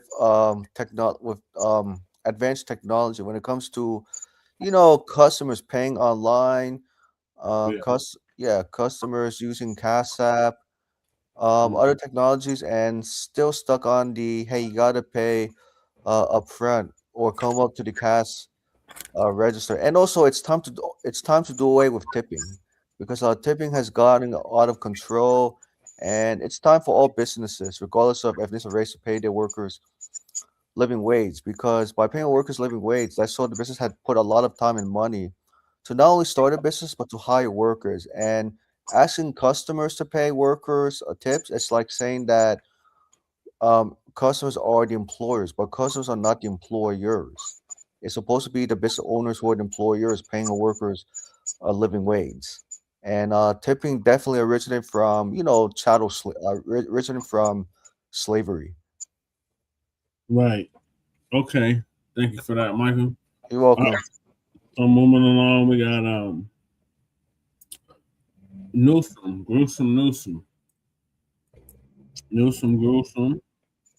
Empire crumbles under DOJ probe. So Trump just back it away, is probing gruesome Newsom and his wife. Make sure you hit the like button, subscribe to the channel if you're new to the channel, share this video on your social media platforms, and please, most importantly, do not forget to do what? Follow me on Telegram at TD Media Group to help circumvent social media censorship and shadow banning. And with the introduction out the way, let's get into today's news and let's get the stream started. We have to head back on over to the state that I reside in, California, and I'm in Los Angeles to be exact. We have to head on over here because the fallout, right, from this probe into Gavin Newsom's wife, as well as those surrounding him, is growing greater and greater by the day. Not necessarily from what's coming out of the investigation, but the way in which the news of this investigation has put a new spotlight on Gavin, to which a lot of old articles and publications and things of that nature that have exposed Gavin Newsom in the past, these are now rising back up to the forefront again, that just expose Newsom and his wife for being the crooked people that they are, right? But before we dive into that, I want to pull this up for you guys first. How many of you all seen this? When Trump goes in on CNN and calls it trash and garbage and everything of that nature, he's 100% right and spot on for doing so, all right? With the midterms right around the corner, and with little to no really negative news to publish about Trump. I mean, the news is always negative on Trump, but when we're talking about things that are like kind of grandiose, like what we witnessed last year with the mass deportation effort, right? It was very grandiose and the protest, and it gave the media a lot of fuel, right, to push forward propaganda about Trump. That doesn't really exist. Things are really quiet right now.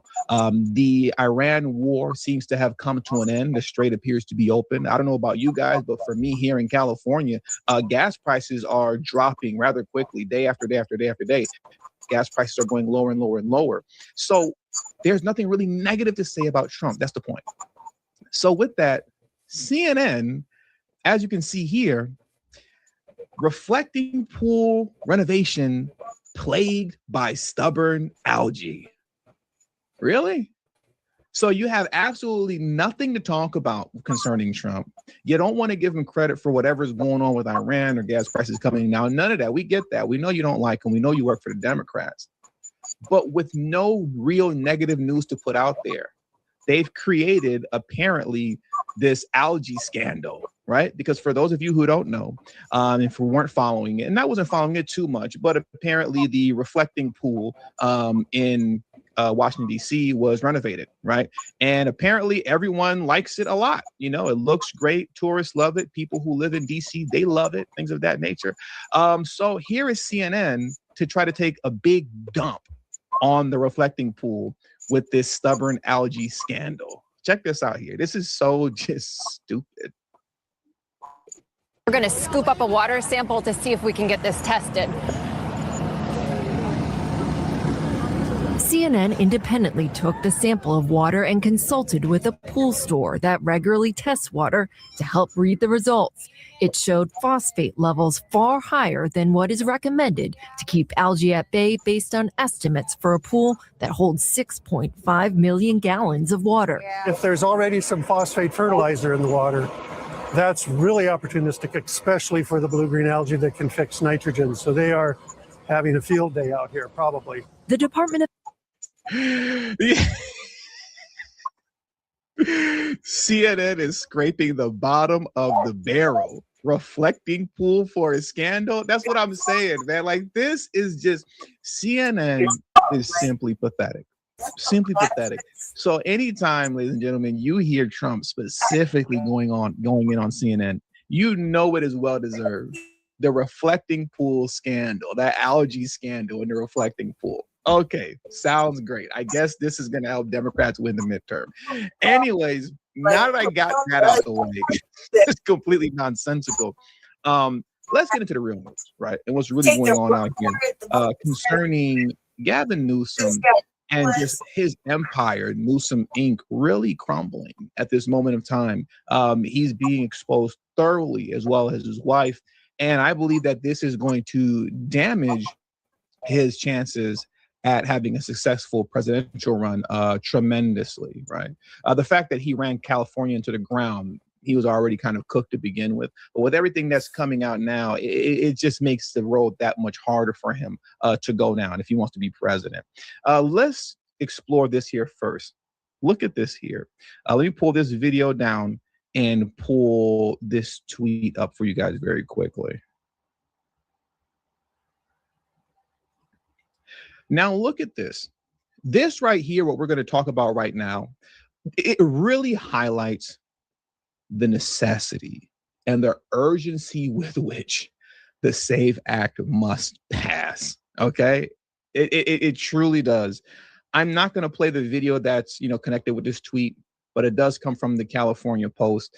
I'm just going to read the quote here that they have that was coming from the California Post video, right? Check this out here. The narrator of this video said, I'm going to talk about one of the strangest results in the LA County sales tax increase that will take the sales tax in Los Angeles County from a very high 9.75% to the almost unthinkable 10.25%. Yes, ladies and gentlemen, here in California, Los Angeles, where I live to be exact, our sales tax is going up to 10.25%. Anyways, one of the highest in the country. But why did this happen? Here's why. Initially, it looked like Measure ER, the tax increase, was going to fail. But with late ballots coming in, especially for Nitya Raman, the tax increase passed. Yes, ladies and gentlemen, this measure was failing on election night because I definitely voted against it. Okay? It was failing and Spencer Pratt was winning. But remarkably, the magical mail-in ballots that came falling out of the sky and took Nitya Raman's campaign out of the grave as she skyrocketed past Spencer Pratt, those same ballots pushed Measure ER, the sales tax hike, from losing to all of a sudden, ta-da, your taxes were increased. Just like that. The people rejected it, but the magical mail-in ballot said, no, no, no, no. The cost of living in California will increase, okay? It will increase, and you know what? We're going to blame it on Trump. That's what we're going to do. Excuse me. We're going to blame it on Trump. I mean, once again, when it comes to these magical mail-in ballots, it really goes to show, man, that we all are justified in not trusting and believing in our election, especially as it pertains to these mail-in ballots, because this is just completely ridiculous. And I want to play this Fox News clip for you guys because it shows, in my opinion, I assume that this is really all about rigging elections and cheating. Once again, in my opinion, I assume YouTube. That's just freedom of speech. It's just what I think and what I feel. Because all of this foolishness that we're seeing concerning early voting, we're talking about as early as a month out, mail-in ballots, what's required to register to vote in California. All these things were put in place, supposedly, if you let California officials tell it, to increase voter turnout. But voter turnout has not increased at all. The only thing that's increased appears to be rigging of elections here in California. Let me just play this video clip for you guys here from Fox News. And you'll see how they break all this down. This is just completely absurd. What's going on over here?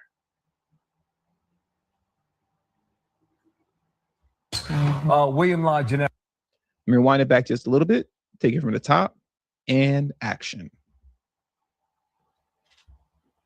In the House. William Law Jeunesse has more from LA on what's happening now. William. Well, that's the real concern, Bill. Not the last election, but the next one, right? Control of Congress up for grabs. We could be 2 weeks in California, still counting. So what's the problem? It is not incompetence. Governors Jerry Brown, Gavin Newsom, and Sacramento Democrats created the situation. Here's a timeline. 2015, automatically registering every voter when they got a driver's license. 2016, instead of election day in-person voting, California adopted early voting, drop boxes, and ballot harvesting, adding another layer of screening. 2019, same day voter registration. 2020, instead of requesting an absentee ballot, Newsom mailed them to every registered voter, slowing the count even further.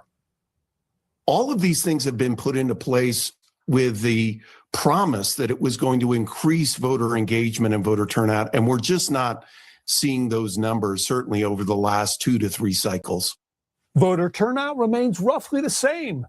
38% in primaries, 68% in general elections. But late results generate mistrust, exploited by critics. So once again, the turnout hasn't changed. The turnout is the same, but it takes significantly longer to get through the counts. And when it takes significantly longer to get through the counts, and then you see that what was once rejected as far as higher taxes are concerned, and those who were once winning an election, such as Spencer Pratt, when all of a sudden it flips on his head and everything goes the opposite way because magical mail-in ballots, as I like to say, come falling out the sky, how do you expect any of us to trust the results? It's BS as far as I'm concerned. And I think we all understand this to be true and feel the same way as well. Now, speaking of Spencer Pratt, he brought to light some very interesting news and information concerning Gavin Newsom, right? Once again, especially in light of the investigation that him and his wife is currently under. And also, too, it's important for me to note as well, the investigation that he lied about, because he's not under investigation, as we all know, his wife is. And this investigation has nothing to do with Trump and the DOJ in Washington. It has everything to do with a whistleblower, essentially that snitch on Newsom's wife and the team. And that went straight to the U.S. Attorney's Office of the Eastern District of California. Had absolutely nothing to do, with Trump, and had nothing to do, with DC. That was just lies coming from Gavin Newsom trying to shield and protect his wife as if they're victims when they're actually crooks. Once again, in my opinion, I assume. But once again, in light of all this, so much information is coming out now, and Spencer Pratt revealed some very, very, very interesting factual information concerning Gavin Newsom that I want to get into next. And then after he speaks his piece, I'm going to take a moment to break down and dissect what he's talking about, just to actually prove and show you that what he's saying is true. So allow me a moment to do that. Let me bring this video down. I'm going to pull up Spencer Pratt next. And while I'm doing that, please make sure you hit the like button. I would truly and deeply appreciate it. And also make sure that you're following me on Telegram. Thank you very much.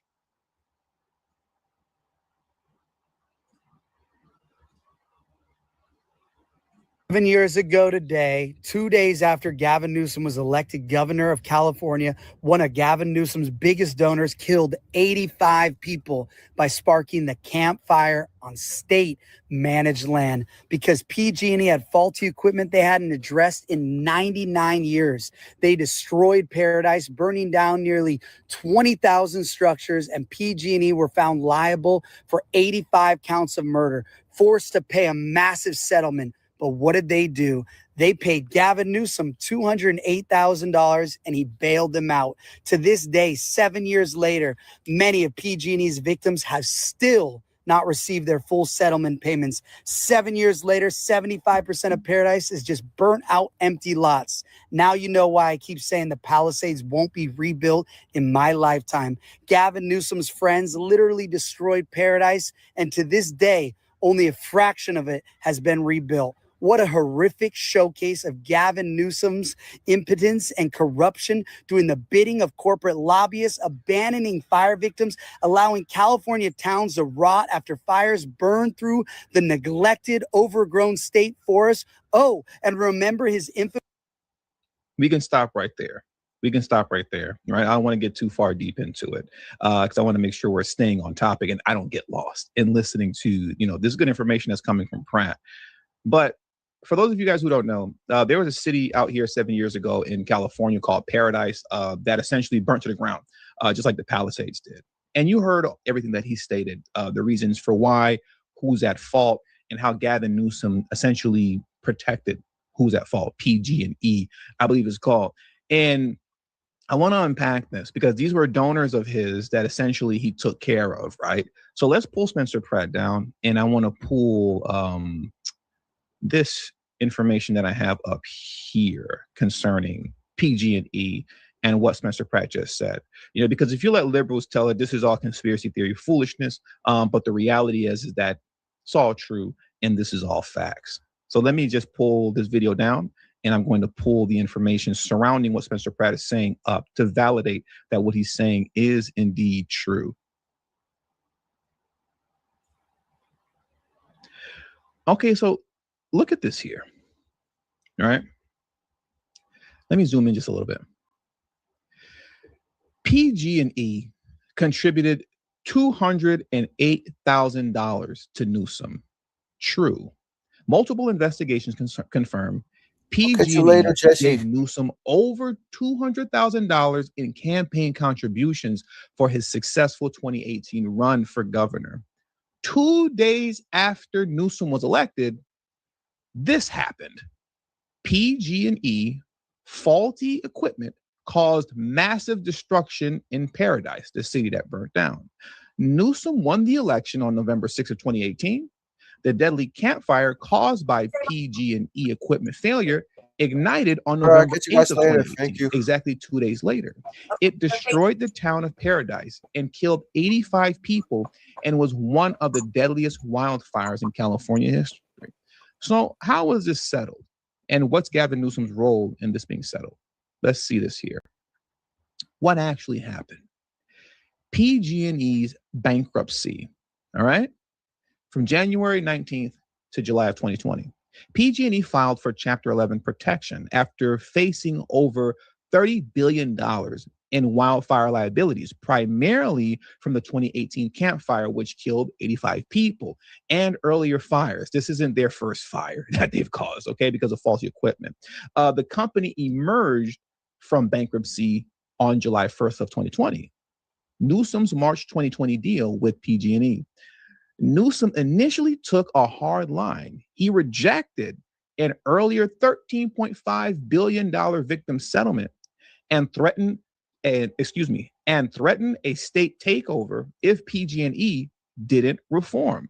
In March of 2020, he approved the company's reorganization plan after securing concessions from shareholders. Newsom called it the end of business as usual for PG&E and an unprecedented intervention. But now here's where the bailout comes in, right? This is where you see how slimy Newsom is and how easily bought off he is. AB 1054, signed by Newsom July of 2019. The law most often labeled Newsom PG&E bailout. Why was it a bailout? Ladies and gentlemen, here's why. Look at this here. Critics call it a bailout because Newsom signed a law, AB 1054, that helped PG&E get out of bankruptcy and keep running while shifting a big chunk of the cost onto regular people's electric bills. Yes, we're covering the cost here in California for PG&E's destruction. So here's what happened. PG&E owed billions because their equipment caused deadly fires, like the one that burned down Paradise. Instead of letting PG&E fully pay the price or breaking the company up, Newsom backed a deal that created a big wildfire fund. Now get this. This is what's really important, all right?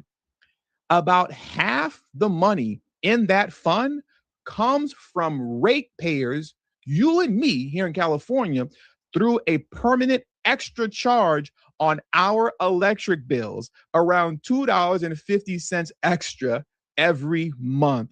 The fund acts like insurance that helps PG&E pay future big fire claims so the company doesn't get wiped out. So that wildfire fund, half of that, I'm covering the cost of, right? Californians are covering the cost of this. PG&E burnt a whole city down and didn't have to pay for it outright, didn't fold, their company didn't get busted up, didn't stay in bankruptcy long. No. Why? Because Newsom bailed them out with this bogus law that said, your home burnt down, your city burnt down, well, guess what? You're going to pay for it, not PG&E, okay? Not PG&E. You're paying for it, all right? Now get this. The law was written with heavy input from PG&E's own longtime lawyers paid with taxpayer dollars. Essentially, PG&E, they wrote up the law themselves, okay? And they used taxpayer dollars to do it. The result, PG&E survived, kept operating as a private company, and can still make money for its shareholders.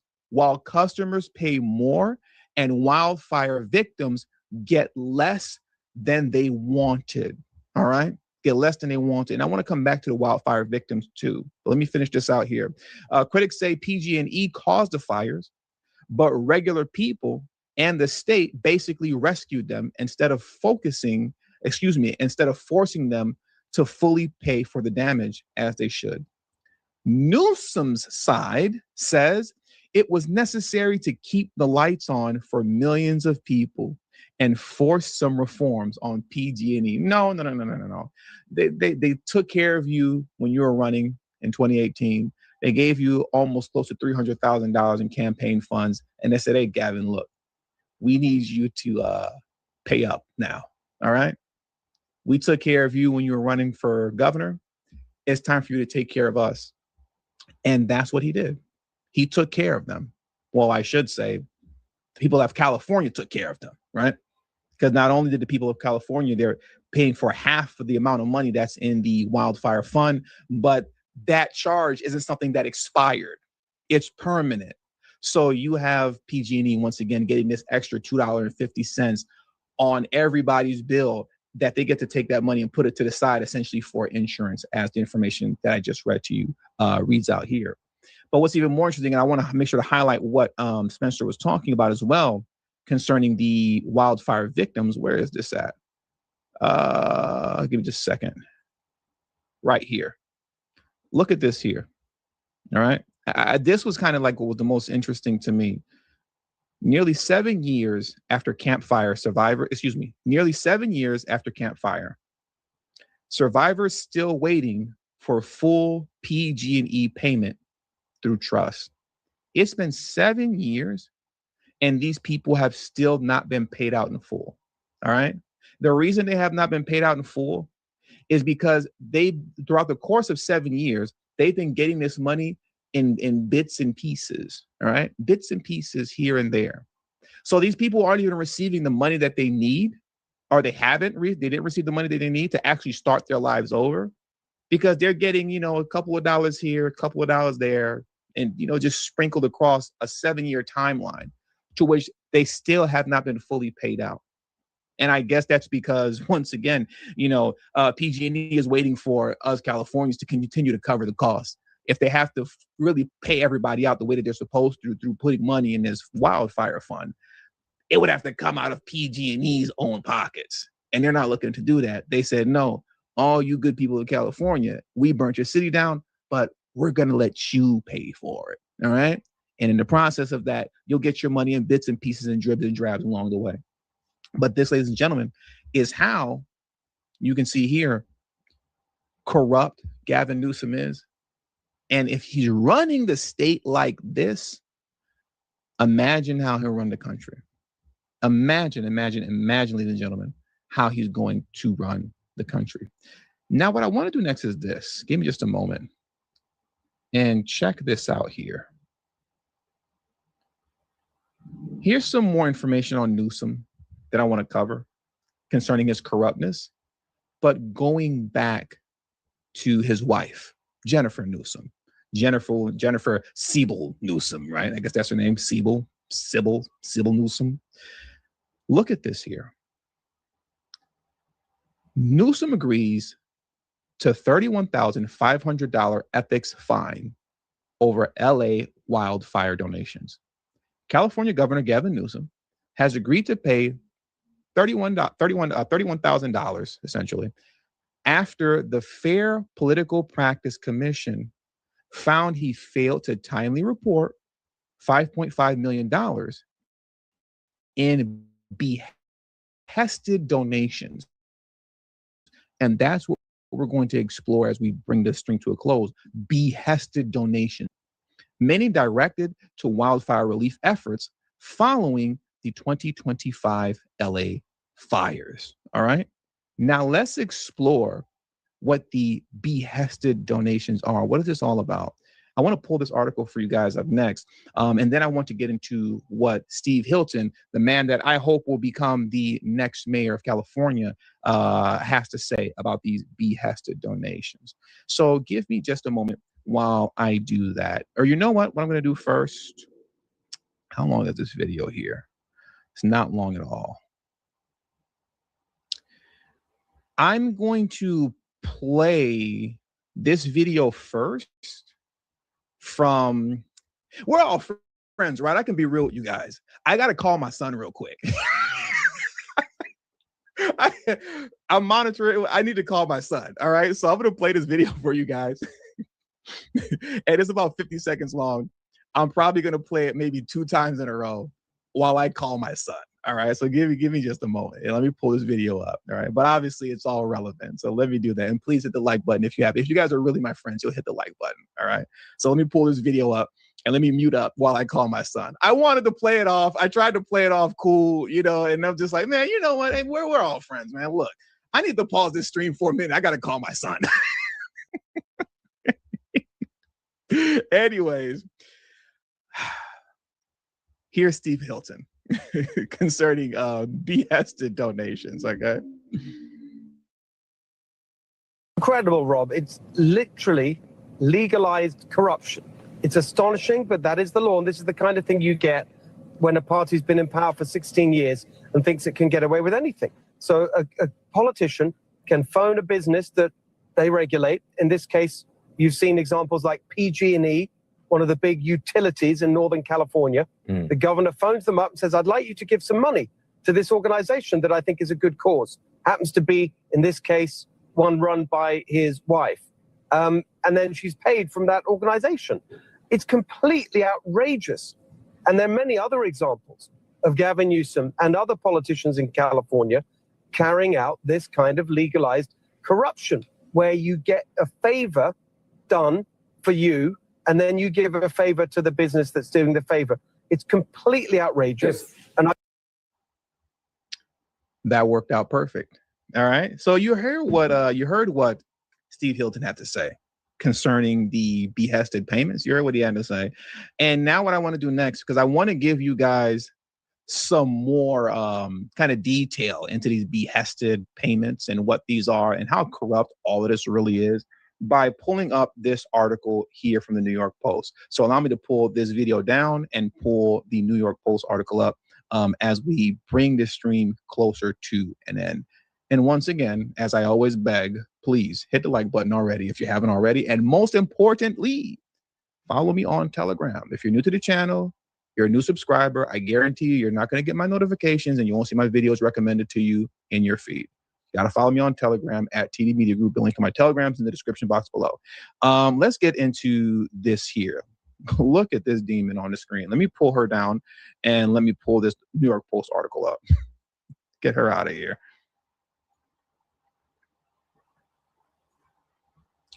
Okay. So check this out.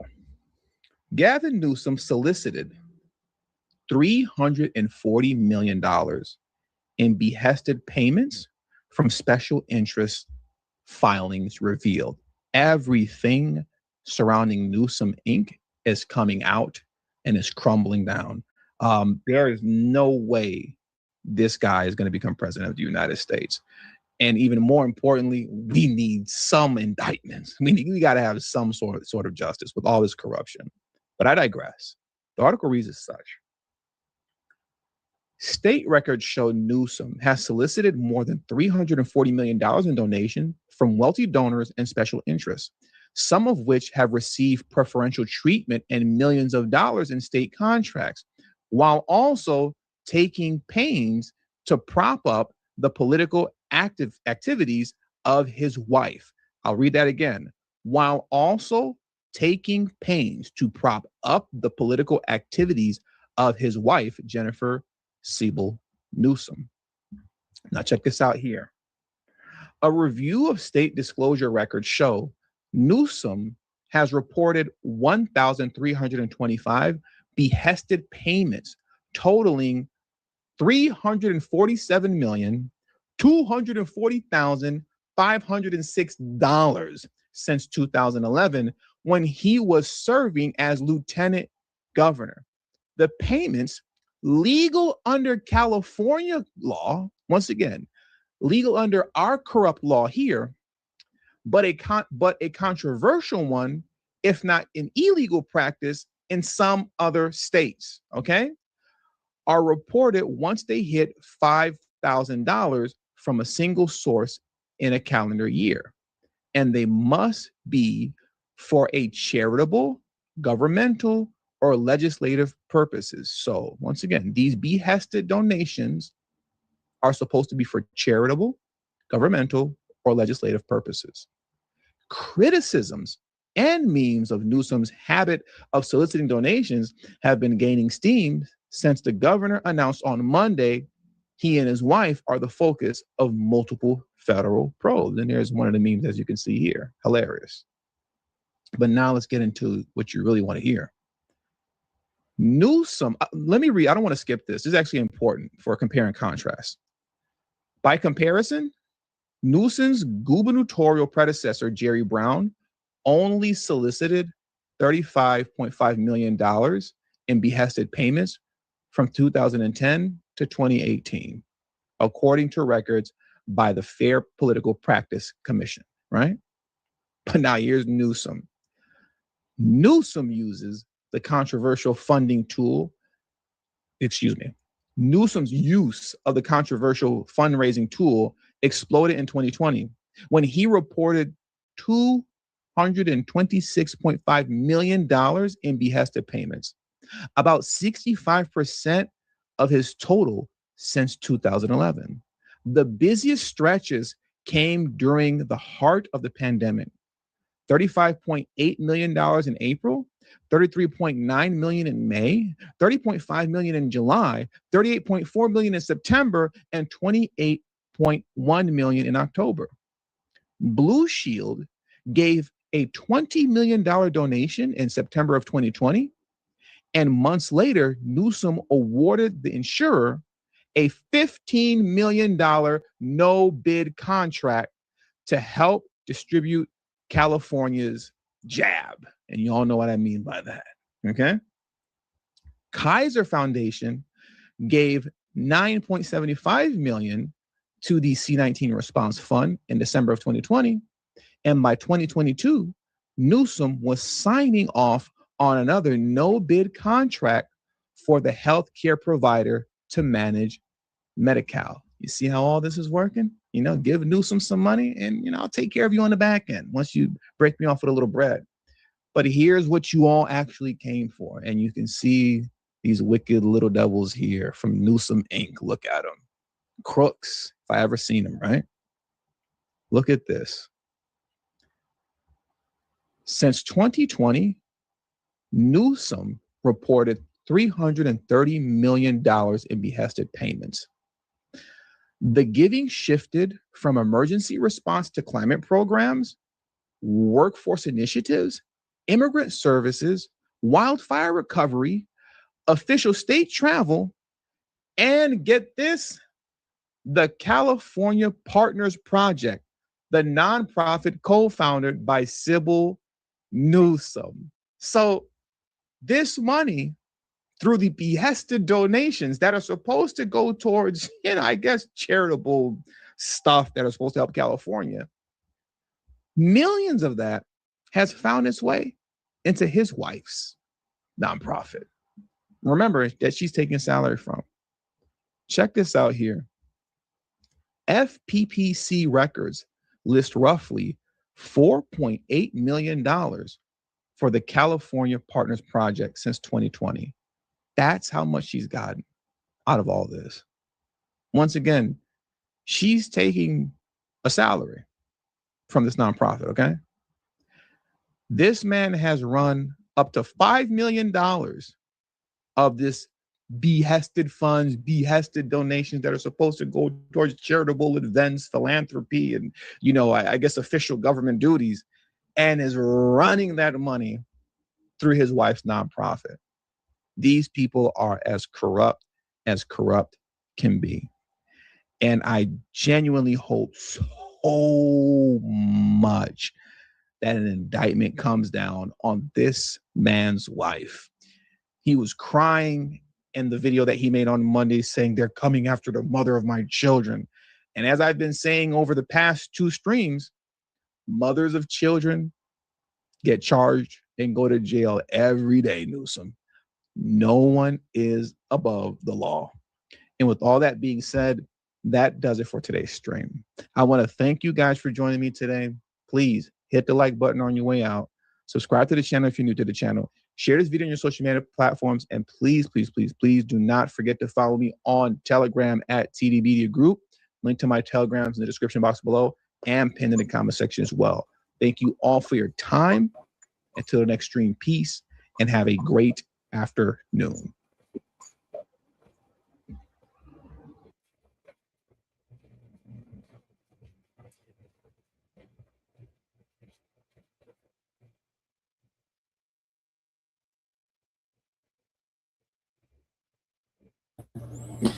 Shalom, family. Good to see everyone here. Hope you're doing well. Well, we're going to talk about the Trump administration using Grok to pinpoint where to bomb in Iran. I was like, are you freaking kidding? Look, y'all, I understand why they lost this war now. They were dependent on Grok, you know, the hillbilly trash AI that Elon Musk came up with. Do you know Grok is banned in a lot of countries around the world? It's not banned here in the US, but it's banned in a lot of countries. They will not allow Grok to be used as their AI. But they literally used this trash during the war to help them figure out which places to bomb. I said, okay, now I know why the war was lost. You depended on Elon Musk, something that he did. We already looked at his stuff. Look, SpaceX. How many rockets have we seen explode? The cars explode. They burst into flames. While people are out there driving the cars, they burst into flames. Everything this man touches turns to dirt. And then he was trying to manipulate Grok to make it seem like it was saying all great things about him. And Grok actually was saying a lot of negative things about him. And he was trying to get his programmers to make Grok say all good things about Elon. But that's the trash they used to try to fight Iran. And you lost. So that right there just proves Grok is trash. It's trash. Nobody should be using that garbage. So I want you to hear this directly from them. I want you to hear it from them. Okay. So also remember to pick up your, how you doing, True Royal?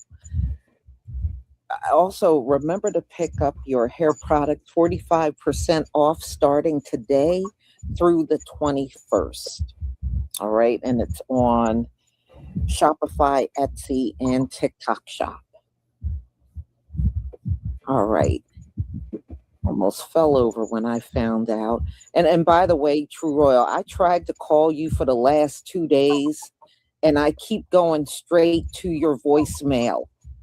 So I haven't been able to get through. All right, so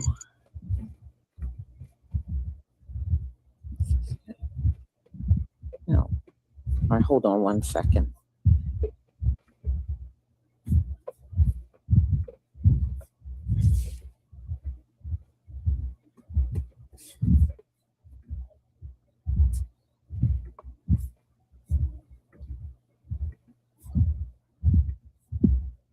All right, y'all, give me a 1 if you can see my screen. Give me a 1 if you can see my screen.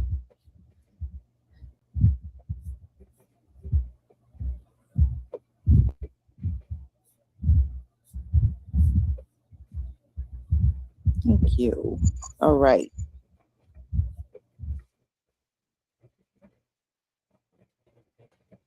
The world's first trillionaire finances horrifying technology and pairs with the United States government to blow up children. That might sound like the plot of a Marvel movie, but it's not. Cameron Stanley is the Chief Digital and Artificial Intelligence Officer at the Department of War Crimes, and he confirmed in a court filing on Monday what many of us have long suspected, which is that Elon Musk's Grok was being used by the Pentagon to dictate strikes in the early hours of the Iran war. Stanley declared that 2,000 unique targets were struck by 2,000 munitions in a 96-hour period during Operation Epic Fury, which lines up exactly with the generally reported numbers over the first 4 days of the Iran war. You may also recall that on the first day of the Iran war, a school was struck in which 150 students and teachers were killed. The building that was a school and has been a school for several years in the past was part of this Iranian Revolutionary Guard base. And the mistake was that that information was not updated, i.e. that the building that had been turned into a school was no longer part of the base. It's also important we note that around the time these strikes were occurring, Grok's hallucination rate was 17%, meaning that roughly 340 of the targets that it would have recommended could have been in error. The Secretary of the Department of War, he just said, so we could be advanced in progressing America as being the top level in AI use and development. We are happy today to announce that we are working with X and it's Grok AI. How about this? Star Trek real. Star Trek original. Yes. Winning.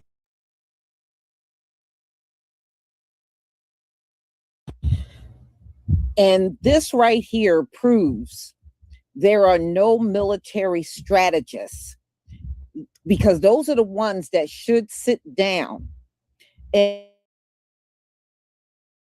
get striked during the war. The Trump administration didn't use a human being at all. It used AI to pick all the spots where they would bomb Iran.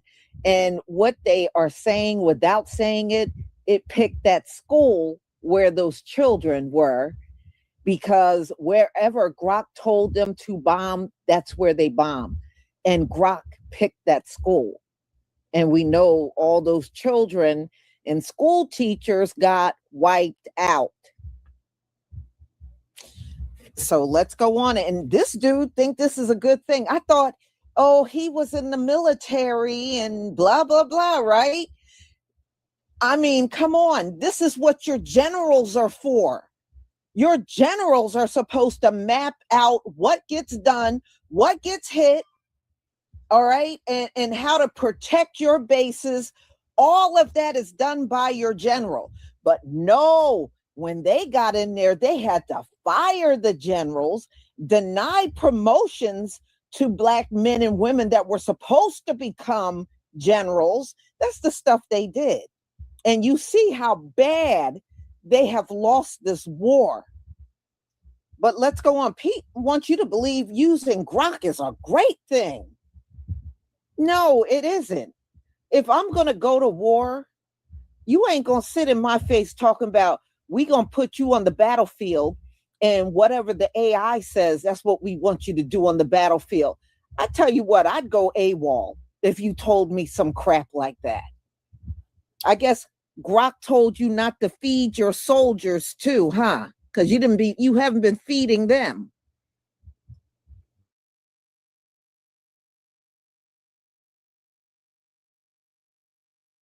Requires a new playbook. Elon wrote it with his algorithm.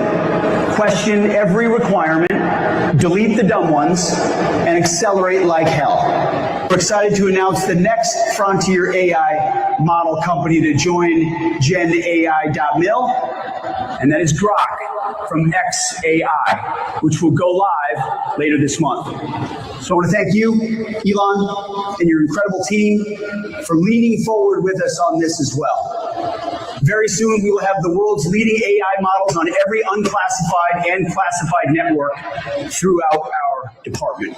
Long overdue. To join GenAI.mil, and that is Grok from xAI. Very soon, we will have the world's leading AI models on every unclassified and classified network throughout our department. We will judge AI models on this standard alone. Factually accurate, mission relevant, without ideological constraints that limit lawful military applications. That's a little concerning. So what can Grok do for the Pentagon? You know, it's a lot of boring stuff, like having total access to classified and unclassified data. No big deal, right? Analyze intelligence data. It'll be used in battle management and decision-making at the highest level. That's fair. That's fair. Oh, here's an interesting one. Combat experimentation. I wonder what that is. Specifically a program called SwarmForge. That don't sound good. So basically, Grok is going to learn new ways to weaponize itself. Look, I'm not naive. I know the world in which I live. And I know that a weaponized AI is coming. But my question is, when is this new weapon going? Under this administration, unlike other administrations, which cut bad deals and pallets of cash with no ability to oversee whether Iran is actually pursuing a nuclear program. So if we want to litigate JCPOA or the Iran deal, our view, the president's views, that was a very bad deal. That gave them a bunch of money up front. What's the future? To fund, you talked about negotiated deals. Allowed them to fund their proxies and spread Hamas and Hezbollah all around the region, build up nuclear capabilities. What are we going to do now? President Trump has been clear-eyed, from the killing of Qasem Soleimani to the pulling out of the Iran deal to Midnight Hammer and now to this effort to recognize that you have to stare down this kind of enemy who's hell-bent on getting a nuclear weapon and get them to a point where they're at the table giving it up in a way that they never have it. So they haven't broken yet. Okay, we haven't gotten there yet for all of the... Well, their nuclear facilities have been obliterated. Underground, they're buried, and we're watching them 24/7. So we know where any nuclear material reclaiming my time for a quick second here. We had to start this war, you just said, 60 days ago, because the nuclear weapon was an imminent threat. Now you're saying that it was completely obliterated? They had not given up their nuclear ambitions, and they had a conventional shield of thousands of... So Operation Midnight Hammer accomplished nothing of substance. It left us at exactly the same place we were before. So much so their facilities were bombed and obliterated. Their ambitions continued, and they're building a conventional shield. Let me try again. It's the North Korea strategy. You know this very well. The North Korea strategy was use conventional missiles to prevent anybody from challenging them so they could slow walk their way to a weapon. President Trump saw Iran at its weakest moment, took an action to ensure, in a way that only the United States of America could do with our Israeli partners, and yet to ensure their conventional shield was brought one to other field, question, we've done. if I could get to it. Good morning, y'all. I'm on my way to Minneapolis, but I just had to talk about this. Pete Hijacc is introducing Elon Musk's fucking AI, Grok, you know, the racist one that was telling kids to kill themselves, you know, the one that was praising Adolf Hitler, into the Department of Defense's network. I'm talking the network of our DOD, the network that is classified and unclassified. All information will be fed into Elon Musk's AI. Now, that's fucking crazy, folks. Elon is not a member of our government. Hell, Elon is not even American, but his fucking super fucking robot is going to have access to everything in the Pentagon. This is fucking madness, folks. We've all seen fucking Terminator. We know how this ends, but you know, the people in Terminator were supposedly competent. Is Elon Musk fucking competent? Is Pete Hijacc competent? No. This is fucking crazy, folks. Stop paying attention to Donald Trump's senile old ass and start paying attention to what's going on behind the scenes. What are the tech billionaires doing? What is Elon Musk doing? What is Peter Thiel doing? And so I go deeper into this, and it turns out that fucking Joe Biden allowed fucking Google to put their AI in the Pentagon in 2024. So it's already been steamrolling. It's already been happening. We've seen Terminator. We know how this fucking ends. But we're going to do it anyways, because if we don't do it, China will. How do we escape from this? The AI is only creating new AIs. And it's not going to, they call it misalignment, folks. It's called misalignment when the AI turns against you. But it always does. Every fucking simulation, every fucking study shows that the AI is going to turn against us because you know what? We're not smart enough for the AI. The AI is smarter than us. Hell, maybe it'll be a good thing. Maybe we should let the AI take over because right now, folks, it ain't it. All power to the people. So Pete Hijacc announced yesterday that the U.S. government, the U.S. military, the Department of Defense is going to start using Grok. That's right. Grok is going to be integrated into U.S. military systems. You know, Grok, the AI that allows you to produce CSA materials. You know, Grok that is banned in several countries because it allows people to produce CSA materials and revenge corn or corn in general. Yeah, that's being integrated into US military systems. On what planet is it a good idea to allow an AI that allows that kind of stuff into our government systems? Like, it's so funny. The party that screams and yells, save the children, save women, we must protect the women and children, but then turns around and uses an AI tool that allows for the abuse of women and children. And yes, this is a very real thing. I had a man ask me if he could put me through Grok AI, so I would be naked for him. Luckily, I told him no, but I don't think he listened to me. So this should be concerning to everybody that our US government is not trying to regulate an AI that allows the production of CSA and porn without somebody's consent and is integrating it into our government systems. There's a bombshell report coming out stating that the Pentagon just admitted to using Grok AI to bomb Iran. They did so in a sworn statement in federal court. Department of Defense Chief Digital and Artificial Intelligence Officer Cameron Stanley defended the chatbot's existence, saying that it's a matter of paramount national security. AI went on to say that they used it to fire 2,000 munitions at 2,000 distinct targets within Iran in 96 hours. This administration is using AI to shoot at humans. It is using artificial intelligence to kill other human beings. If they can do it in Iran, where else can they do it? How long before the people get a little too unrestful and then they use AI against you? Everyone else is banning Grok. Countries, regulators, entire governments. Guess who's not? That's right, Hijacc. And where is it invited into? The US military. Remember Grok? The AI caught generating sexualized deepfakes, digitally undressing women, creating child abuse imagery, and currently under international investigation. While other nations said absolutely not, the Pentagon says, give it our data. Hijacc announced Grok will run inside military systems with access to both classified and unclassified networks, feeding on US military intelligence. He called it AI exploitation. An AI so reckless it had to be restricted overseas is now being trusted with American military operations. No clear safeguards, no public oversight, no explanation for why this thing is suddenly safe. And the justification? It won't be woke. That's it. That's the plan. If Grok couldn't be trusted not to abuse civilians online, why on earth is it being trusted with the most powerful military on the planet?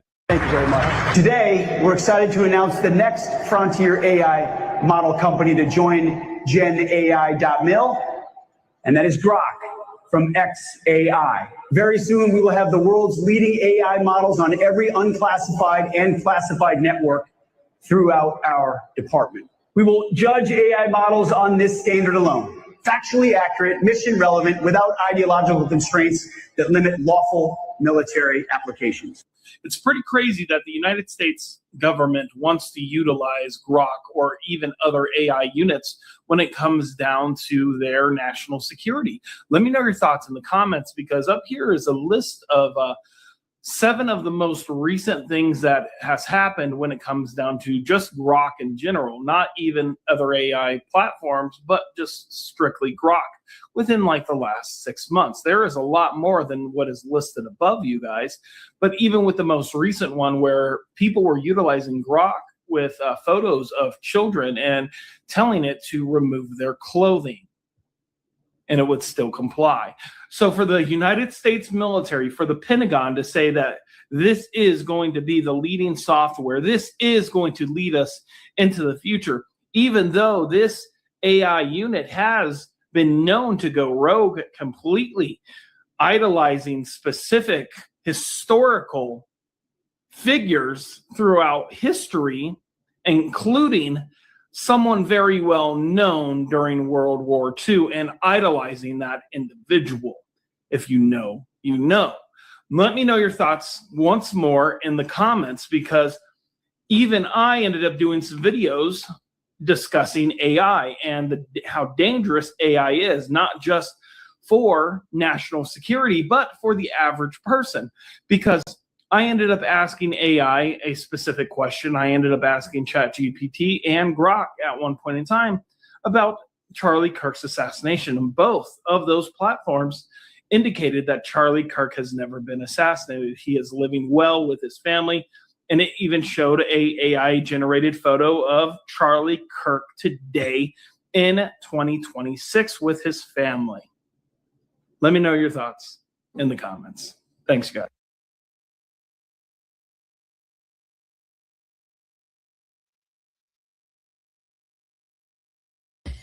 Okay, so now you can put the blame where it belongs. Donald Trump lost the war because of himself, his administration, Pete Hegseth, and Grok. Yes.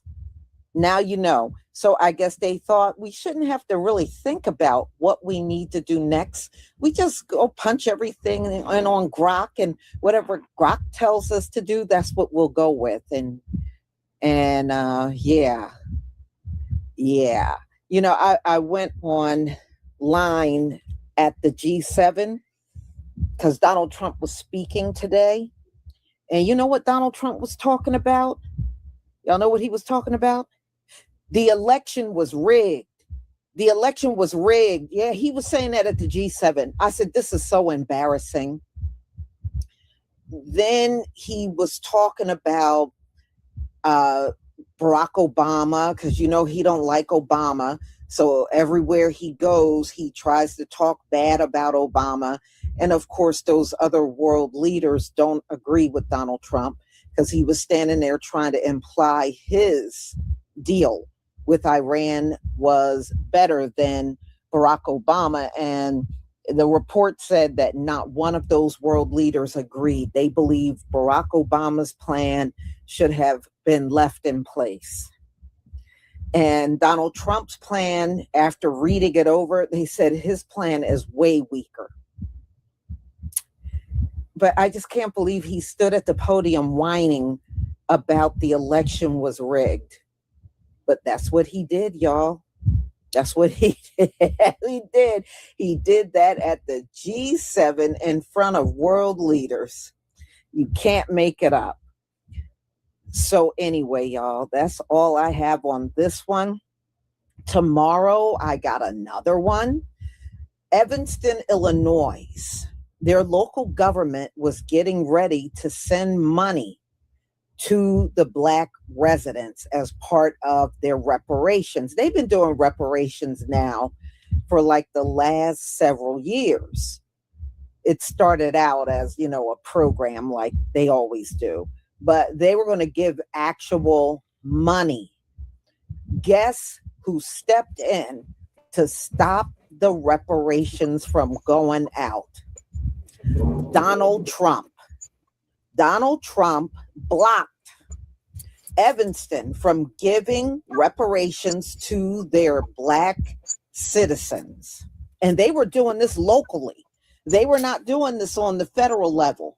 So the DOJ got lawsuits against Evanston, Illinois, blocking them from giving out cash money for reparations to their Black citizens. And Donald Trump stepped in to block it. But he wants to give reparations to criminal J6ers. He wants them to have reparations, and they're a bunch of criminals. But people who were slaves in that area and the descendants that still live there, Donald Trump blocked it. So we'll talk about this tomorrow morning at 11:45. So I hope to see you then. Everybody have a wonderful, wonderful evening. Shalom. Oh, hold on. I got one thank you to do here. Antithesis, thank you so much for the super chat out here supporting. Thank you so much for your support for my channel. And shalom, family.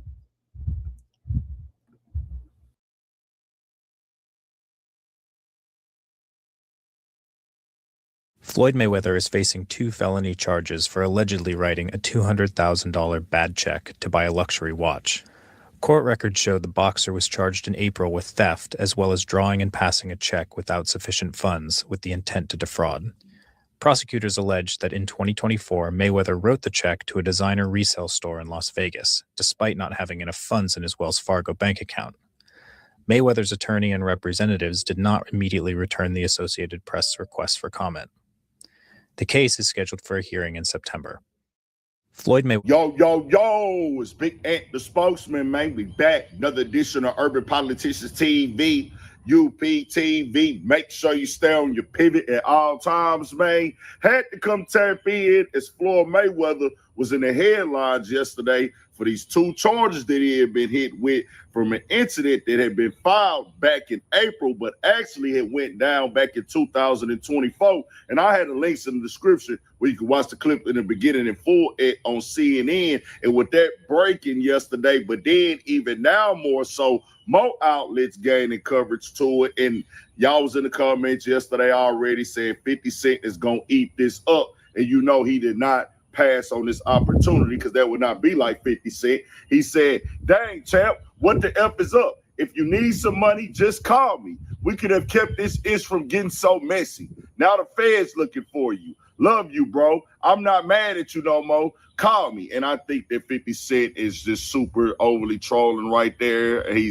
Doesn't want Floyd Mayweather to call him to help him with this. And then also, I don't think the Feds are really getting involved like that either with this. This is a state offense unless there's some other stuff going on with Floyd, because he do got a lot going on right now with the other lawsuits that he have happening. And just to get to the people up to date who haven't seen it already with this case, the complaint alleges Mayweather wrote a $200,000 check from a Wells Fargo bank account to Gold and Beyond, a high-end Las Vegas resale boutique, on December 31st, 2024. The complaint alleges Mayweather wrote the check when he had insufficient money, property, or credit in the account to pay it in full. ESPN obtained a copy of the receipt for the Audemars Piguet watch that was purchased on December 25th, 2024. The theft charge claims Mayweather wrote the check in exchange for obtaining property or services, while knowing that the check would not be paid when presented. The complaint alleges Mayweather did this knowingly, feloniously, and without lawful authority. If found guilty on the fraud charge, Mayweather could face 1 to 4 years in prison and up to a $5,000 fine plus restitution costs, according to Nevada state law. Felony theft carries prison terms of 1 to 20 years and up to $15,000 in fines. Now, I don't know how this is going to play out right here for Floyd Mayweather. Now, we know 50 Cent, they had their beef throughout the years. 50 Cent has been one throughout the years to say that Floyd Mayweather is financially not in the position that people feels he is. Until somebody beat him, that's who he is. Do you think he should step back in the ring? I think he got to right now because the money gone. So the money's really gone? Yeah. That's what you think. It's fight, get the money, spend the money, fight. All that money? Yeah, it took been 2 years. So is it just his overhead is so high on a day-to-day, month-to-month? Like I don't even want to talk about it. Like with the lifestyle, that money's gone, trust me. Now it's like you call him, he'll be at your local hosting in a nightclub because you need that action right now. And now that has kind of became more and more just solidified with the things that have been on the internet with Floyd Mayweather in this last few months, even more so. We've seen the IRS stuff over the years. And then even with this right here, him writing this check, when you read the full write-up, the jeweler who sold him the watch said that they had a relationship, that he felt that Floyd was honest on it, and he thought it was good because of this fact. Because I'm like, who writes a check? I don't know. Maybe there's some high-level stuff. I ain't seen nobody write a check in a real long time. But he said he thought it was good because it was Floyd and they had the relationship. So he said he was reaching out to Floyd. Hey, this check didn't go through, bro. This check didn't go through. You got the watch already. And so what are we doing right now? You don't have the $200K in this account. They said Floyd ghosted him, but he would not respond to it, which would mean that Floyd is to their mind, hey, you knew that this account didn't have this money in it, because why you not responding all of a sudden? And just throughout the years, to see everything going on with Floyd, saw the child support stuff, $1 million of back pay, $32,000 a month. We seen he's filed over $500 million in lawsuit of what he's claimed has been robbed of him as of late. And then that stuff coming out and being put on Front Street, that's not entirely true at all. He was actually recorded through this, spending this money, signing these deals, pawning jewelry, pawning purses, pawning other items, even his jet being sold or leased out, as he claimed that it was took from him and things of that nature. And then we just think about this watch situation right here. Floyd pretty much has if you just go through it, bro, it's basically like a watch compilation all over the internet throughout the years. If I go on vacation, my fault. When I go on vacation for 30 days, I take 30 watches with me. But you know what? What's crazy is this. If we add 10 more days, I take 10 more watches. But then I say, if I want to bring out the one and only, then I bring out the watch that costs 18 million.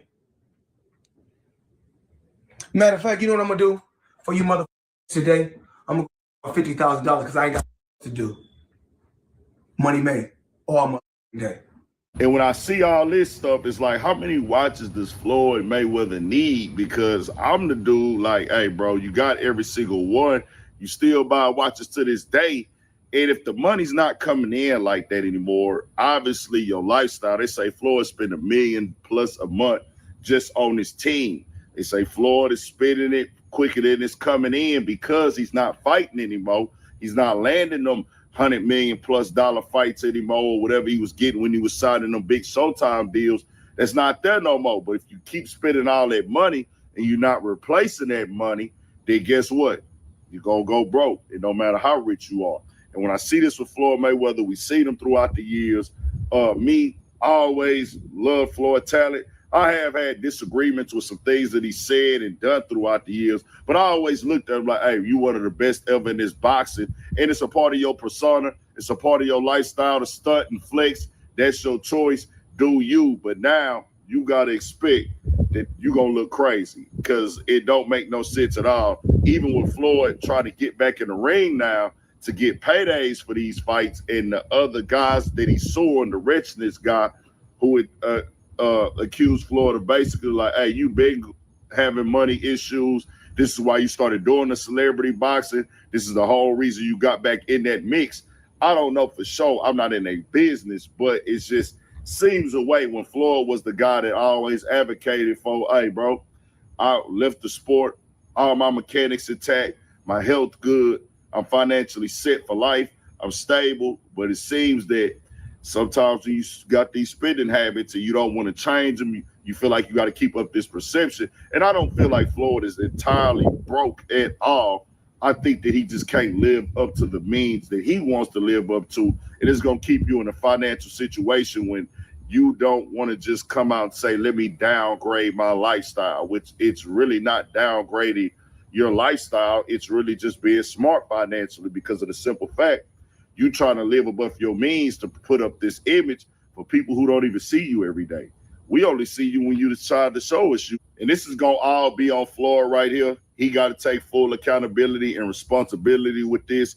I don't know what the punishment will be or if he'll be able to resolve it, but this would be terrible for him to have to go to jail or have any type of serious situation for, because of the simple fact, once you know, hey, I'm just using my face card to get what I want. And you might have had intentions of paying them back, but you didn't contact them. You didn't make it clear. And you wore the watch for over a year straight, he says, just keeping it all the way 100.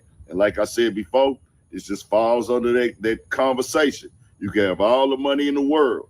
There's $700 to $1 billion. You can have all that money. But if you don't know what to do with it, in the end, you'll be better off staying broke. Tell me what y'all think. We got more coming. More videos, all that, 1,000 for shit show. Tap into that Urban Politics TV Patreon as well. Website or the app, got some stuff coming on there. Lock in with us, 100. when you saw us doing an Instagram reel of us dancing to promote the live show, if you know me, you might have thought that indicates that this live show is not selling so well. Because really, I probably would have preferred to not have to do a TikTok dance. At that time, and this, keep in mind, is before Spoiledface and Munchie left the podcast, we had sold, I believe, like 30 tickets. Okay. So we do a couple of different reels. Not quite Drake numbers. We go out of our way to promote it on the podcast repeatedly. We're hoping that we can see a little bit of motion. It's really not moving too much. I announce that 607 Unk is going to be the headline, or is going to be the opener along with King Yella. Still doesn't really change things. The numbers are looking not great in terms of ticket sales. We announce that Hater World is also going to be added to opening up the podcast. At the same time, we announce that me and 4 Extra are going to be doing our first podcast back together on the live show. That's dope. We announced at one point that we're going to be giving away a free 1/8 of weed to everybody who goes to the live podcast.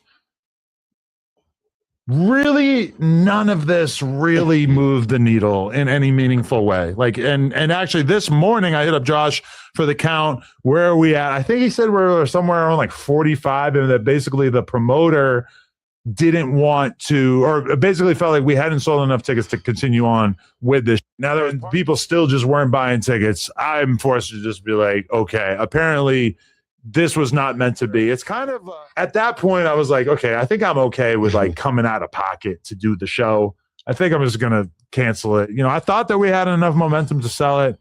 Turns out, not so much. So. Yo, it's Big Ant, the spokesman, man. We back. Another edition of Urban Politicians TV, UPTV. Make sure you stay on your pivot at all times, man.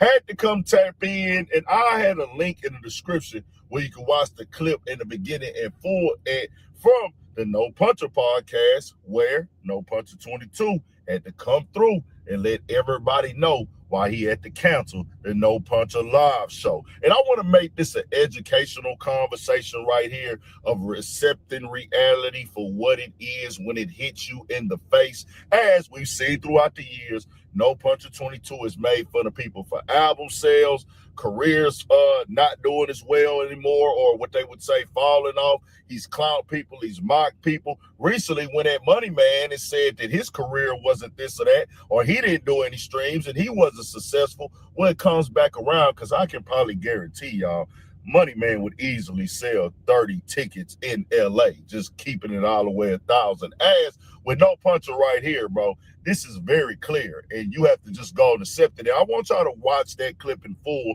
Go over there and watch it. They need it. Just go over there and check that out, because he is being delusional, trying to lie to himself like this is not on them. He's saying how weird, and he's coming back where live podcast is not really a thing no more. We're not the only ones that had to cancel the show, but you're not in the position of everybody else, No Puncher 22, because you compare yourself to platforms that don't have 4 million subscribers, 2 or 3 million, or whatever you got on your Instagram pages. Those got millions, maybe 1 million plus on Twitter. On top of the fact, you and your wife are cross promoting Lena the sperm cleaner, because she getting her back ran in, and everybody having a way with her in that industry y'all in. Just keeping it all the way 1,000. You have all these other things promote this as well, and you couldn't even give away free weed to get people to come. Momentum. That things were going very well, that there was a lot of energy on the podcast and everything, and the ticket sales really kind of told a different story.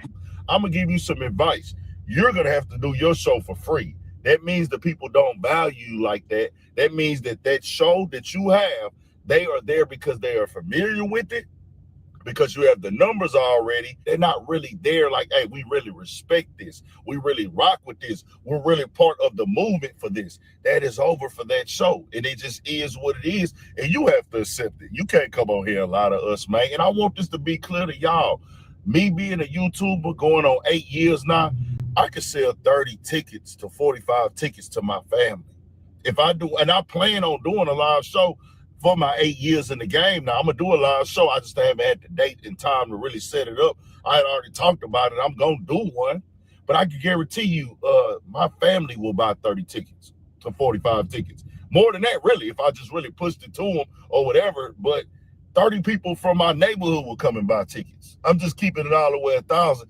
And I ain't got 4 million subs. I ain't got millions of followers on Instagram. This should be a clear sign to you that the people that view your channel, they really don't rock with you like that. They're there because they're familiar. They want to go see the circus. They want to go see the clown show. They want to go see the go viral or die trying moments. They want to go see the just Jerry Springer world. But this is just clear as that, fam. There's plenty of people in this game. It is nowhere in the world you can't look at this and take most of the responsibility for it. We did that. Like, we promoted for like a month and we sold 30 tickets to start things off. And 1 ticket a day, yeah. I mean, that's not good. That's not good. Bro, you couldn't get them in there with weed, with all that. That was a reality of where you sit and where you are. You have to look in the mirror and say, hey, fam, I have most definitely tore my show down. I have most definitely made a lot of moves that make people look at me like a clown. I have most definitely put a lot of things in place. You can come up with all these variables or anything you want to. You was promoting for months, and this is all you could get. You threw all this other stuff in the mix, man. Y'all pull up. Prior to the point we had done that first reel is not terrible. That's like, I think you're a few months out. In the eyes of the promoter, it was pretty terrible. Hey, fam, they don't respect the show. They tried to tell you just the laughing stock of the internet, but you weren't trying to hear. It is what it is. And the reason why you got to wear this is because you're the one that have mocked other people when they failed. You're the one that clowned other people on the internet when they albums didn't sell or they didn't do that many streams. Numbers became everything to you when it's time to win the conversation. Well, nah, we gonna make this a numbers conversation right here, man. I guarantee you, I can get 30 people to buy tickets from my neighborhood at a live show. This is a fact. 30 people that I went to school with would buy tickets at a live show. 30 people from H-Town, not to mention, y'all, this is a LA-based platform at this point. Everything is centered. Most of the part of this platform is around LA. There's other things there. The audience for that platform is right there in the culture of LA, the backyard of LA. Y'all are in the area of LA, and you can't sell 30 tickets right where you at. Hey, man, that is real pathetic, 22. You got to look in the mirror and work on you. Boy, you can't talk about nobody else. I'm one in life who knows the game is based on ups and downs. I know that the game is based on, you go through times will be up. Sometimes you win, sometimes you lose. But he act like he's immune to that. He act like he wasn't a part of that. Don't try to compare this to nobody else's podcast either, bro. You got 4 million subscribers. That is real bad and sad. Not to mention the millions of followers on your other platforms. I got 400K subs and 17,000 Instagram followers or something like that. I can guarantee you I can sell 30 tickets, dog. That is real down bad. That is just really sad. I'm just keeping it all the way 100. Get your act together, No Punch 22. Y'all tell me what y'all think about this. Y'all can see how the fans feel about it. We got more coming, more videos, all that. 1,000 for shit show. Stay on your pivot.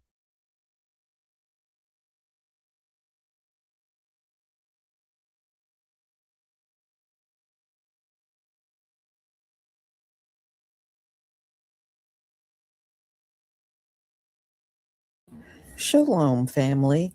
I'm so glad you're here, as we're going to get to this next story that I have on tap. So before we get to that, the Juneteenth sale will begin on the 18th, and it will end on Sunday, the 21st, and you'll get 45% off the entire store if you're on Etsy, Shopify, and TikTok shop. So seize the opportunity and grab your hair products at a great discount. So we're going to talk about Donald Trump. Now, he's over in the G7, and he is ranting around the world leaders that his deal is better than Obama's with Iran. And actually, none of them agree with Donald Trump. They believe Obama's deal was better than what Donald Trump is presenting. There are some that are saying Donald Trump's deal is weak. So yes, he's going on a rant over there, and even over here, there's a lot of people saying that the deal Donald Trump made is weaker. Now, one of the things Donald Trump did, he complained about the money that Obama gave the Iranians. He gave them $1.7 billion. And he complained about that money, saying it was too much money. And he don't agree that they should have got that money.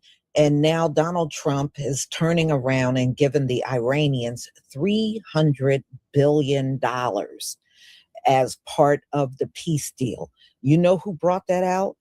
Iran. Iran came online and told everybody in a social media post on X that part of the peace deal was the United States was going to give Iran $300 billion.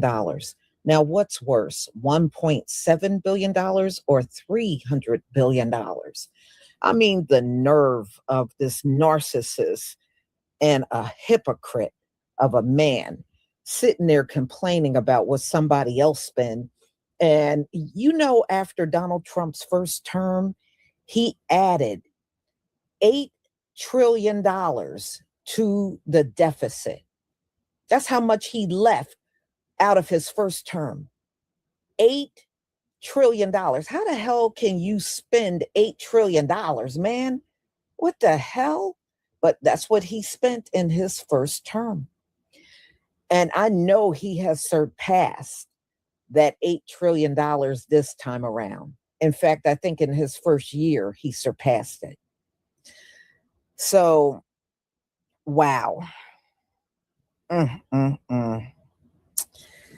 So y'all, let me go ahead and share my screen.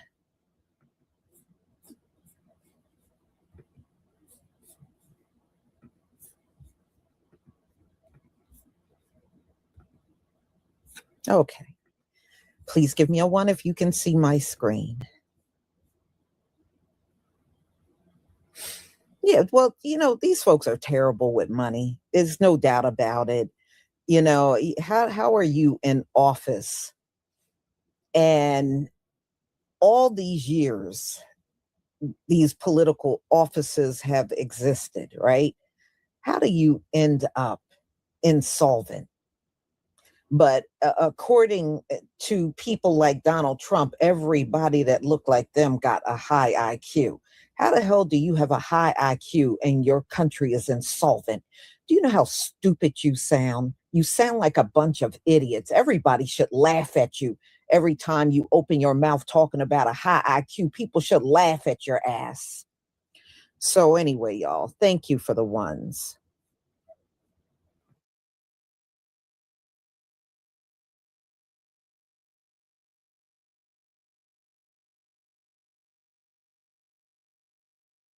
Breaking Iran war update. Vice President J.D. Vance confirms that Iran could get $300 billion in reparations if they do the right thing, according to Vance. So what has people very concerned is it looks like the United States has caved entirely. It looks like Iran has won this war. It looks like we have lost this war. We are giving unilateral concessions to Iran in order for them to open up the Strait of Hormuz. We're lifting some sanctions. We are lifting the barricade that we've got, the blockade of all of Iran's ports. And we are now talking about them getting possibly $24 billion in frozen U.S. assets and another $300 billion in reparations, all so that Iran goes back to where they were the day before the war started. We're not getting anything out of this, guys. They're claiming, the Trump people are claiming, well, there was a promise that Iran won't build nuclear weapons. Yeah, no S, Sherlock. Guess what? Iran made that promise 50 years ago. Well, let's be real. The U.S. did lose the war. You lost the war. So, yeah, that's why you're paying concessions, because you lost the war. And y'all, that ain't even the only money that's going to be spent in that region. Donald Trump is asking for $1.5 trillion to rebuild the bases, the U.S. bases that have been destroyed. So you're talking $1.5 trillion Plus, on top of that, $300 billion that will be given to Iran. And you want to know why the country is insolvent. But the U.S. did lose. That's why he's paying all this money out, because they did lose. Okay, this was no victory.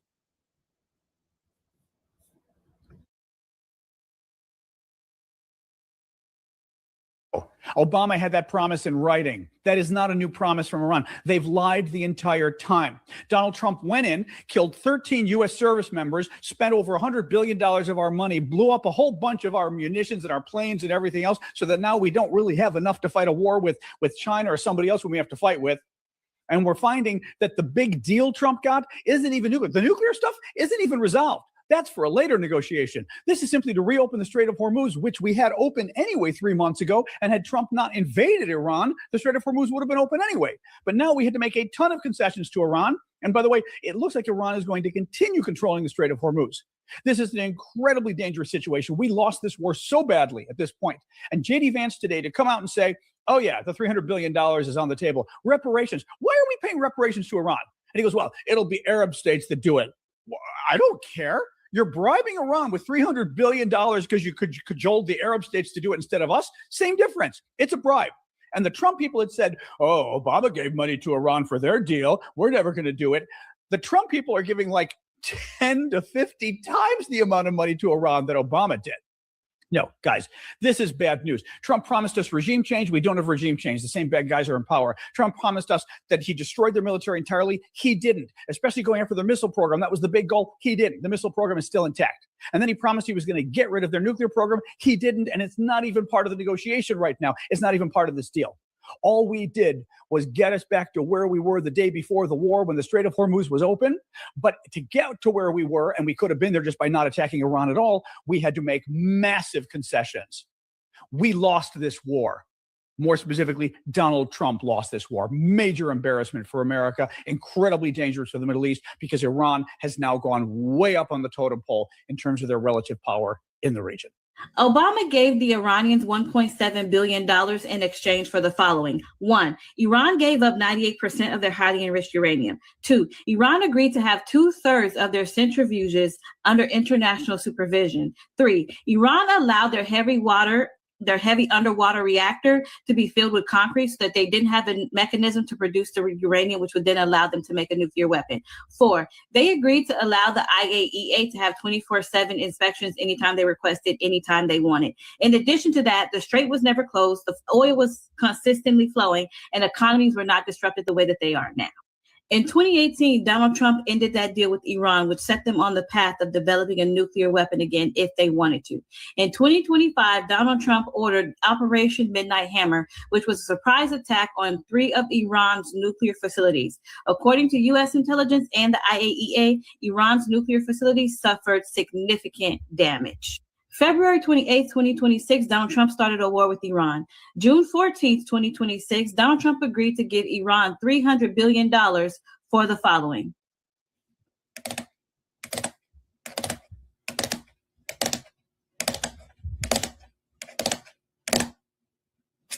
I'm Ashley with an eye, bringing you news on days that end in Y. Thank you for watching.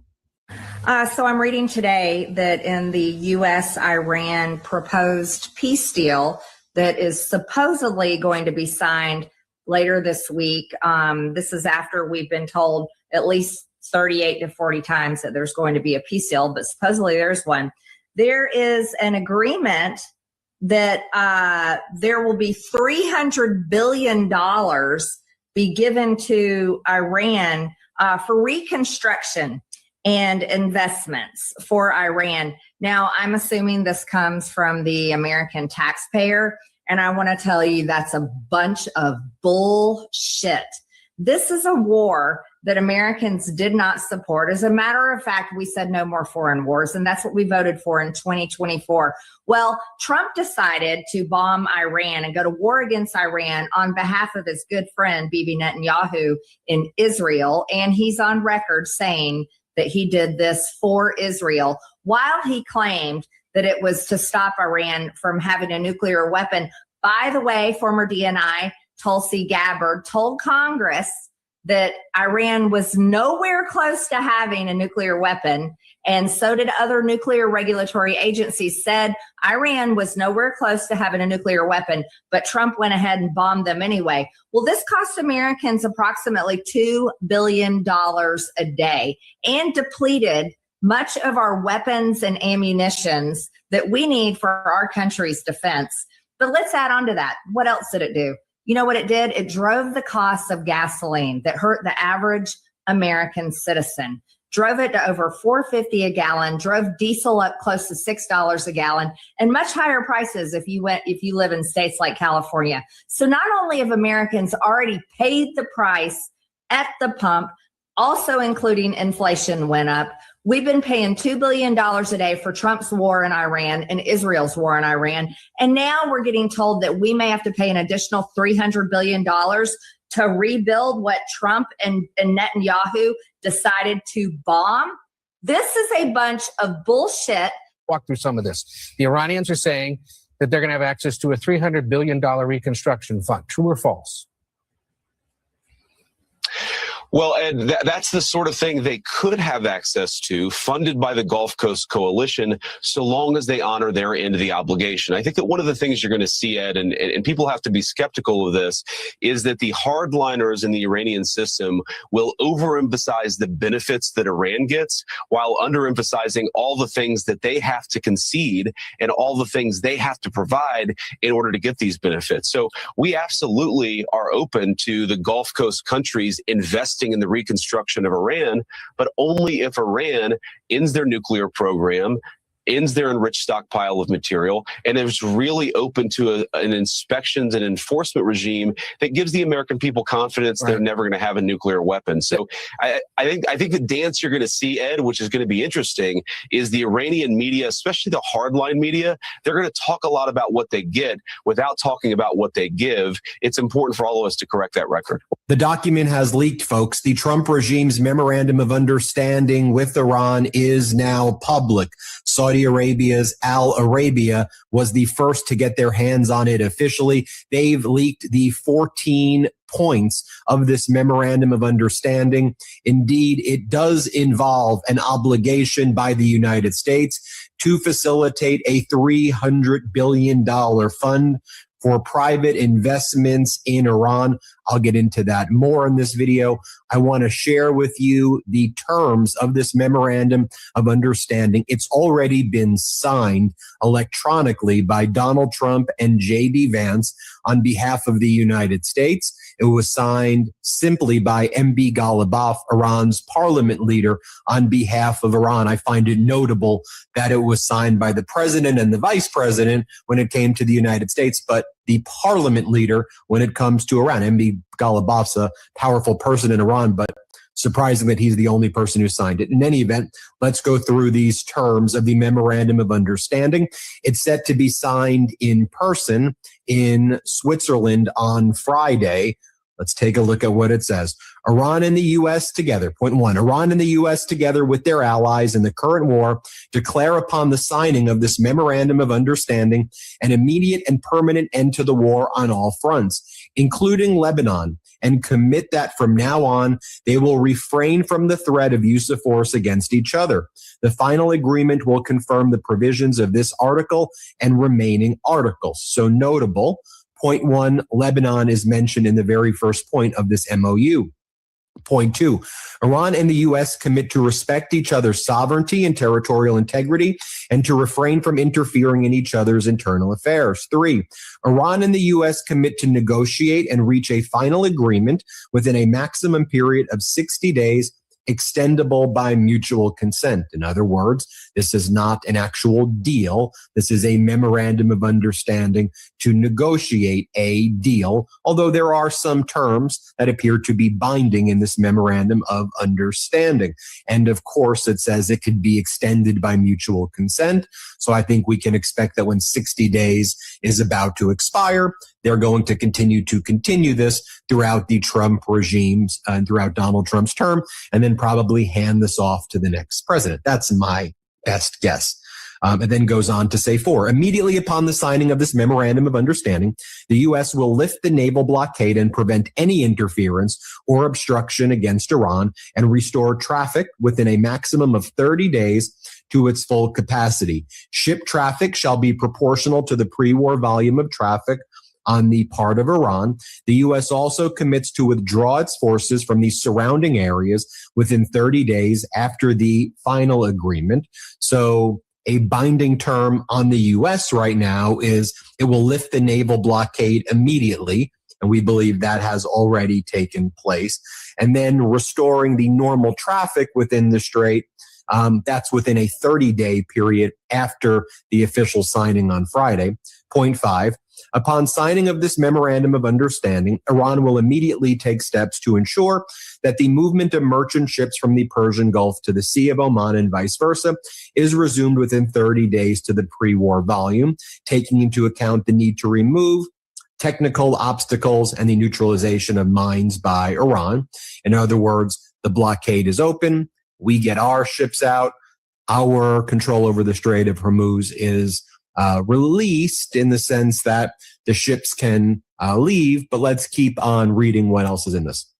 The U.S. commits together with its regional partners to create a comprehensive plan agreed upon by both parties for the rehabilitation and economic development of Iran, while ensuring financing of at least $300 billion. The implementation mechanism of this plan as part of the final agreement will be formulated within 60 days. 7, the U.S. commits to ending on a schedule to be agreed upon as part of the final agreement all types of sanctions currently facing Iran, including resolution of the UN Security Council and the Board of Governors of the IAEA, and all unilateral sanctions, both primary and secondary.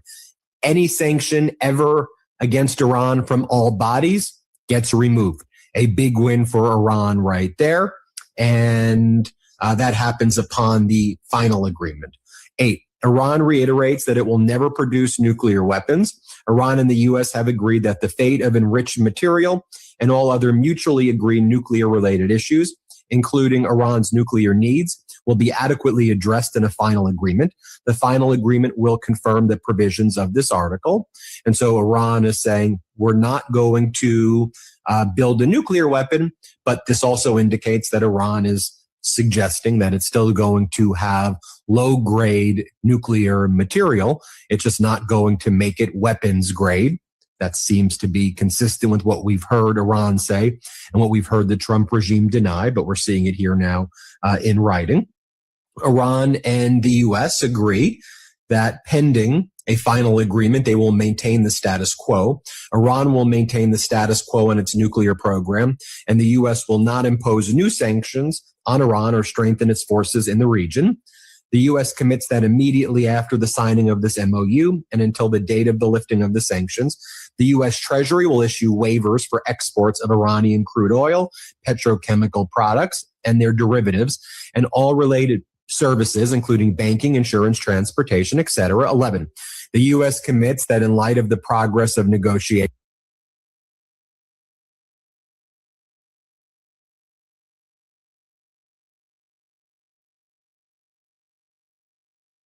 because they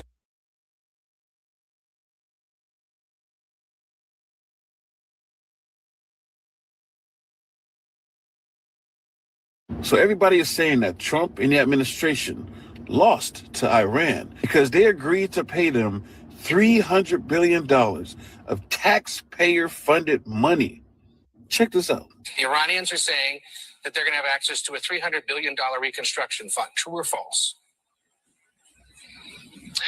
Well, and that's the sort of thing they could have access to, funded by the Gulf Coast Coalition, so long as they honor their end of the obligation. I think that one of the things you're going to see, Ed, and people have to be skeptical of this, is that the hardliners in the Iranian system will overemphasize the benefits that Iran gets while underemphasizing all the things that they have to concede and all the things they have to provide in order to get these benefits. So we absolutely are open to the Gulf Coast countries investing in the reconstruction of Iran, but only if Iran ends their nuclear program ends their enriched stockpile of material, and is really open to an inspections and enforcement regime that gives the American people confidence they're never going to have a nuclear weapon. So as we heard J.D. Vance say multiple times, the $300 billion will not come from taxpayers at all. Not one bit of that money comes from taxpayers. All of that money comes from the Gulf Coast Coalition. This is what J.D. Vance said multiple times.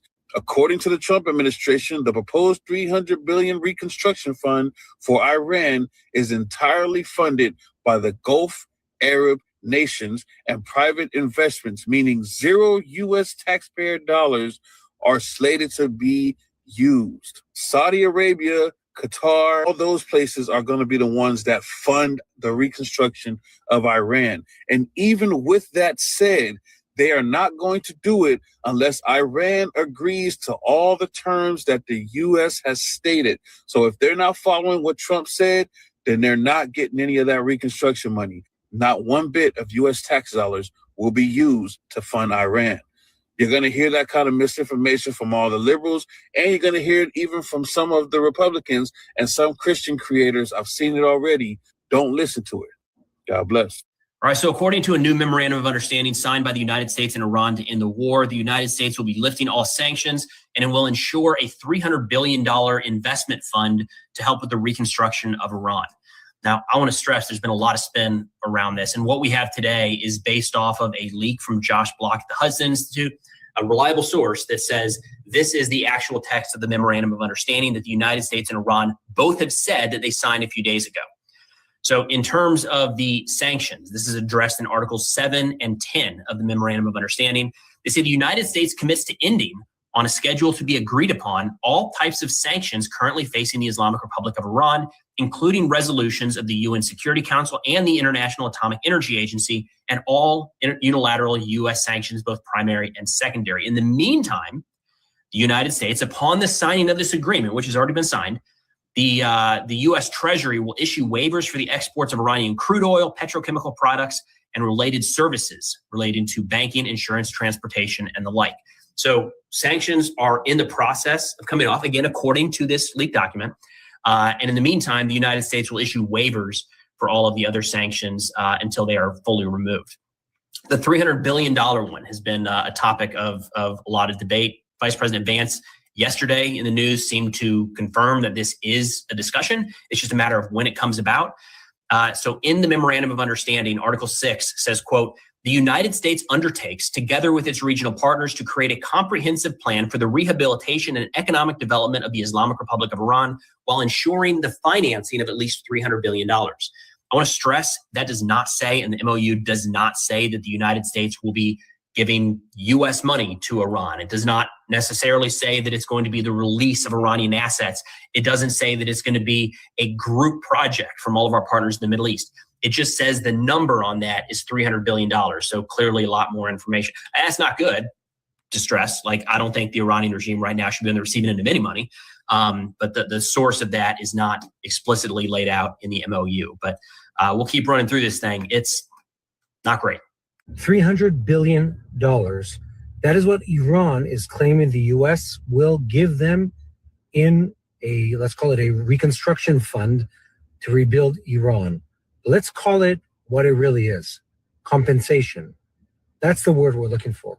Compensation for the damages caused. Now, the U.S. claims, and this is important to say, that it's false news. President Trump flipped out when he was asked about this and said, absolutely not true. Well, let me tell you something. The reality is, in the last week or so, the most reliable information that has come out on the outline of the agreement has been from the Iranian news, believe it or not. We've had very little information from the U.S. government, very little information from the Israeli government, who's not really part of this. But the Iranian news is reporting officially, reporting more details, and they seem to be more accurate than what we're getting elsewhere. And they tell a story. The U.S. is going to release billions, possibly tens of billions of dollars sometime in the next 30 days if the agreement is signed or the memorandum is signed to allow, let's call it economic easing for the Iranians, and along with releasing the blockade, etc. It'll be a whole long series of slogans and things that help the Iranians. Let me tell you something. This is sort of expected. if we had the mindset or the expectation that Iran would give everything that the Americans are asking, the US government is asking, and not get something in return, we were wrong. I mean, they're still standing. They're still fighting. They're still blocking the Strait of Hormuz months into this event. And believe it or not, that is a sign of strength and a sign of resilience. Now, on a military level, the US won. There's no question here. When it comes to the asymmetrical nature of this war, to the terrorism element of it, Iran has done quite well. We need to be honest here. And this leaves a big question for me as an Israeli here, outside of Jerusalem, asking the question of, well, what about us? Do we get compensation? Who's going to pay for the damage the Iranian missiles caused in Israel? I mean, every missile strike causes damage in the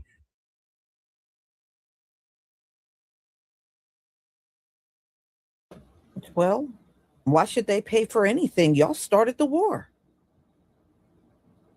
I mean, and every peace deal, it was really broken by Israel. So what do you expect to get? You took a chance on fighting a war and the results were not good. And as far as Donald Trump getting private funding, I never believed that. If you remember, the ballroom started out that way. It was from donations from wealthy people, right? And it all of a sudden turned into taxpayer money. So I do not believe nothing Donald Trump is saying about private funding or alternative funding. I don't believe him. At the end of the day, when they fork over that $300 billion, that is going to come from taxpayer money right here in the US. Every dime. Every dime. So, no, I mean, if you feel like you should get compensation, then it's up to Israel to work that out with Iran. Seriously. I don't know what y'all think anybody should do. Maybe you should think about these things before you start a war with someone. So, y'all, I'm going to go ahead and conclude. I have my next live coming up at 5:45, and we're going to talk about how a lot of people are raising the red flag because Donald Trump looks very sick over there at the G7. And some of the world leaders were saying things like they had to repeat the same thing to Donald Trump multiple times before he got it, And when I saw pictures of him, especially when he was standing, it's very clear his cankles are still very swollen. And it even looks like he has put on weight. I don't know if he put weight on or that's just fluid from his heart. It could be. I'm not sure. But we will be talking about that at 5:45. So everybody, I will see you then. Thank you for being here. Thank you for your support and have a wonderful afternoon. Shalom, family.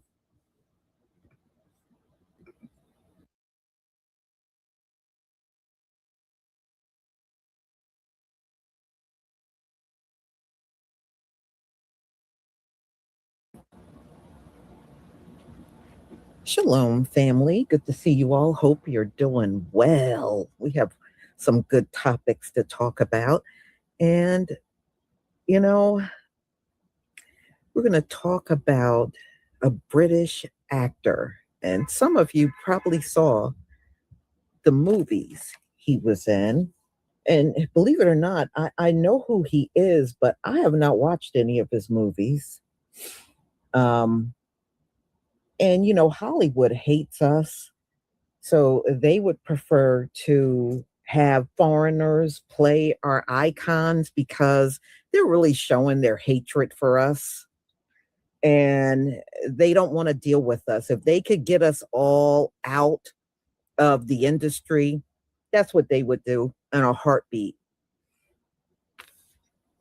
in all honesty, I wish that was the next thing we would actually boycott is entertainment, because, especially when it comes down to movies and TV, the racism, and we're still looking at things with our actors and actresses not getting paid, but they're giving millions of dollars to white actors and actresses.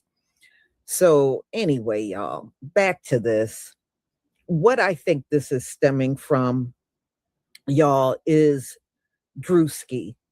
Drewski did a skit on British actors taking over roles of Black American icons, and he did not like it. In fact, a lot of the British did not like his skit.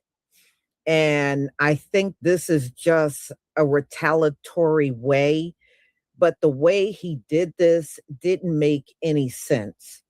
First of all, Southerners do not sound anything like a Nigerian. And then he talk about subservience. That's just a load of nonsense. It just sounds like you sat around and made something up, and then the next time you went before the cameras, you said it. But at the end of the day, the Drewski skit was true. Many of y'all are taking over those roles because that's the way Hollywood wanted. And the problem is, just like with Cynthia Erivo, y'all don't really know the history. You don't. You're playing a historic person, but I noticed this with the Africans, the Caribbeans, all of y'all. When you come here, you don't take the time to learn the history of this place. You come, you make assumptions, and then when you decide to try to quote our history, you quote it all wrong and out of context. And then, you have no understanding, and you're not trying to get the understanding. That's what makes it even worse. So sad, but true. But I think that's all this is stemming from. And there's a lot of people mad at Godfrey. I can't listen to him all the time. Sometimes I can listen to him and I agree, especially when he is saying something about white supremacy. But there are other instances where the Nigerian comes out of him. You know what I mean? And those are the moments when I can't listen to him at all.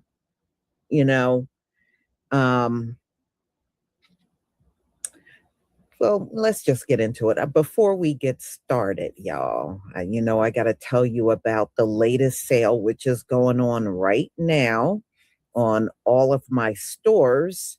You can get 45% off of my products. Every time, if I'm able to give discounts, I will definitely do it, because I know with all the inflation, believe me, it's hitting me as well, because my supplies are costing me more than when I started back in 2024. My supplies, many of them have gone up. In fact, I don't think anything has stayed the same. All of them has gone up.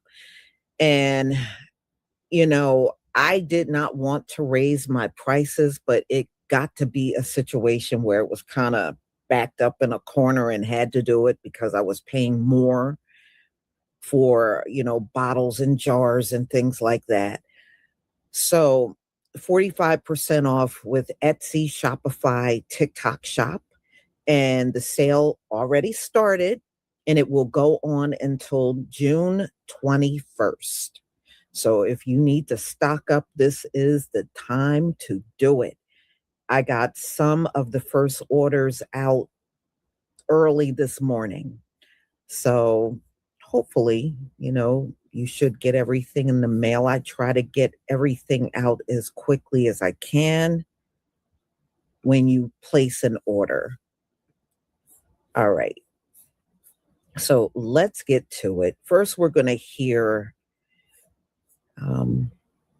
what David Oyelowo, and I don't know if I'm saying that's right. We're going to hear what he says, and then after that, he later comes back and apologizes for what he said. And, you know, quite naturally, a lot of our people, they are not embracing his apology at all. They're not feeling it. So I'll let you be the judge.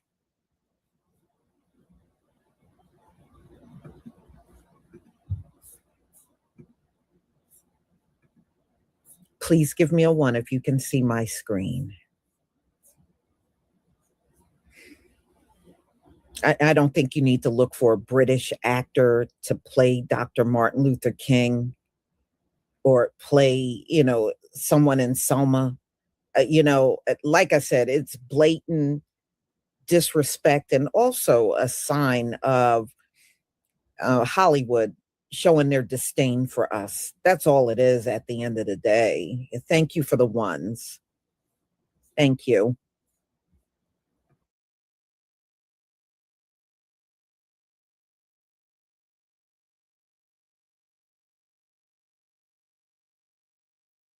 If you take the Nigerian accent like this and you slow it down, you put a lot of slavery in there. Facts. And then you start to put a little bit of subservience in it. This is what starts to happen to the Nigerian accent.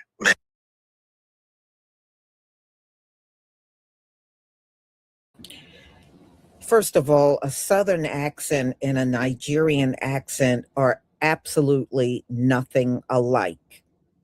When I speak to my relatives that have a very notable Southern accent, they don't sound like a slave to me. They just sound like my relatives speaking to me, and they just have a different dialect because of the part of the country they come from. How do your voice have slavery in it? Can somebody please explain that to me? How do your voice have slavery and subservience in it? That's a behavior that has nothing to do with what you vocalized. Okay? Subservience is a behavior. Sorry, y'all. I meant to end this like an hour ago. I appreciate y'all tapping in. Join us for Frontline Black News tomorrow, season 6, episode 31, part 1. In the meantime, make sure you like and subscribe to all of our platforms, Frontline Black News on YouTube and Facebook. The Revolutionary Journal on YouTube and Facebook. And Shabaka's Black Smith and Hands on Facebook and Twitter and Instagram. The peace, love, light, reparations, and separations and delineation. Sharon Krumah and Lady Chase signing off from the Mile High Income and Legal Model Felicity. Appreciate everybody that tapped in. Shout out to Breeze. Shout out to DSB. Shout out to Michael. And anybody else that joined us is Fresh, Claude, Val. And anybody that joined us I didn't mention or forgot speaking and not speaking. All right, Lady Che, what's your closer?